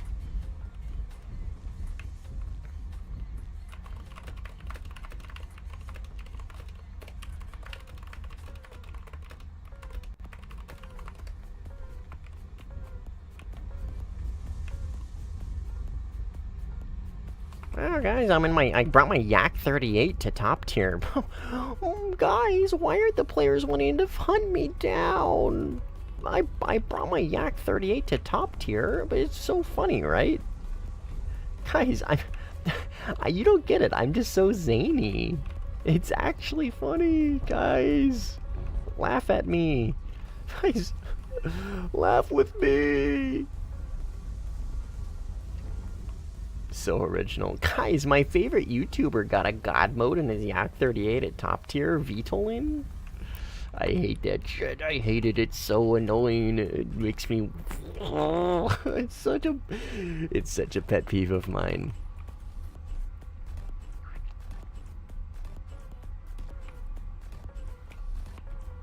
Okay, let's RTB and try and help with multi-roll. Let's do that. My teammates are helping, or trying to help win the match. I'm gonna... What did... Swede's gonna get a 2x base loadout. I can get one. I could do one per. With my grip. I could do one per, you could do two, so that's 3 per flight. Oh, I mean, it's like 2.5, because you're gonna be way more efficient in your ability to get to bases than I am.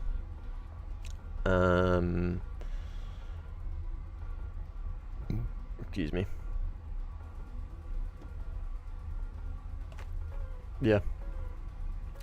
And then obviously if we get a capture point that pops up, then I'll... Excuse me, fuck. Go do that as well. God damn it. I've been hiccuping quite a bit. This stream, fuck.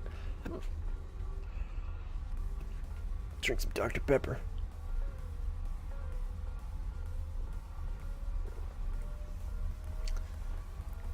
Reset my diaphragm. Ah, here we go. Much better.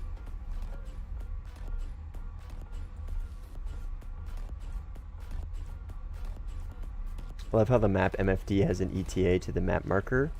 What? Mine or yours?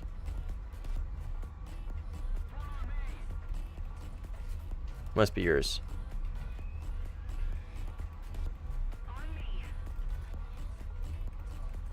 By the way, I am truly evolving as a sim player. I now have head move side to side, head up and down, and reset head position. I am slowly becoming a sim LARP Chad. I'm gonna thread the needle and ride the line of being a sim LARP Giga Chad with my head movement. Guys, let me look over my shoulder real quick. Oh my god! Wow. Let me. Hey, we're back to the center. A real simmer, I know, right? VR without VR, yeah. The funny thing is, I have VR, but who needs VR when you could just do this? I could just. Oh, let me look over my shoulder. Oh my god! Now my camera's all messed up. Good thing I'm a sim Chad.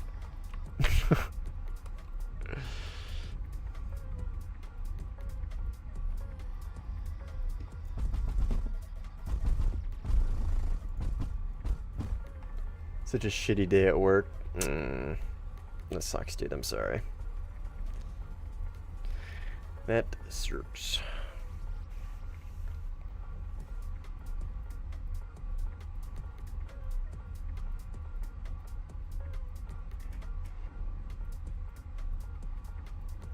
What VR you got? Oh, I got just an Oculus. Oculus Quest 2. Shitty Oculus Quest 2. Well, not shit. It's not great. $300. I got it for like $300, I think, is a 256 gig. So I'm gonna be running this thing at like 720p, 1080 something dog shit. So VR LARPers with $1,000 setup when a mouse and keyboard shark shows up. I know, right, dude? I know, right? Or Rockstar with his like ridiculous custom made whatever the fuck setup. And then he gets killed by a mouse and keyboard gamer. I think he's got probably the okay, those are AI. I think he's got the most unique setup I've seen. It's like completely custom made. Well, not completely, but it's heavily customized.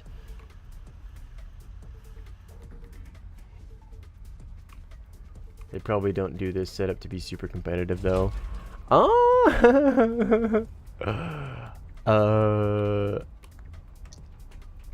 You'd be surprised. You'd be surprised. You're probably right. They probably don't do it to be super competitive, but there are a lot of oh, base. Okay, I will get a single base and then I'll head to capture point. Capture point is I'll hit here, and then I'll grab head down to capture. But yeah, what I was getting at is you're probably right. There's probably a few guys that just like don't give a fuck and they do it purely for immersion. But a few of those guys, I'm not gonna name names, but a few of those guys that have like crazy setups, you can tell that you're going for D3. Oh, okay. I guess I'll go for this one then. Can you G3? Yeah. I'll G3. Yep. But you can tell that like it gets to them. That they have this like crazy fucking insane setup, and they like repeatedly get shit on. Like I would be up. I know I would be up. My ego would be so hurt. But yeah, but there. I mean, there's probably more people that have that kind of setup that just do it purely for the sake of immersion, purely just because they like it, right? There's probably more of those guys, probably significantly more of those guys than the guys that do it to get a competitive edge and completely bitch, complain, and moan when it doesn't give them the edge they feel like they deserve. So I'm generalizing a bit. There is a lot more nuance to this, as there is with just about anything in life. Okay. No camera MFD on this thing. That's okay. Cringy, what's up, man? If they think the gear is making the skill, then they are delusional. Oh, yeah. Oh, yeah. Look at Nimble. Nimble's a very good player. And he plays on just on a controller. Look at Pizza. Pizza's a great player. He plays on a controller. Look at Butters. Butters is like the ultimate F15 AC and E dueler. Like when people have like F15 questions on how to duel, he's the guy people go to, and he's on a controller. Right? Cynical's on a controller. And these are all like really, really, really, really good players. And they're just on a fucking controller. Some dude's on an Xbox. Some dude's on a PlayStation. You know what I mean? Yeah, I love the fact that like I can still be super competitive and just be on a, like, I do have a pretty nice setup, but like still, like I would say I spent on my computer or on my mouse and my keyboard, I probably spent $200. My K100 and my Corsair, I think all in all was about $200. So that's it's a little spendy. It's a little spendy for a mouse and a keyboard, I'll admit that. But I mean, dude, that don't even come close to some of those just stick and throttle setups. Some of those super expensive VKB stick and throttle with pedals and shit and like all this stuff, and that doesn't even begin to cover track IR or VR. Yeah, it's controller I could never. Oh, me neither. I could never do that either. Yeah, I could never do that. Okay, bombs out. Bombs out on G3. Headed to cap.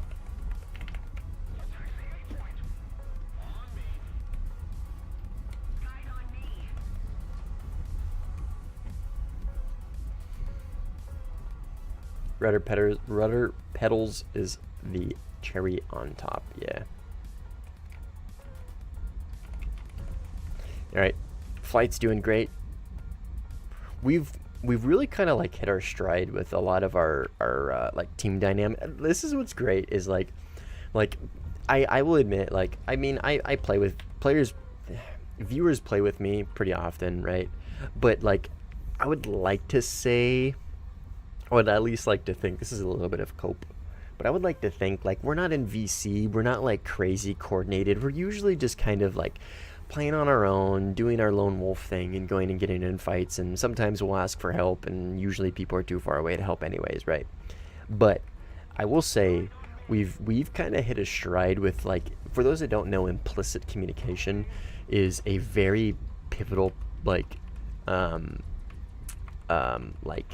a very pivotal strategy used in like US military. Implicit communication is being able to communicate with each other without having to directly communicate. So being able to play off of each other, right? So like, for example, if I'm in a dogfight and one of the viewers sees me in a dogfight, usually they know to either play bait or play off my bait, right? And I don't need to say anything. It's kind of gotten to that point where people just know to do that. And in this case, right, we know we're playing multi-role. Swede and I am playing multi-role, and Cynical and Flight Risk. Marauder also just showed up. So Cynical and Flight Risk are playing more aggressive, probably, and maybe more as like a screening force. So,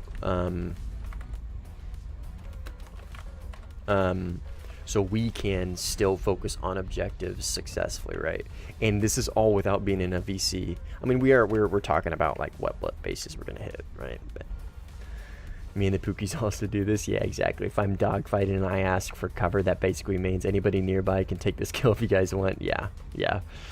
Same. So like earlier, I was in a dogfight with Su-30 on Afghanistan. Speed Racer was in a Mirage. And the Su-30 was actually doing a really, I forget his name. He's a viewer, or at least he knows of the channel. But he was doing a really good job. I was in a Gripen, and he was doing a really good job at staying inside my circle and forcing me to get very, very slow and kind of play into his hand. Like, you could tell he was lining something up.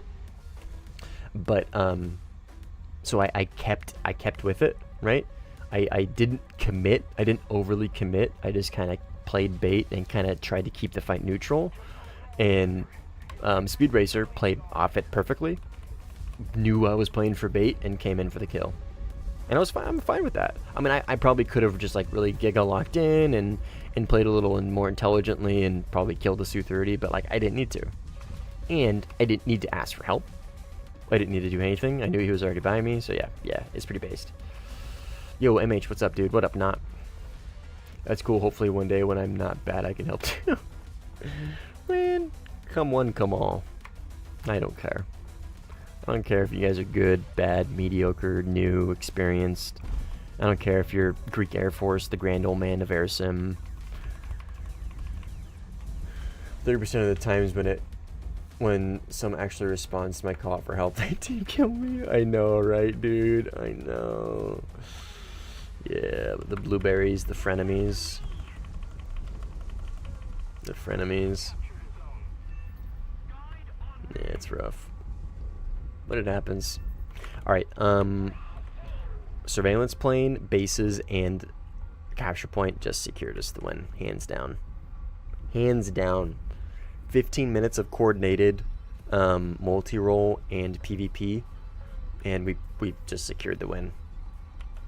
100%. 2,000 ticket lead. I mean, they could theoretically somehow eke out a win. It's possible, but like highly unlikely. This guy's gonna crash. Right there. Yep, and he crashed. Told you. Supra? Is that a Supra? Bro, you gotta chill with that 2JZ, chief. Ah, Yod Sniper, the greatest Rafal player ever. He's he does not know how to fly that plane. It's sad. It's so sad. It's so sad to see him use the Rafal, cause it's like it's right there. It's like it's right in his face. He just can't quite get it. My teammate just launched on me, by the way. I don't think so. Dude, playing in a push-to-talk voice chat with 5 people in a sim lobby might go crazy. Oh yeah. Oh, it does. Trust me, it does. Oh my god, my hips. It absolutely does. But I encourage people to play with me for the same reason that I encourage people to play against me, is because like it goes hard for about 30 to 50 minutes until you have completely, utterly demolished that lobby and they're completely cooked beyond belief, pushed to the airfields, and there's nothing left to do. You know what I mean? It gets boring. It's so effective, it like nullifies the match and doesn't make it very fun anymore.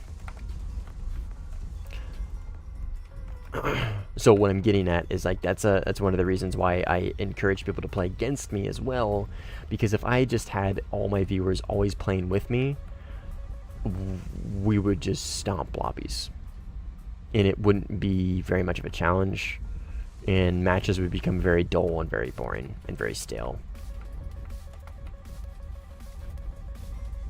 So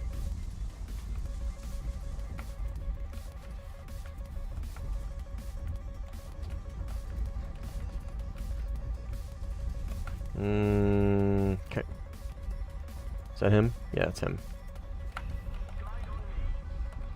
I don't have an ability to return fire here, which is fine. He's probably just gonna run back to his airfield anyways. But we could try and catch him. We got 10 minutes of fuel, and we have 9 Ms. Let's how close is he? He's close-ish. He's pulling away in the direction of that airfield. We'll see if we can catch him. Well, I mean, we're not gonna catch him. We'll see if we can meet him by the time he slows down for his runway. Like we 5v10. Oh, don't worry. Simply and I have something in the books for a little dual joint stream where we play together and we both stream the game. But we play against viewers, and viewers are not allowed to play on our team. So it's gonna be Simply and I with a bunch of randoms and a bunch of viewers on the enemy team. We're gonna see how it goes. Oh, he wing ripped, he wing ripped, he wing ripped. Laugh at him, laugh at him. Is this Supra again?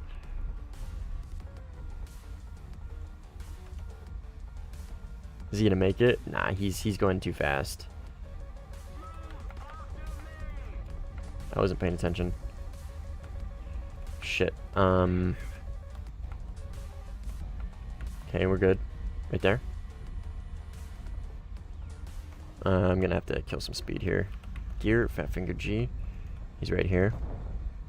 He presumably has me in IR. If I turn in, he's gotta see me, right? No? Okay, I'm risking it.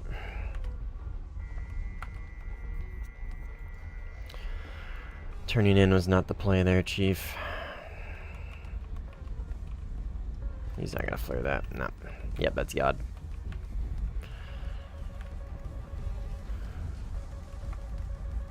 We're following my left. We'll have to keep him in the vert. The Nerdical Votch. I'm at a chaff. Oh, fuck. That's right, because I had the GBU loadout. Oh, God. I ran out of chaff at the perfect time, dude. Holy shit. Let's get the fuck out of here. Thank you. I was going to say, there's no way that 9M doesn't hit, dude. Oh my god. Oh my god. Oh my god. We eked it out, though. We eked it out. Let's go. Stank grab, baby. One tap.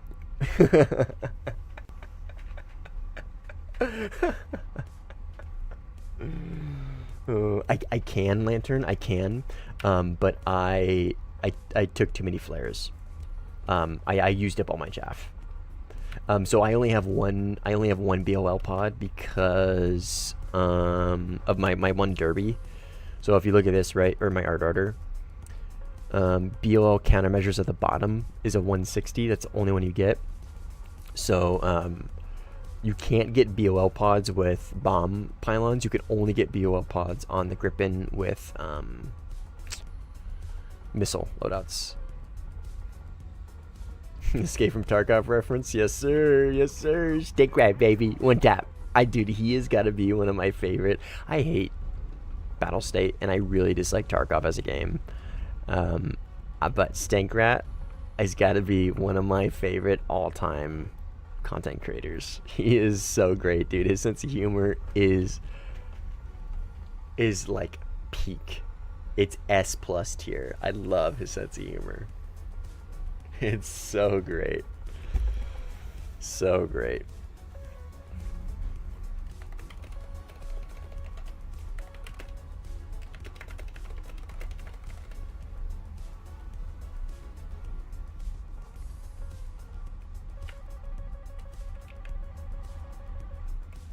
Check MFD marker.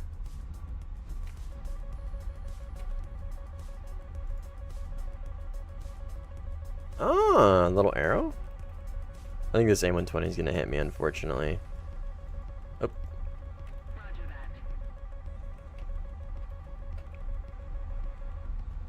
Well, maybe not. Oh, yeah, there's a little arrow. Cool. Tells me I'm going in the right direction. I like that. That's actually really nice. We should be able to coast the whole way.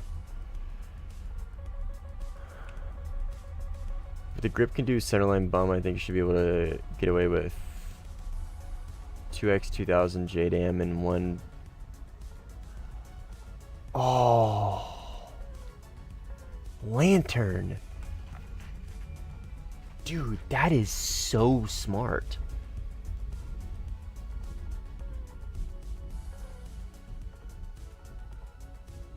We're gonna test that after this game. That is so smart. I didn't even think about that. You just take more fuel. Just take more fuel in the fuselage. Ah, dude. I never thought of that. If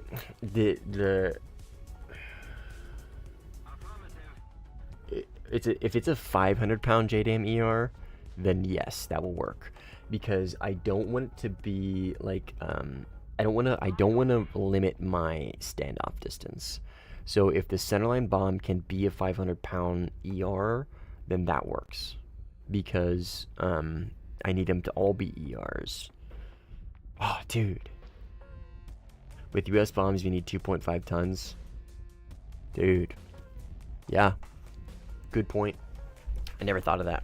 I'm just so used to using the F-15E with JDAM ERs. Two stacks of 3, so 3 for 2 bases. Dude, that's really smart. I know what you meant. I know what you meant. Very, very smart. Yeah, we'll test that after this match, and then I'm gonna hop off and go to bed because my eyes are getting heavy. I'm tired. I want to go to bed. But we stayed up. We stayed up till at least, we'll probably go to bed around 1:30, 1:45. So, what time is it here? Yeah, it's 1:05 in the morning. So, and I've had a really busy weekend, but like I always say, I work nights and I am preparing to flip tomorrow. So the more I can stay up tonight, the longer I can stay up, the longer I get to sleep in, which means the easier it is to flip tomorrow completely back over to the night shift again. So it buffs out, works out. It's preparatory phase. Okay, if we get A, we win. So whoever's in A, stay alive. You see this name, by the way, Simply? I don't know if you're still here. He's still around, FYI. Still around. He left the second he joined. I think he saw me and noticed. He might be aware. Yeah. Yeah, he thought about it, sweet. He thought about it. And then he's like, no, competition. Can't have that. Can't have that in my Rafale. Not hands. Not a decent team. Decent Blue Fort team? Never heard of it. This is, dude, we're fucking giga stacked. 21-5, 12-3, 11-3, 5-0. Marauder 5-1. We're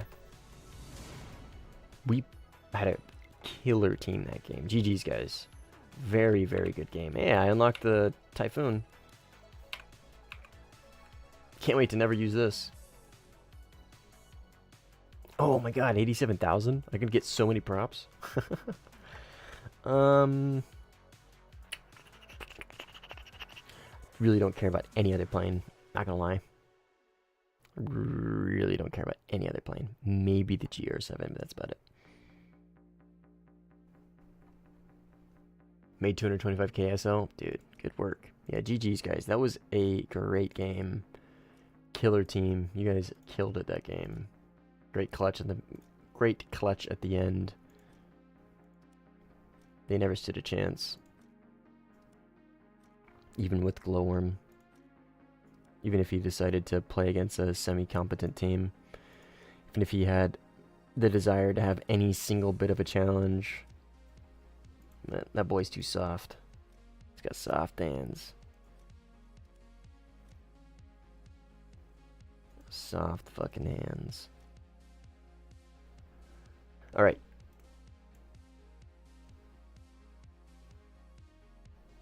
No. No centerline bombs on the the grip. Unfortunate. Only wing. That's okay. It was a good idea. With that being said, though, actually, let me edit this.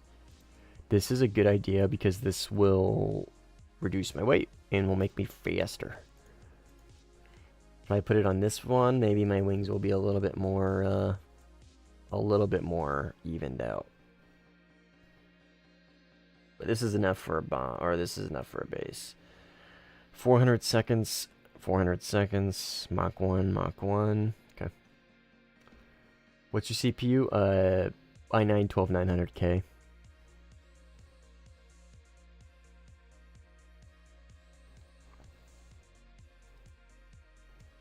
i9 12900K. I'm gonna do that to all my Grippins real quick before I forget.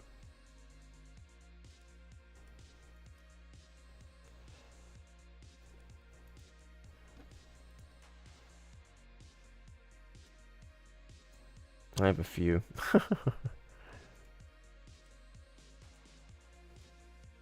I don't like this one being different.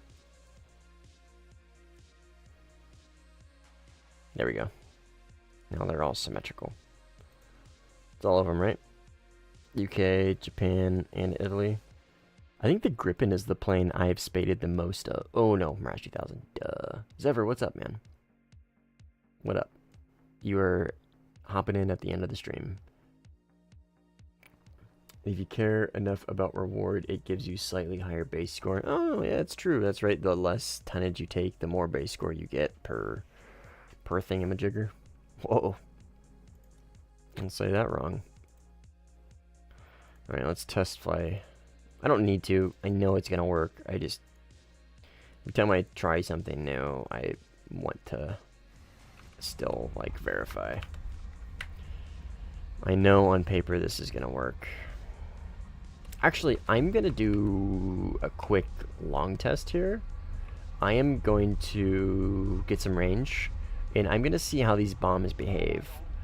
I want to see if one will hit first, and if I can theoretically get more range out of the 500-pounders.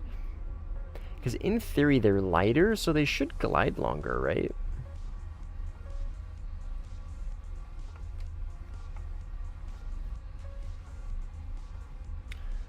What is this? Test and then implement in product. Yeah, we are. I do want to just see how the bombs behave separately from each other real quick, because I'm curious.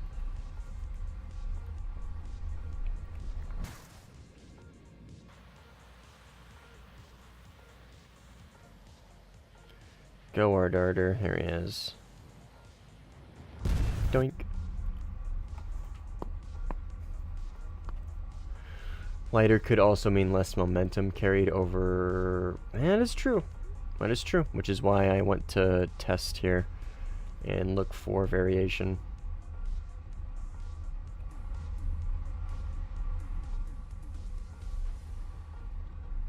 And I will drop from a pretty standard.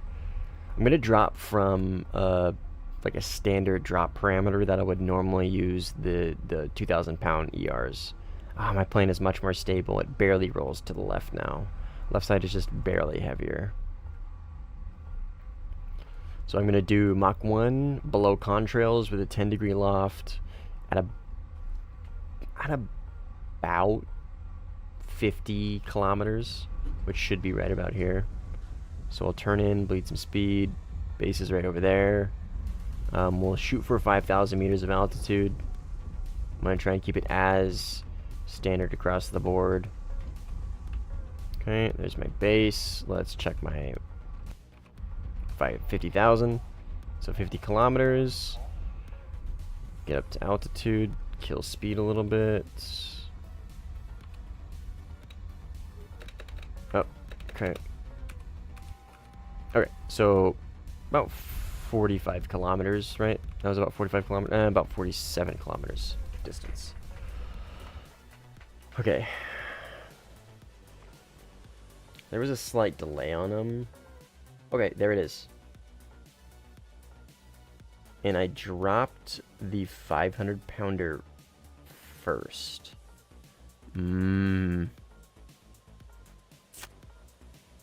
I think momentum is actually going to play a huge role in the range of these bombs. They are, I think they're pretty quickly passing that 500-pounder. 500-pounders might have less range. See how much more it's pitching up? It's because it needs to pitch up. Its ballistic calculator is pitching up more because it feels like it needs to gain more altitude to dive down, and it's losing a ton of momentum doing that.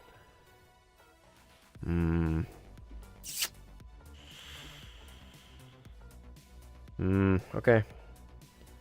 I don't think I'm going to be able to get the same amount of range out of those 500-pounders. This is a good test, though. Yeah, I don't even see it anymore. I have no idea where it's at. Oh, it's right back there. Oh my god. Yeah, look how far back it is. I don't even know if you guys can see that dot.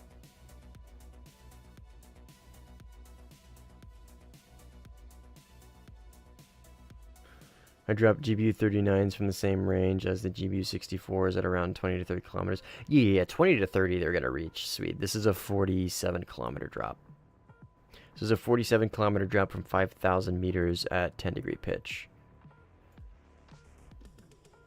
So this is a decent amount of range, but this is well within range of these 2,000-pound JDAMs. I just don't know if that 500 pounder is going to hit. It's gone, dude. It got passed very quickly by these. Is that me? I think I'm over there. I think that's my contrails. Oh shit. I'm going into the water.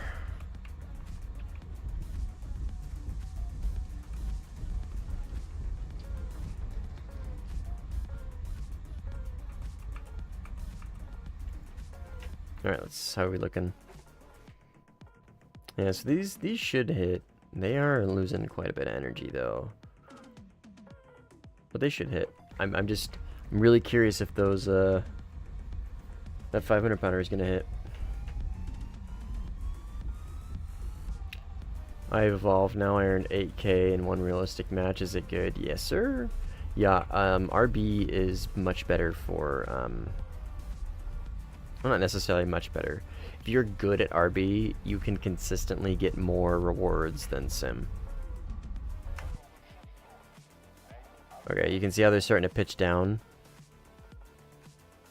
They've lined up pretty well here and are gonna drop down on them here shortly. Yeah, this is a shimmer channel, but I mean, I got a little bit of insight on RB. I'm not a complete layman. Bombs have asymmetric wings? Do they? Oh, no, they don't. It looked like they did. I think it's just weird because... Oh, shit, you're right. Oh, yeah, because they have to fit on top of each other. See? So they have to go over each other. That's why. Okay, so 2,000 pounders hit, and there's the 500. Okay, it hit. It's gonna hit. It's gonna hit. It's just slower, and it. Yeah, okay. In fact, these probably have more range. This was much higher altitude than those 2,000 pounders. Okay, it's just they're a little bit slower. They definitely carry the momentum differently, but not necessarily any better or worse. It's going to take them longer to reach their target, which means the 400-second guidance time is going to be a little bit more restricting, theoretically, on very long range launches. So like we're talking 65 to 70 kilometer launches, they might struggle to hit. The JDAM, 2,000 pound JDAMs might get there a little bit better because of the way they carry the momentum. But they still made it, and that was enough to kill the base. So, perfect. We've tested, and we have... Yep, base destroyed. Yeah, we've tested and verified that this works. And that's why you test things. Because you might come across something that you're not expecting, like the variation between behavior of bombs with different weights. You never know. How much further you want to... Brother, how much further you want to be sent from across the map? Afon, a 2,000 pound JDAM ER, I've hit shots, I've hit launches with these at 95 kilometers. I've hit bases from 95 kilometers with JDAM ERs. The 2,000 pounders. I haven't tested that with the 500s. I don't think you're going to be able to get that range with the 500s. You're probably going to be closer to 75 to 80. But I'm not kidding. These bombs are insanity. Pure insanity. I'm not kidding. The ranges that you can get with these bombs are ridiculous. They're one of the most overpowered munitions in the game. I'm not kidding. Because they can bomb bases and secure tickets that way, or you can just, you know, casually nuke the enemy's entire airfields in a matter of about 30 minutes by yourself from across the map, and just win by cornering them into one airfield or removing all their airfields so they can't spawn. Yeah, the JDM-ERs are unironically one of the strongest munitions in the game for Sim. Not kidding. Yep, okay, that's enough for a base. Yep, and it finishes it up right there. Awesome, perfect. Just wanted to make sure you guys could actually see that and verify. Yeah. You are literally, I'm like 95, you're literally cross-mapping airfields, theoretically.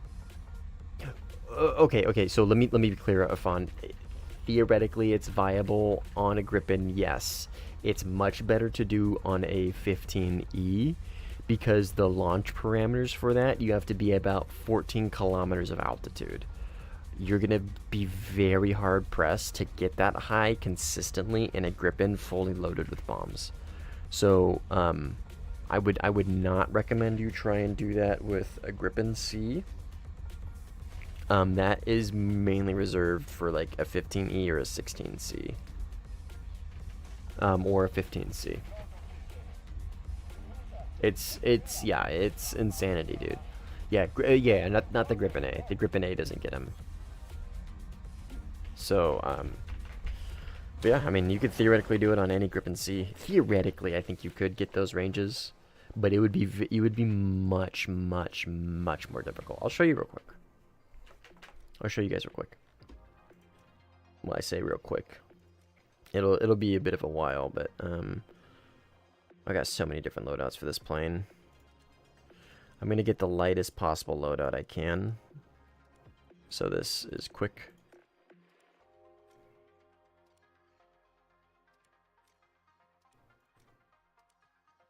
And then I am going to take a camera pod. Oh, there it is. Sniper. Okay, we'll take this. I'll go out to... no, not that. Let's do Vietnam. And I'm looking for this one, I think. It should be this one.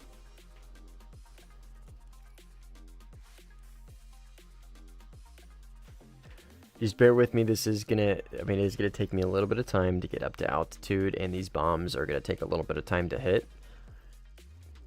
But I want to show you guys how fucking insane this is.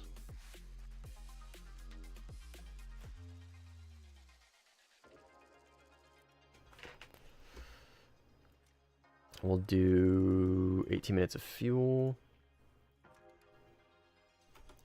You can make a video on this. I don't want to. I don't want this to be incredibly public. This is one of the things I kind of want to gatekeep, because the implications are obvious, right?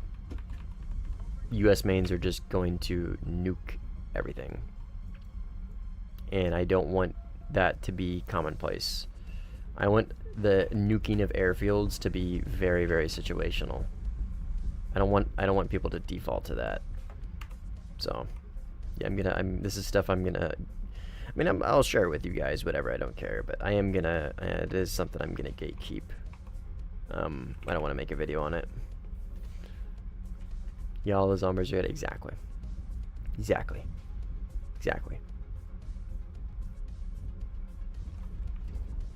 Yeah, don't worry, I'll gatekeep this. Okay, so we'll go to the corner.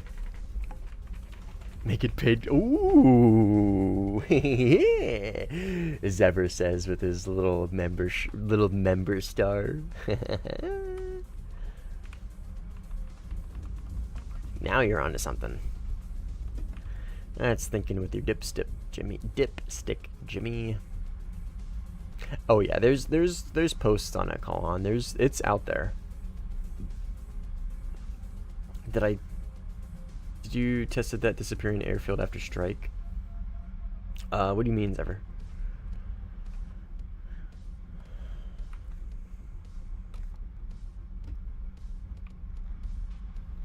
Alright, we'll get up to very high altitudes.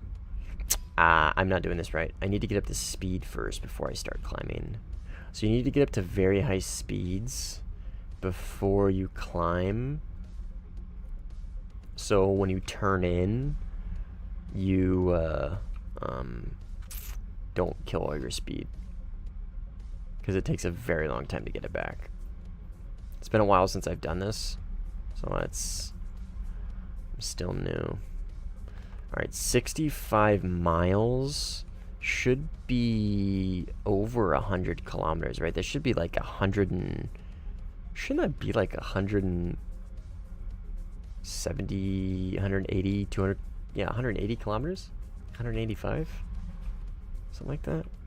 I mean, I'm corner to corner, so it's going to be very, very far. Okay, we're up to speed-ish. Yeah, look how fast I bleed speed. Like, if I pull on the stick... So you kind of got to be a little gentle with her. My JU-20, or my JU-288 attacked airfield, destroyed all module, and then the airfield disappeared. What? I've never heard of that before. Okay, what's our distance? 120 kilometers. Okay. We're shooting for 95. Oh, good point. That's a good point. Nautical miles are miles. That is a very good point, Lantern. Okay, 14 kilometers.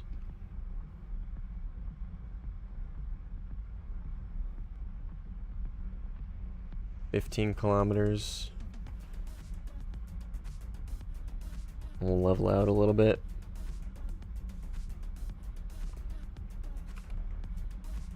We're approaching our drop distance. We're going to stick with a 10-degree loft, as we always do. Pull air brake. 102,000.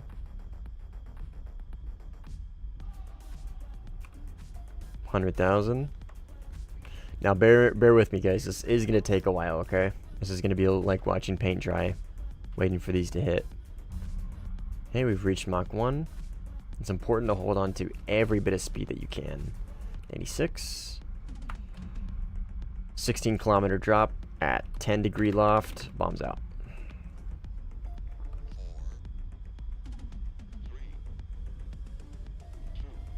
Be free, my pretties. 95-kilometer launch. 10 degrees since... Yeah, 10 degree is what simply... basically schooled me on, which makes sense. Okay, now we wait. And now we wait. What do you guys want to talk about? We wait for the 400-second guidance time of those bombs. I'm not kidding. This is gonna... Fuck! I'm not in sim. I'm in sim mode. I can't press U to pull up my fucking... Oh, damn it. I'm so stupid. I wanted to be able to press U to see if they've hit or not. Okay, so 400 seconds divided by... What's 400 divided by... Or 40 divided by 6? 5... Almost 6, right? No. That is 6... Almost 7. 6.5 minutes. So 6.5 minutes... I just dropped about a minute ago.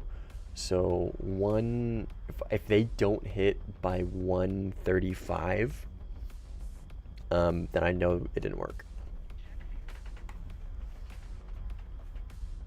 We'll go 1:36. 1:36 in the morning for me. If they don't hit, I know I fucked it up, and I didn't give them enough pitch or something. God damn it, fuck! I always remember to do that on this map. I always forget to do that on this map. Is to switch to realistic difficulty, so I can press U and go into the little like follower mode. Stupid. I wish I could change it as I'm playing. That is such a blunder. Such a blunder.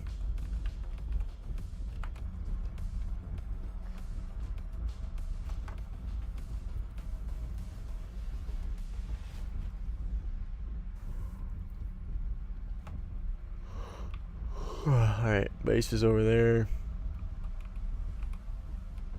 We'll fly over there. By the time we get there, then sleep deprivation's kicking in. I know, dude. I'm pretty tired. I'm gonna be going to bed after this. I know I keep saying that, but I am legitimately gonna be going to bed after this. Fuel efficiency up here is great, though. We will get there if I burn, and can maintain Mach the whole way. We'll get there before the bombs do. Give me something to do. Fly towards the base.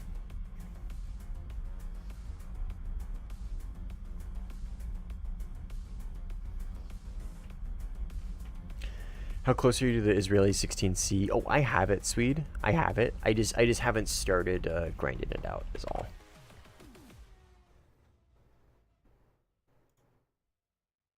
Oh, Cynical sent me a fancy diagram. Let's check it out.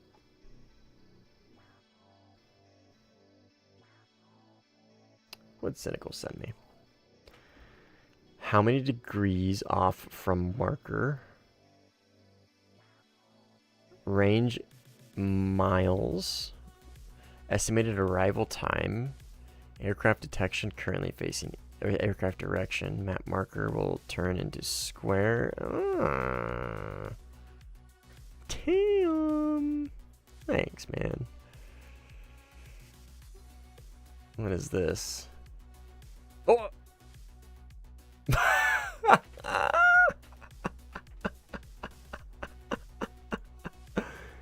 Nope. Jay's out. Yeah, that's totally reasonable, dude. Totally reasonable. Yeah, you kidding me? That's so fucking funny. Nope. Randomly got recommended this stream while looking for something to watch in the background. Gotta say it's gold. Hey, dude, Based. What's up, man? Appreciate it. I really appreciate it. Good content and barely even play Sim. Hey, man, you don't need to play Sim to enjoy it. Sim's the GOAT. Sim draws players in just by its pure aura and the enjoyment that it can bring. Ah, god damn it.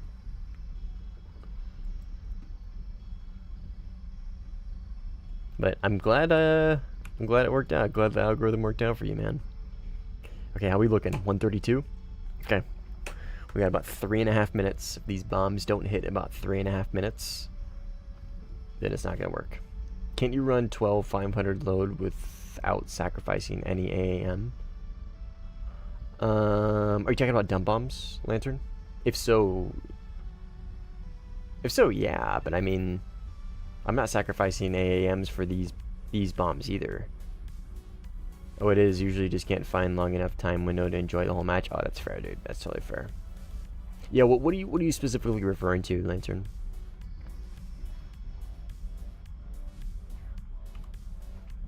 Let's slow down a bit here. So we are obviously clearly outrunning our bombs. I was like, are those them? No, those are AI.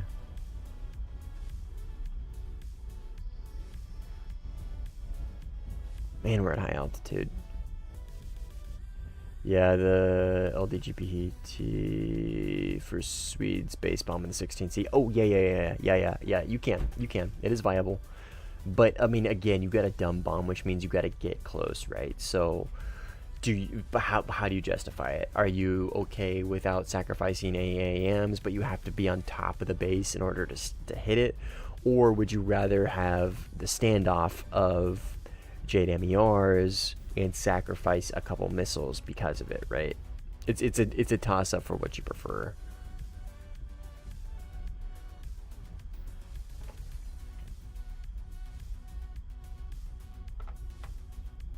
One minute. I'm gonna give it a little extra time just to be safe.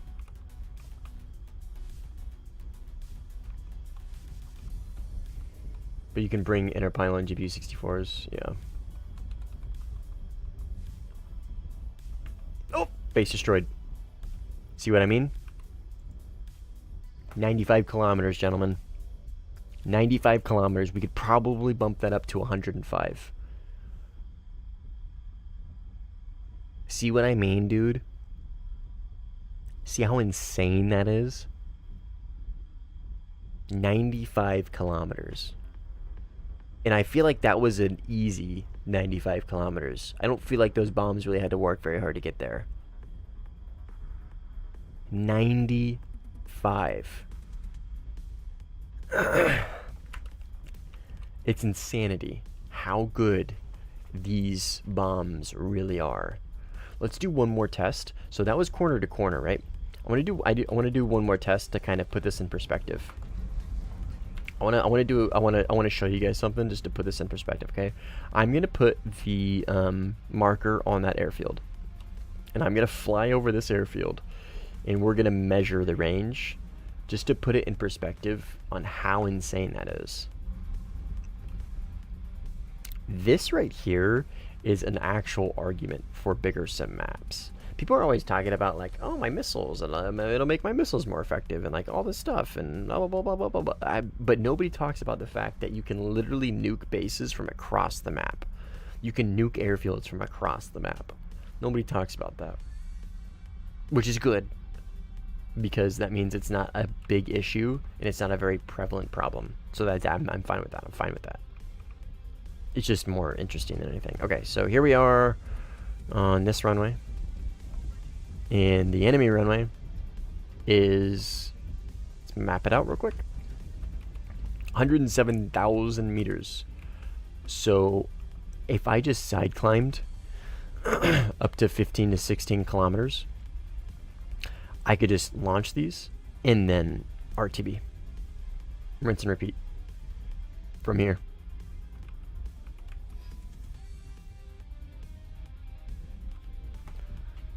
It's insane, dude. JDAM ERs are insane. Like, everybody's talking about, like, the Groms and how good, like, the Groms are with range. The good thing about the Grom is it's Mach 1.4 capable for launch, which means it starts at such a higher speed, it's able to retain so much more of that speed. And so you can get pretty significant ranges with the Groms. But these have a insane glide ratio with a 400-second seeker time. You can literally just cross map with these. You just cross map them. It doesn't even matter. You don't need to work very hard to do it either. Anyways, that's it in practice. You guys have now seen the 95 kilometer JDAM ER launch. It's psychotic. You can do this with the, you could theoretically do this with the Gripen C.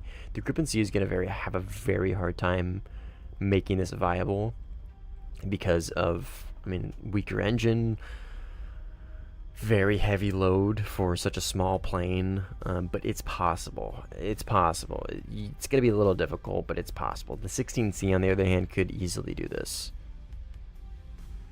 Should we get area refueling? No.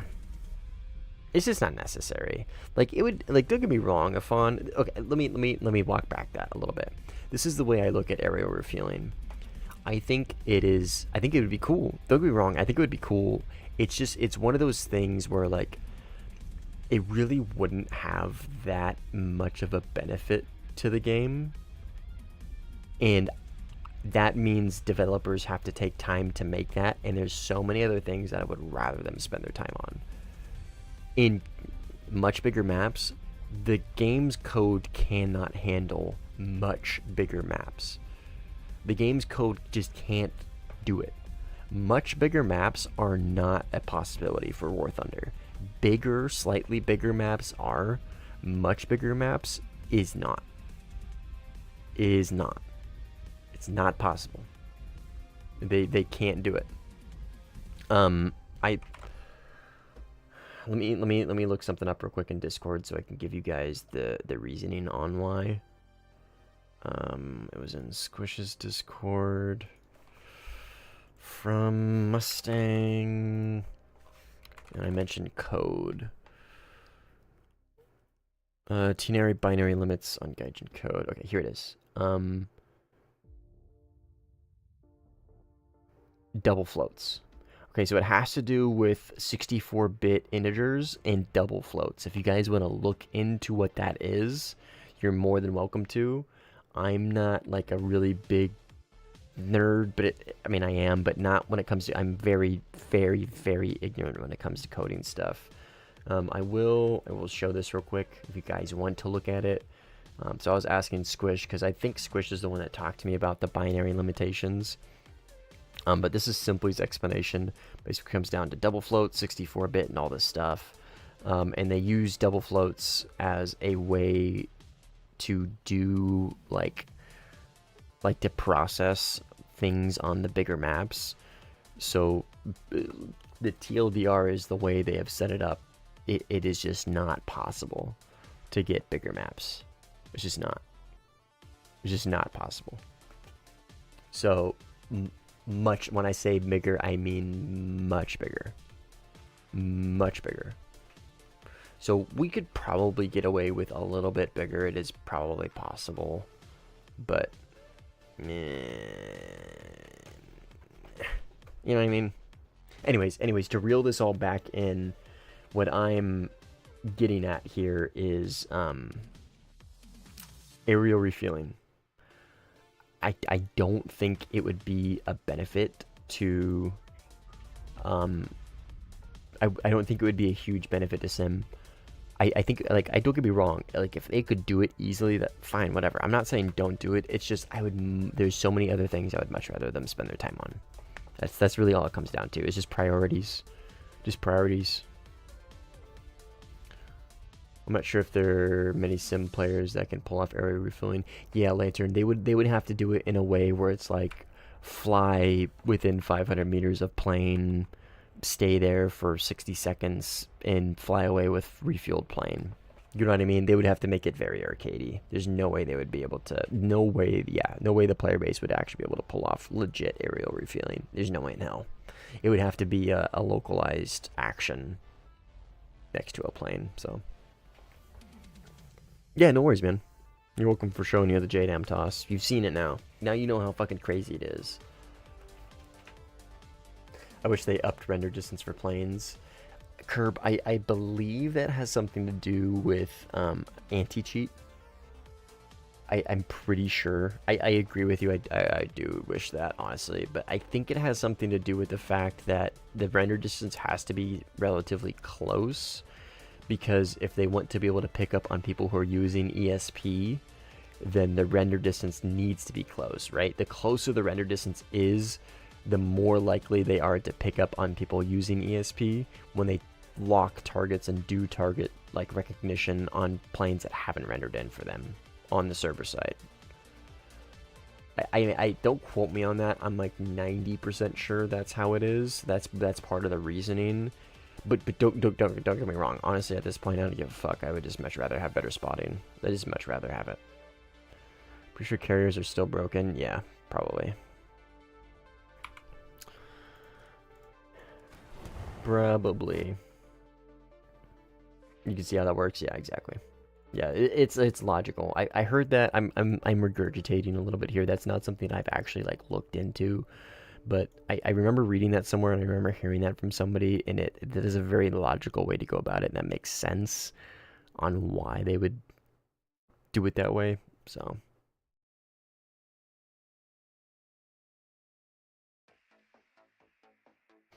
okay, I'm gonna hit the hay. Good stream.